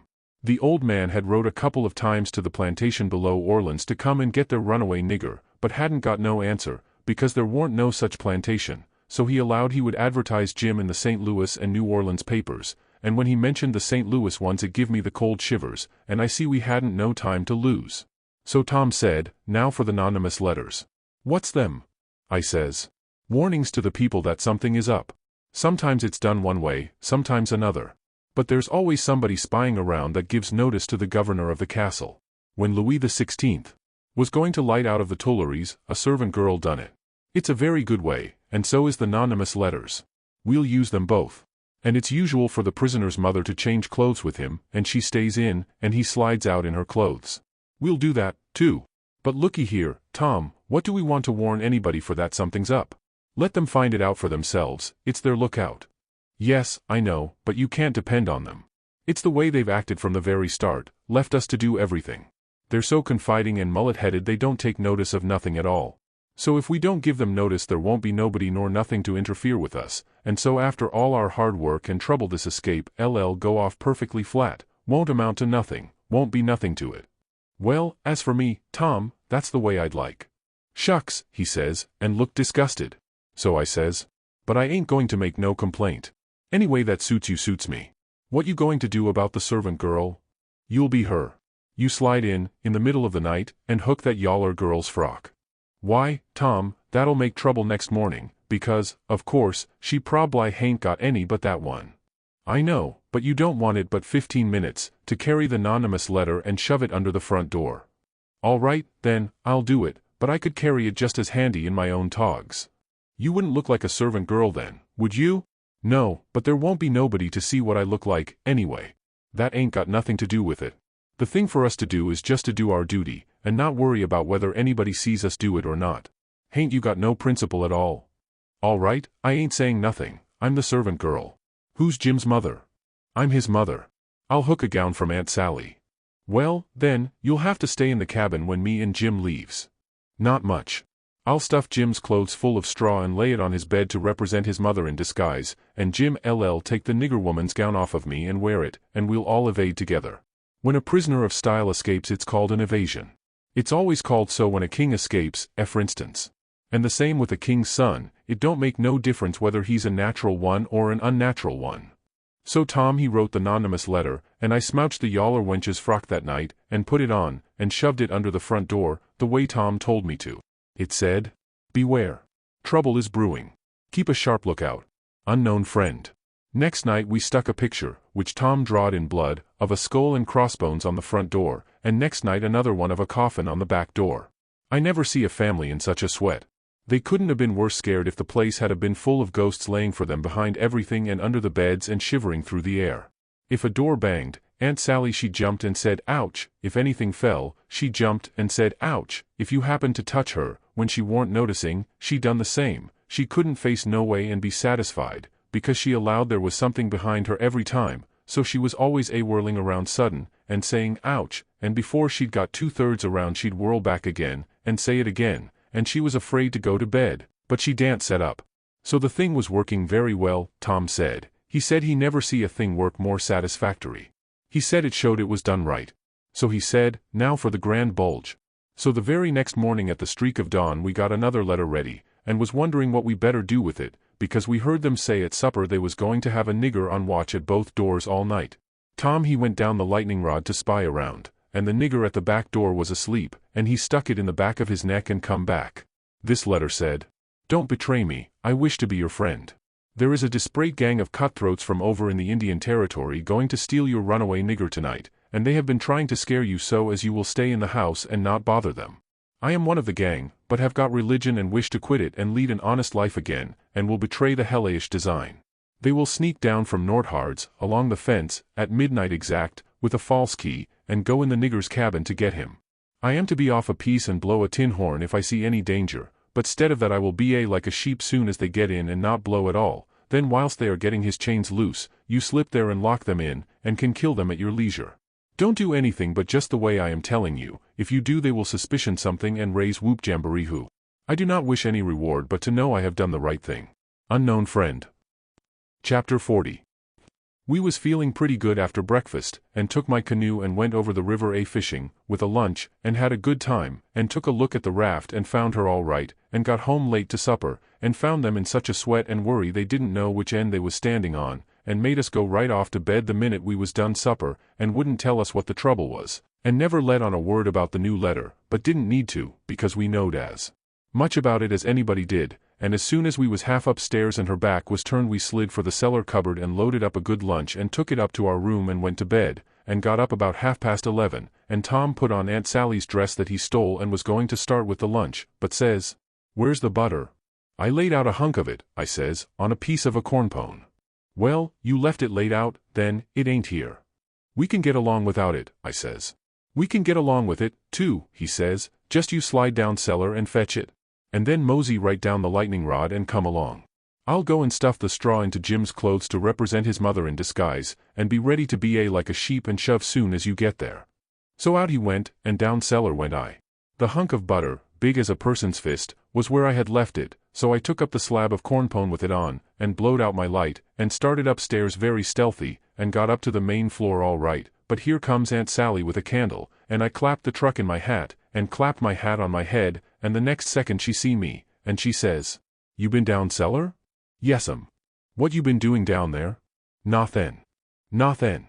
"No, "Well, then, what possessed you to go down there this time of night?" "I don't know, "You don't know? Don't answer me that way. Tom, I want to know what you been doing down there." "I hain't been doing a single thing, Aunt Sally, I hope to gracious if I have." I reckon she'd let me go now, and as a general thing she would, but I s'pose there was so many strange things going on she was just in a sweat about every little thing that warn't yardstick straight, so she says, very decided, "You just march into that setting room and stay there till I come. You been up to something you know business to, and I lay I'll find out what it is before I'm done with you." So she went away as I opened the door and walked into the setting room. My, but there was a crowd there. 15 farmers, and every one of them had a gun. I was most powerful sick, and slunk to a chair and sat down. They was setting around, some of them talking a little, in a low voice, and all of them fidgety and uneasy, but trying to look like they warn't, but I knowed they was, because they was always taking off their hats, and putting them on, and scratching their heads, and changing their seats, and fumbling with their buttons. I warn't easy myself, but I didn't take my hat off, all the same. I did wish Aunt Sally would come, and get done with me, and lick me, if she wanted to, and let me get away and tell Tom how we'd overdone this thing, and what a thundering hornet's nest we'd got ourselves into, so we could stop fooling around straight off, and clear out with Jim before these rips got out of patience and come for us. At last she come and begun to ask me questions, but I couldn't answer them straight. I didn't know which end of me was up, because these men was in such a fidget now that some was wanting to start right now and lay for them desperados, and saying it warn't but a few minutes to midnight, and others was trying to get them to hold on and wait for the sheep signal, and here was Auntie pegging away at the questions, and me shaking all over and ready to sink down in my tracks. I was that scared, and the place getting hotter and hotter, and the butter beginning to melt and run down my neck and behind my ears, and pretty soon, when one of them says, "I'm for going and getting in the cabin first and right now, and catching them when they come," I most dropped, and a streak of butter come trickling down my forehead, and Aunt Sally she see it, and turns white as a sheet, and says, "For the land's sake, what is the matter with the child? He's got the brain fever as sure as you're born, and they're oozing out." And everybody runs to see, and she snatches off my hat, and out comes the bread and what was left of the butter, and she grabbed me, and hugged me, and says, "Oh, what a turn you did give me! And how glad and grateful I am it ain't no worse, for luck's against us, and it never rains but it pours, and when I see that truck I thought we'd lost you, for I knowed by the color and all it was just like your brains would be if, dear, WHYDNT you tell me that was what you'd been down there for, I wouldn't a cared. Now clear out to bed, and don't let me see no more of you till morning." I was upstairs in a second, and down the lightning rod in another one, and shinning through the dark for the lean-to. I couldn't hardly get my words out, I was so anxious, but I told Tom as quick as I could we must jump for it now, and not a minute to lose, the house full of men, yonder, with guns. His eyes just blazed, and he says, "No, is that so? Ain't it bully? Why, Huck, if it was to do over again, I bet I could fetch 200. If we could put it off till—" "Hurry, hurry," I says. "Where's Jim?" "Right at your elbow, if you reach out your arm you can touch him. He's dressed, and everything's ready. Now we'll slide out and give the sheep signal." But then we heard the tramp of men coming to the door, and heard them begin to fumble with the padlock, and heard a man say, "I told you we'd be too soon, they haven't come, the door is locked. Here, I'll lock some of you into the cabin, and you lay 4 in the dark and kill when they come, and the rest scatter around a piece, and listen if you can hear coming." So in they come, but couldn't see us in the dark, and most trod on us whilst we was hustling to get under the bed. But we got under all right, and out through the hole, swift but soft, Jim first, me next, and Tom last, which was according to Tom's orders. Now we was in the lean-to, and heard trampings close by outside. So we crept to the door, and Tom stopped us there and put his eye to the crack, but couldn't make out nothing, it was so dark, and whispered and said he would listen for the steps to get further, and when he nudged us Jim must glide out first, and him last. So he set his ear to the crack and listened, and listened, and listened, and the steps scraping around out there all the time, and at last he nudged us, and we slid out, and stooped down, not breathing, and not making the least noise, and slipped stealthy towards the fence in Injun file, and got to it all right, and me and Jim over it, but Tom's britches catched fast on a splinter on the top rail, and then he hear the steps coming, so he had to pull loose, which snapped the splinter and made a noise, and as he dropped in our tracks and started somebody sings out, "Who's that? Answer, or I'll shoot." But we didn't answer, we just unfurled our heels and shoved. Then there was a rush, and a bang, bang, bang, and the bullets fairly whizzed around us. We heard them sing out, "Here they are. They've broke for the river. After 'em, boys, and turn loose the dogs. So here they come, full tilt." We could hear them because they wore boots and yelled, but we didn't wear no boots and didn't yell. We was in the path to the mill, and when they got pretty close onto us we dodged into the bush and let them go by, and then dropped in behind them. They'd had all the dogs shut up, so they wouldn't scare off the robbers, but by this time somebody had let them loose, and here they come, making powwow enough for 1,000,000, but they was our dogs, so we stopped in our tracks till they catched up, and when they see it warn't nobody but us, and no excitement to offer them, they only just said howdy, and tore right ahead towards the shouting and clattering, and then we up steam again, and whizzed along after them till we was nearly to the mill, and then struck up through the bush to where my canoe was tied, and hopped in and pulled for dear life towards the middle of the river, but didn't make no more noise than we was obliged to. Then we struck out, easy and comfortable, for the island where my raft was, and we could hear them yelling and barking at each other all up and down the bank, till we was so far away the sounds got dim and died out. And when we stepped onto the raft I says, "Now, old Jim, you're a free man again, and I bet you won't ever be a slave no more." And a mighty good job it was, too, Huck. It uz planned beautiful, and it uz done beautiful, and dey ain't nobody kin get up a plan dat's mo mixed up and splendid den what dat one was. We was all glad as we could be, but Tom was the gladdest of all because he had a bullet in the calf of his leg. When me and Jim heard that we didn't feel so brash as what we did before. It was hurting him considerable, and bleeding, so we laid him in the wigwam and tore up one of the Duke's shirts for to bandage him, but he says, "Gimme the rags, I can do it myself. Don't stop now, don't fool around here," and the evasion booming along so handsome, man the sweeps, and set her loose. Boys, we done it elegant, deed we did. I wish we'd a had the handling of Louis XVI, there wouldn't have been no son of St. Louis, ascend to heaven, wrote down in his biography. No, sir, we'd a hooped him over the border, that's what we'd a done with him, and done it just as slick as nothing at all, too. Man the sweeps, man the sweeps. But me and Jim was consulting, and thinking. And after we'd thought a minute, I says, "Say it, Jim." So he says, "Well, den, dis is de way it looked to me, Huck. Ef it was him dat, uz bein' sot free, and one er de boys was to git shot, would he say, 'Go on and save me, nemean, 'bout a doctor fr to save dis one?' Is dat like Mars Tom Sawyer? Would he say dat? You bet he wouldn't. Well, den, is Jim jine to say it? No, sah, I don't budge a step out and displace doubt a doctor, not if it's 40 year. I knowed he was white inside, and I reckoned he'd say what he did say, so it was all right now, and I told Tom I was going for a doctor. He raised considerable row about it, but me and Jim stuck to it and wouldn't budge, so he was for crawling out and setting the raft loose himself, but we wouldn't let him. Then he give us a piece of his mind, but it didn't do no good. So when he sees me getting the canoe ready, he says, "Well, then, if you're bound to go, I'll tell you the way to do when you get to the village. Shut the door and blindfold the doctor tight and fast, and make him swear to be silent as the grave, and put a purse full of gold in his hand, and then take and lead him all around the back alleys and everywheres in the dark, and then fetch him here in the canoe, in a roundabout way amongst the islands, and search him and take his chalk away from him, and don't give it back to him till you get him back to the village, or else he will chalk this raft so he can find it again. It's the way they all do." So I said I would, and left, and Jim was to hide in the woods when he see the doctor coming till he was gone again. Chapter 41. The doctor was an old man, a very nice, kind-looking old man when I got him up.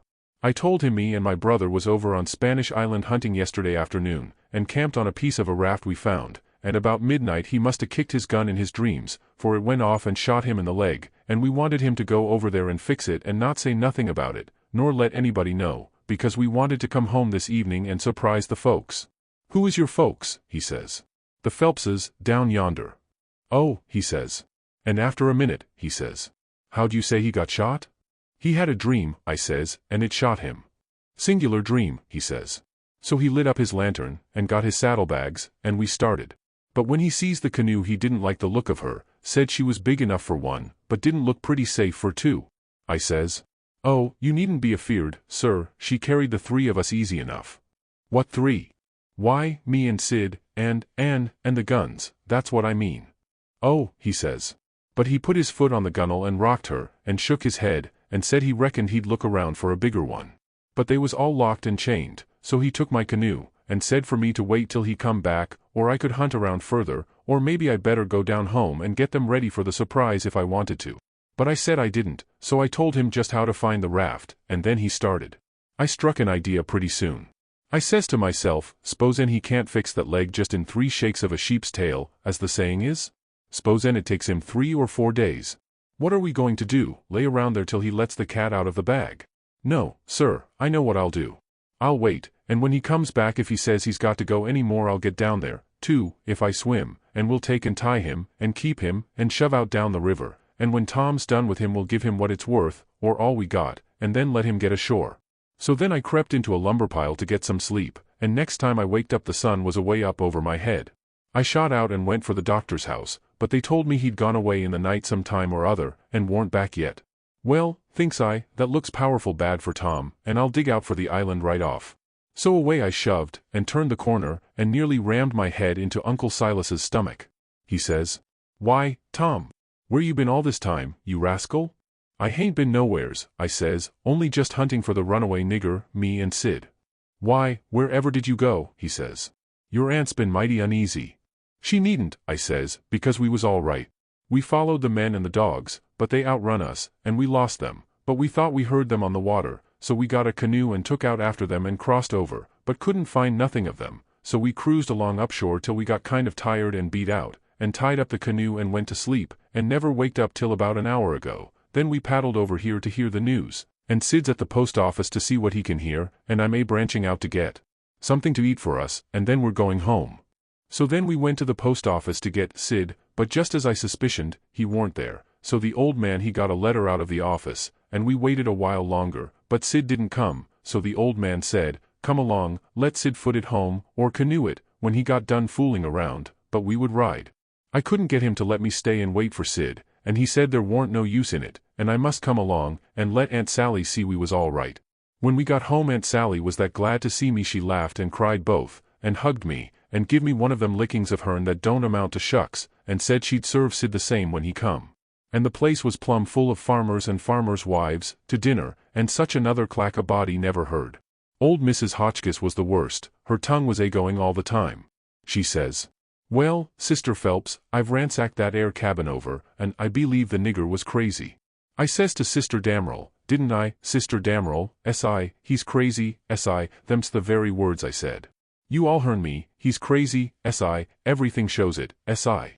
Look at that 'ere grindstone, S.I., want to tell me any creetur tease in his right mind S.A. goin' to scrabble all them crazy things onto a grindstone, S.I.? Here sich a person busted his heart, here so pegged along for 37 year, all that, natural son o' Lewis somebody, sich everlastin' rubbage. He's plumb crazy, S.I., it's what I says in the fust place, it's what I says in the middle, it's what I says last, all the time, the nigger's crazy, S. Nebuchadnezzar, S.I. And look at that 'ere ladder made out rags, Sister Hotchkiss, says old Mrs. Damerel, what in the name o' goodness could he ever want of? The very words I was a-sayin' no longer ago thn this minute to Sister Utterback, she'll tell you so herself. S.H.E., look at that 'ere rag ladder, S.H.E., S.I., yes, look at it, S.I., what could he want of it, S.I. S.H.E., Sister Hotchkiss, S.H.E. But how in the nation they ever get that grindstone in there, anyway, who dug that 'ere hole? Who? My very words, Br'er Penrod. I was a-sayin', pass that 'ere sasser o' lasses, won't ye, I was a-sayin', to Sister Dunlap, just this minute, how did they get that grindstone in there, S.I.? Without help, mind you, 'thout help.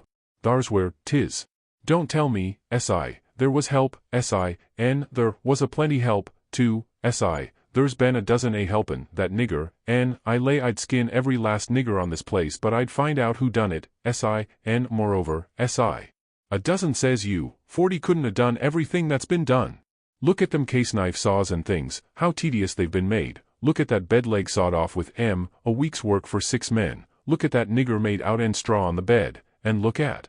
You may well say it, Brr Hightower. It's just as I was sayin', to Brr Phelps, his own self. Say, what do you think of it, Sister Hotchkiss, S.E.? Think o' what, Brr Phelps, S.I.? Think o' that bed leg sawed off that away, S.E.? Think of it, S.I.? I lay it never sawed itself off, S.I., somebody sawed it, S.I., that's my opinion, take it or leave it, it mayn't be no count, S.I., but sich as 'tis, it's my opinion, S.I., and if anybody can start a better one, S.I., let him do it, S.I., that's all. I says to Sister Dunlap, S.I. Why, dog my cats, they must have been a houseful o' niggers in there every night for 4 weeks to a done all that work, Sister Phelps. Look at that shirt, every last inch of it kivered over with secret African writ and done with blood. Must have been a raft UVM at it right along, all the time, a'most. Why, I'd give $2 to have it read to me, and, as for the niggers that wrote it, I'd take N/M Teal.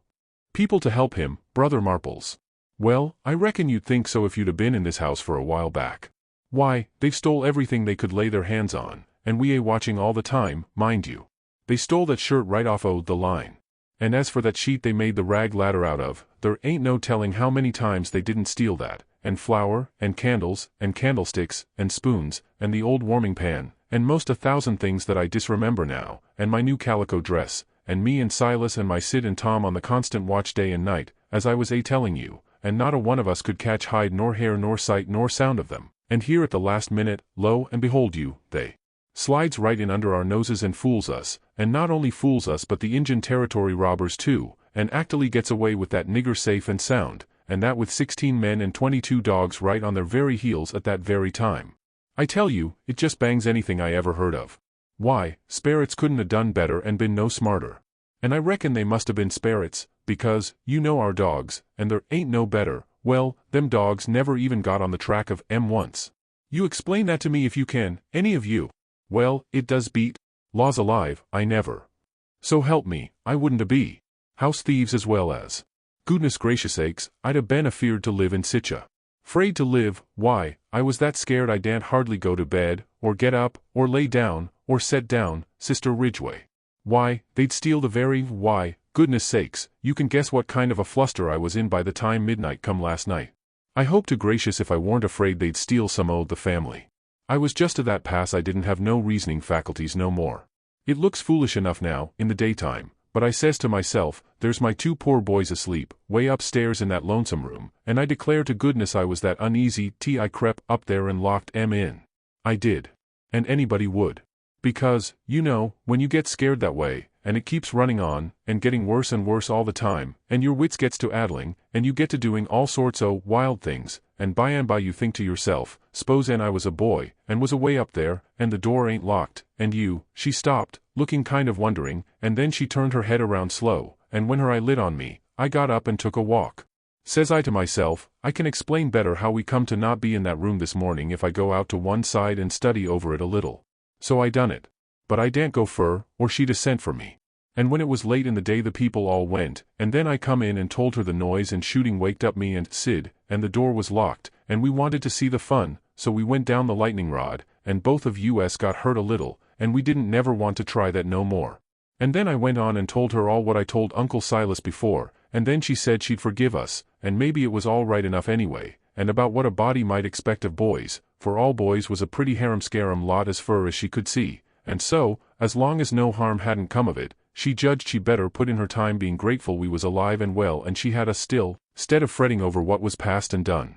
So then she kissed me, and patted me on the head, and dropped into a kind of a brown study, and pretty soon jumps up, and says, "Why, laws a mercy, it's most night, and Sid not come yet. What has become of that boy?" I see my chance, so I skips up and says, "I'll run right up to town and get him," I says.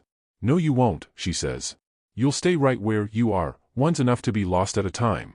If he ain't here to supper, your uncle LL go."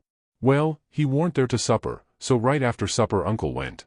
He come back about 10 a little bit uneasy, hadn't run across Tom's track. Aunt Sally was a good deal uneasy, but Uncle Silas he said there warn't no occasion to be, boys will be boys, he said, and you'll see this one turn up in the morning all sound and right. So she had to be satisfied. But she said she'd set up for him a while anyway, and keep a light burning so he could see it.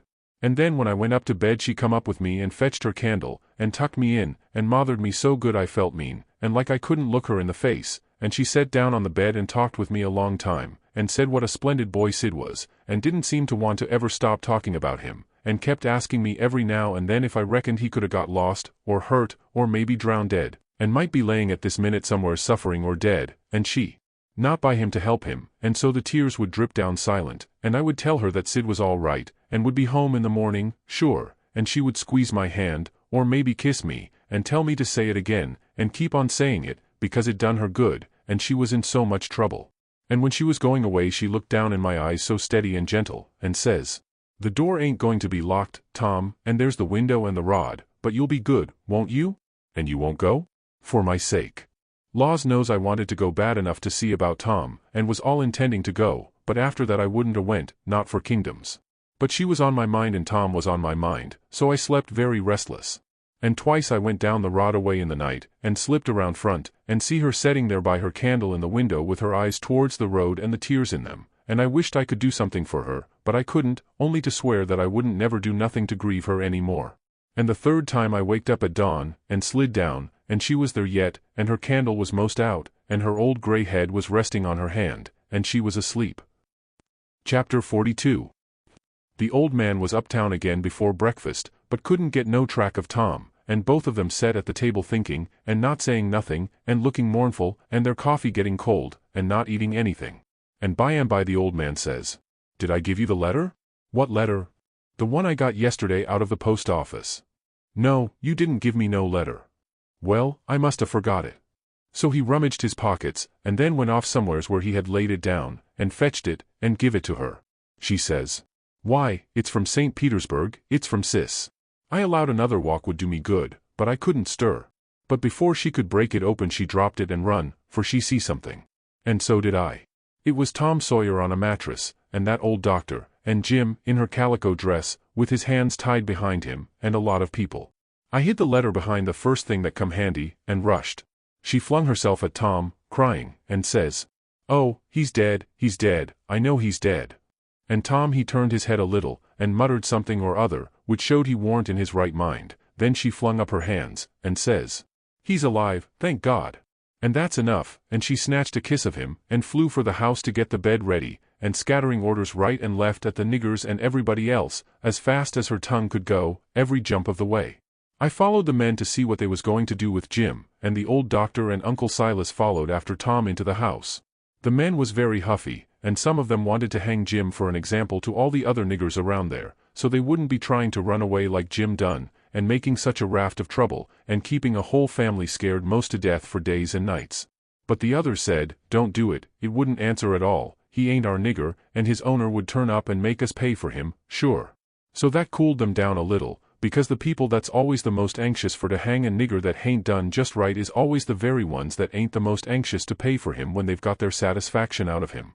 They cussed Jim considerable, though, and give him a cuff or two side the head once in a while, but Jim never said nothing, and he never let on to know me, and they took him to the same cabin, and put his own clothes on him, and chained him again, and not to no bed leg this time, but to a big staple drove into the bottom log, and chained his hands, too, and both legs, and said he warn't to have nothing but bread and water to eat after this till his owner come, or he was sold at auction because he didn't come in a certain length of time, and filled up our hole, and said a couple of farmers with guns must stand watch around about the cabin every night, and a bulldog tied to the door in the daytime, and about this time they was through with the job and was tapering off with a kind of general goodbye cussing, and then the old doctor comes and takes a look, and says, "Don't be no rougher on him than you're obleeged to, because he ain't a bad nigger."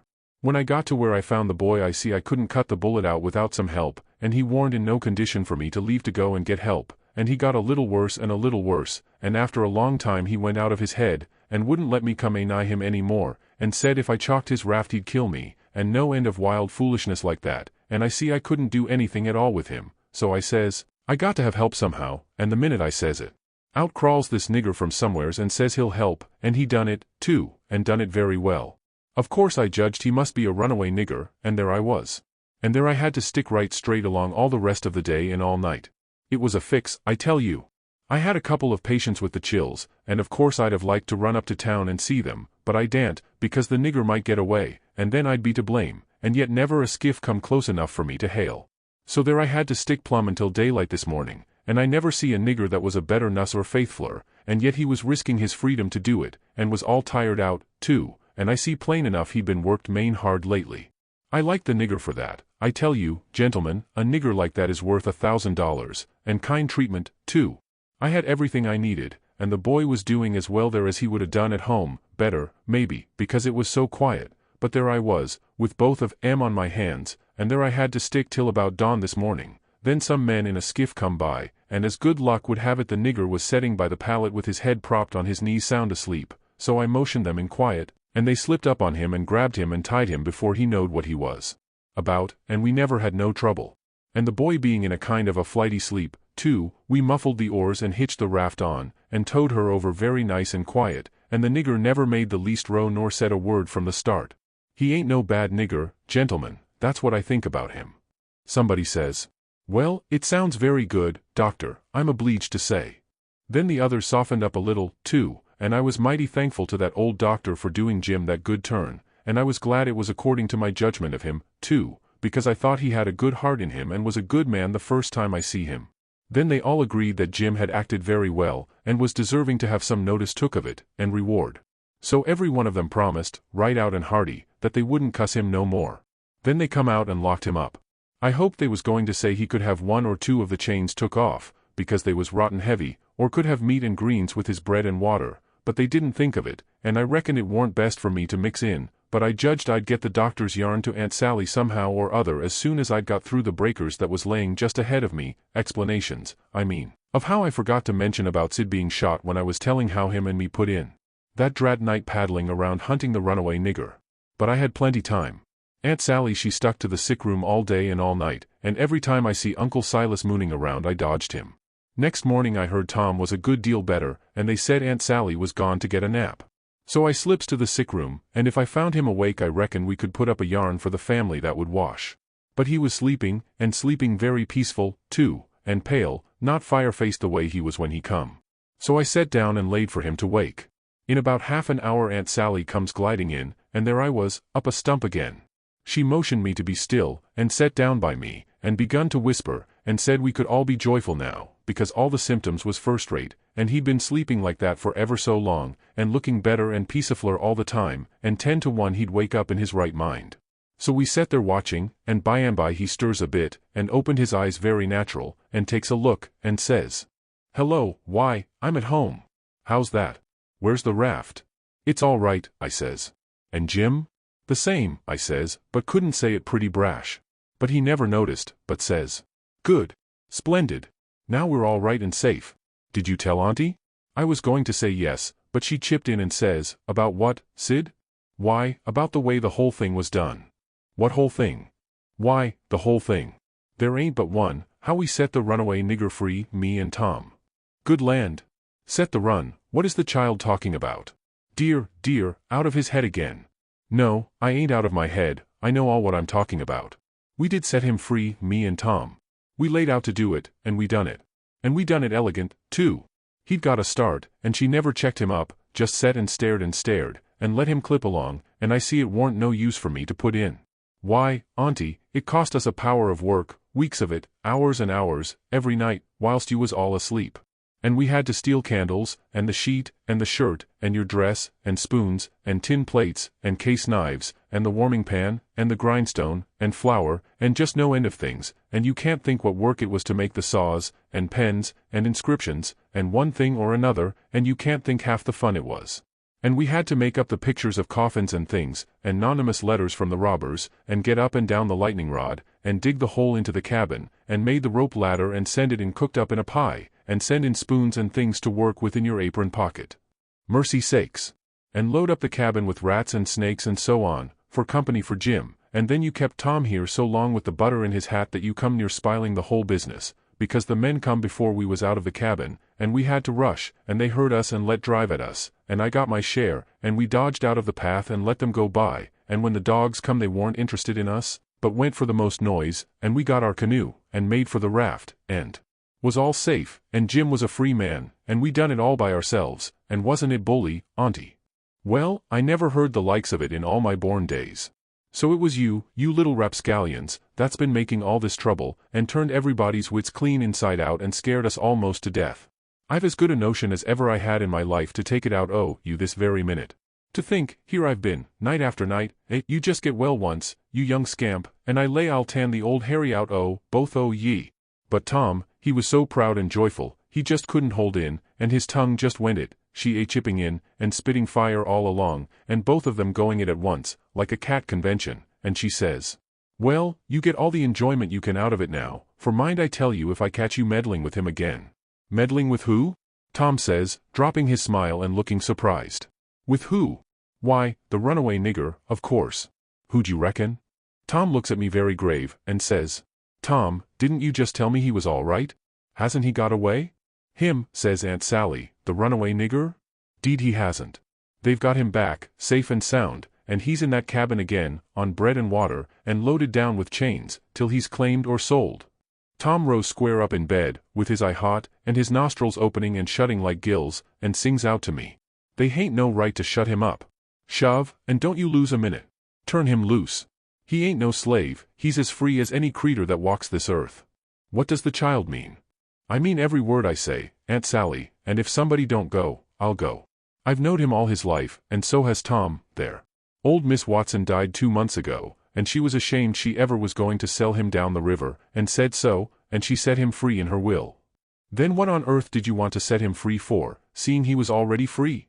"Well, that is a question, I must say, and just like women. Why, I wanted the adventure of it, and I'd a waded neck-deep in blood to, goodness alive, Aunt Polly. If she weren't standing right there, just inside the door, looking as sweet and contented as an angel half full of pie, I wish I may never." Aunt Sally jumped for her, and most hugged the head off of her, and cried over her, and I found a good enough place for me under the bed, for it was getting pretty sultry for us, seemed to me. And I peeped out, and in a little while Tom's Aunt Polly shook herself loose and stood there looking across at Tom over her spectacles, kind of grinding him into the earth, you know. And then she says, "Yes, you better turn our head away, I would if I was you, Tom." "Oh, dearie me," says Aunt Sally, "is he changed so?" "Why, that ain't Tom, it's Sid, Tom's, why, where is Tom? He was here a minute ago." "You mean where's Huck Finn, that's what you mean. I reckon I hain't raised such a scamp as my Tom all these years not to know him when I see him. That would be a pretty howdy-do. Come out from under that bed, Huck Finn." So I done it. But not feeling brash. Aunt Sally she was one of the mixed-upest looking persons I ever see, except one, and that was Uncle Silas, when he come in and they told it all to him. It kind of made him drunk, as you may say, and he didn't know nothing at all the rest of the day, and preached a prayer-meeting sermon that night that gave him a rattling reputation, because the oldest man in the world couldn't a understood it. So Tom's Aunt Polly, she told all about who I was, and what, and I had to up and tell how I was in such a tight place that when Mrs. Phelps took me for Tom Sawyer, she chipped in and says, "Oh, go on and call me Aunt Sally, I'm used to it now, and 'tain't no need to change, that when Aunt Sally took me for Tom Sawyer I had to stand it, there warn't no other way, and I knowed he wouldn't mind, because it would be nuts for him, being a mystery, and he'd make an adventure out of it, and be perfectly satisfied. And so it turned out, and he let on to be Sid, and made things as soft as he could for me. And his Aunt Polly she said Tom was right about old Miss Watson setting Jim free in her will, and so, sure enough, Tom Sawyer had gone and took all that trouble and bother to set a free nigger free. And I couldn't ever understand before, until that minute and that talk, how he could help a body set a nigger free with his bringing up. Well, Aunt Polly she said that when Aunt Sally wrote to her that Tom and Sid had come all right and safe, she says to herself, "Look at that, now. I might have expected it, letting him go off that way without anybody to watch him. So now I got to go and traps all the way down the river, 1100 mile, and find out what that creeter's up to this time, as long as I couldn't seem to get any answer out of you about it." "Why, I never heard nothing from you," says Aunt Sally. "Well, I wonder. Why, I wrote you twice to ask you what you could mean by Sid being here." "Well, I never got sis." Aunt Polly she turns around slow and severe, and says, "You, Tom." "Well, what," he says, kind of pettish. "Don't you what me, you impudent thing, hand out them letters." "What letters?" Them letters. I be bound, if I have to take a hold of you they're in the trunk. There, now. And they're just the same as they was when I got them out of the office. I hain't looked into them, I hain't touched them. But I knowed they'd make trouble, and I thought if you warn't in no hurry, well, you do need skinning, there ain't no mistake about it. And I wrote another one to tell you I was coming, and I suppose No, it come yesterday, I hain't read it yet, but it's all right, I've got that one. I wanted to offer to bet $2 she hadn't, but I reckon maybe it was just as safe to not to. So I never said nothing. Chapter 43. The first time I catched Tom private, I asked him what was his idea, time of the evasion, what it was he'd planned to do if the evasion worked all right and he managed to set a nigger free that was already free before. And he said, what he had planned in his head from the start, if we got Jim out all safe, was for us to run him down the river on the raft, and have adventures plumb to the mouth of the river, and then tell him about his being free, and take him back up home on a steamboat, in style, and pay him for his lost time, and write word ahead and get out all the niggers around, and have them waltz him into town with a torchlight procession and a brass band, and then he would be a hero, and so would we. But I reckon it was about as well the way it was. We had Jim out of the chains in no time, and when Aunt Polly and Uncle Silas and Aunt Sally found out how good he helped the doctor nurse Tom, they made a heap of fuss over him, and fixed him up prime, and give him all he wanted to eat, and a good time, and nothing to do. And we had him up to the sick room, and had a high talk, and Tom give Jim $40 for being prisoner for a so patient, and doing it up so good, and Jim was pleased most to death, and busted out, and says, now, Huck, what I tell you up da on Jackson Island? I told you I got a Harry Breas, and what's the sign on it, and I told you I been rich onct, and gwinneter to be rich agin, and it's come true, and he as she is. Now. Don't talk to me, signs is signs, mine I tell you, and I know G's as well, at I use gwinneter be rich agin as I's a stannin' he a dis minute. And then Tom he talked along, and says, le's all three slide out of here one of these nights and get an outfit, and go for howling adventures amongst the Injuns, over in the territory, for a couple of weeks or two, and I says, all right, that suits me, but I ain't got no money for to buy the outfit, and I reckon I couldn't get none from home, because it's likely Pap's been back before now, and got it all away from Judge Thatcher and drunk it up. No, he hain't, Tom says, it's all there yet, $6,000 and more, and your Pap hain't ever been back since.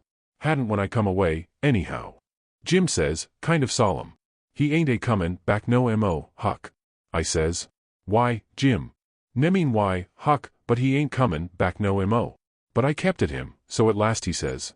Don't you 'member de house dat was flowed en down de river, en dey was a man in da, kivered up, and I went in and unkivered him and didn't let you come in? Well, den, you kin get yo money when you wants it, 'case dat was him.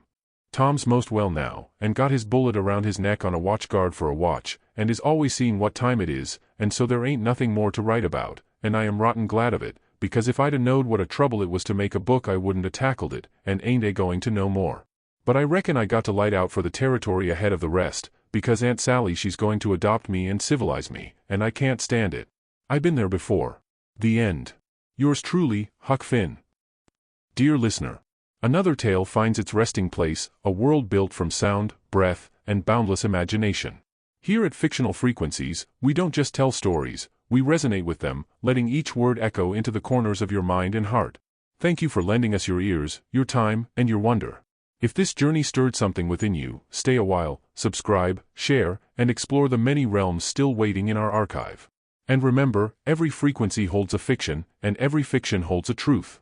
Until our signals cross again, may your nights be vivid, your dreams untamed, and your inner world forever wide open. This is Fictional Frequencies, signing off,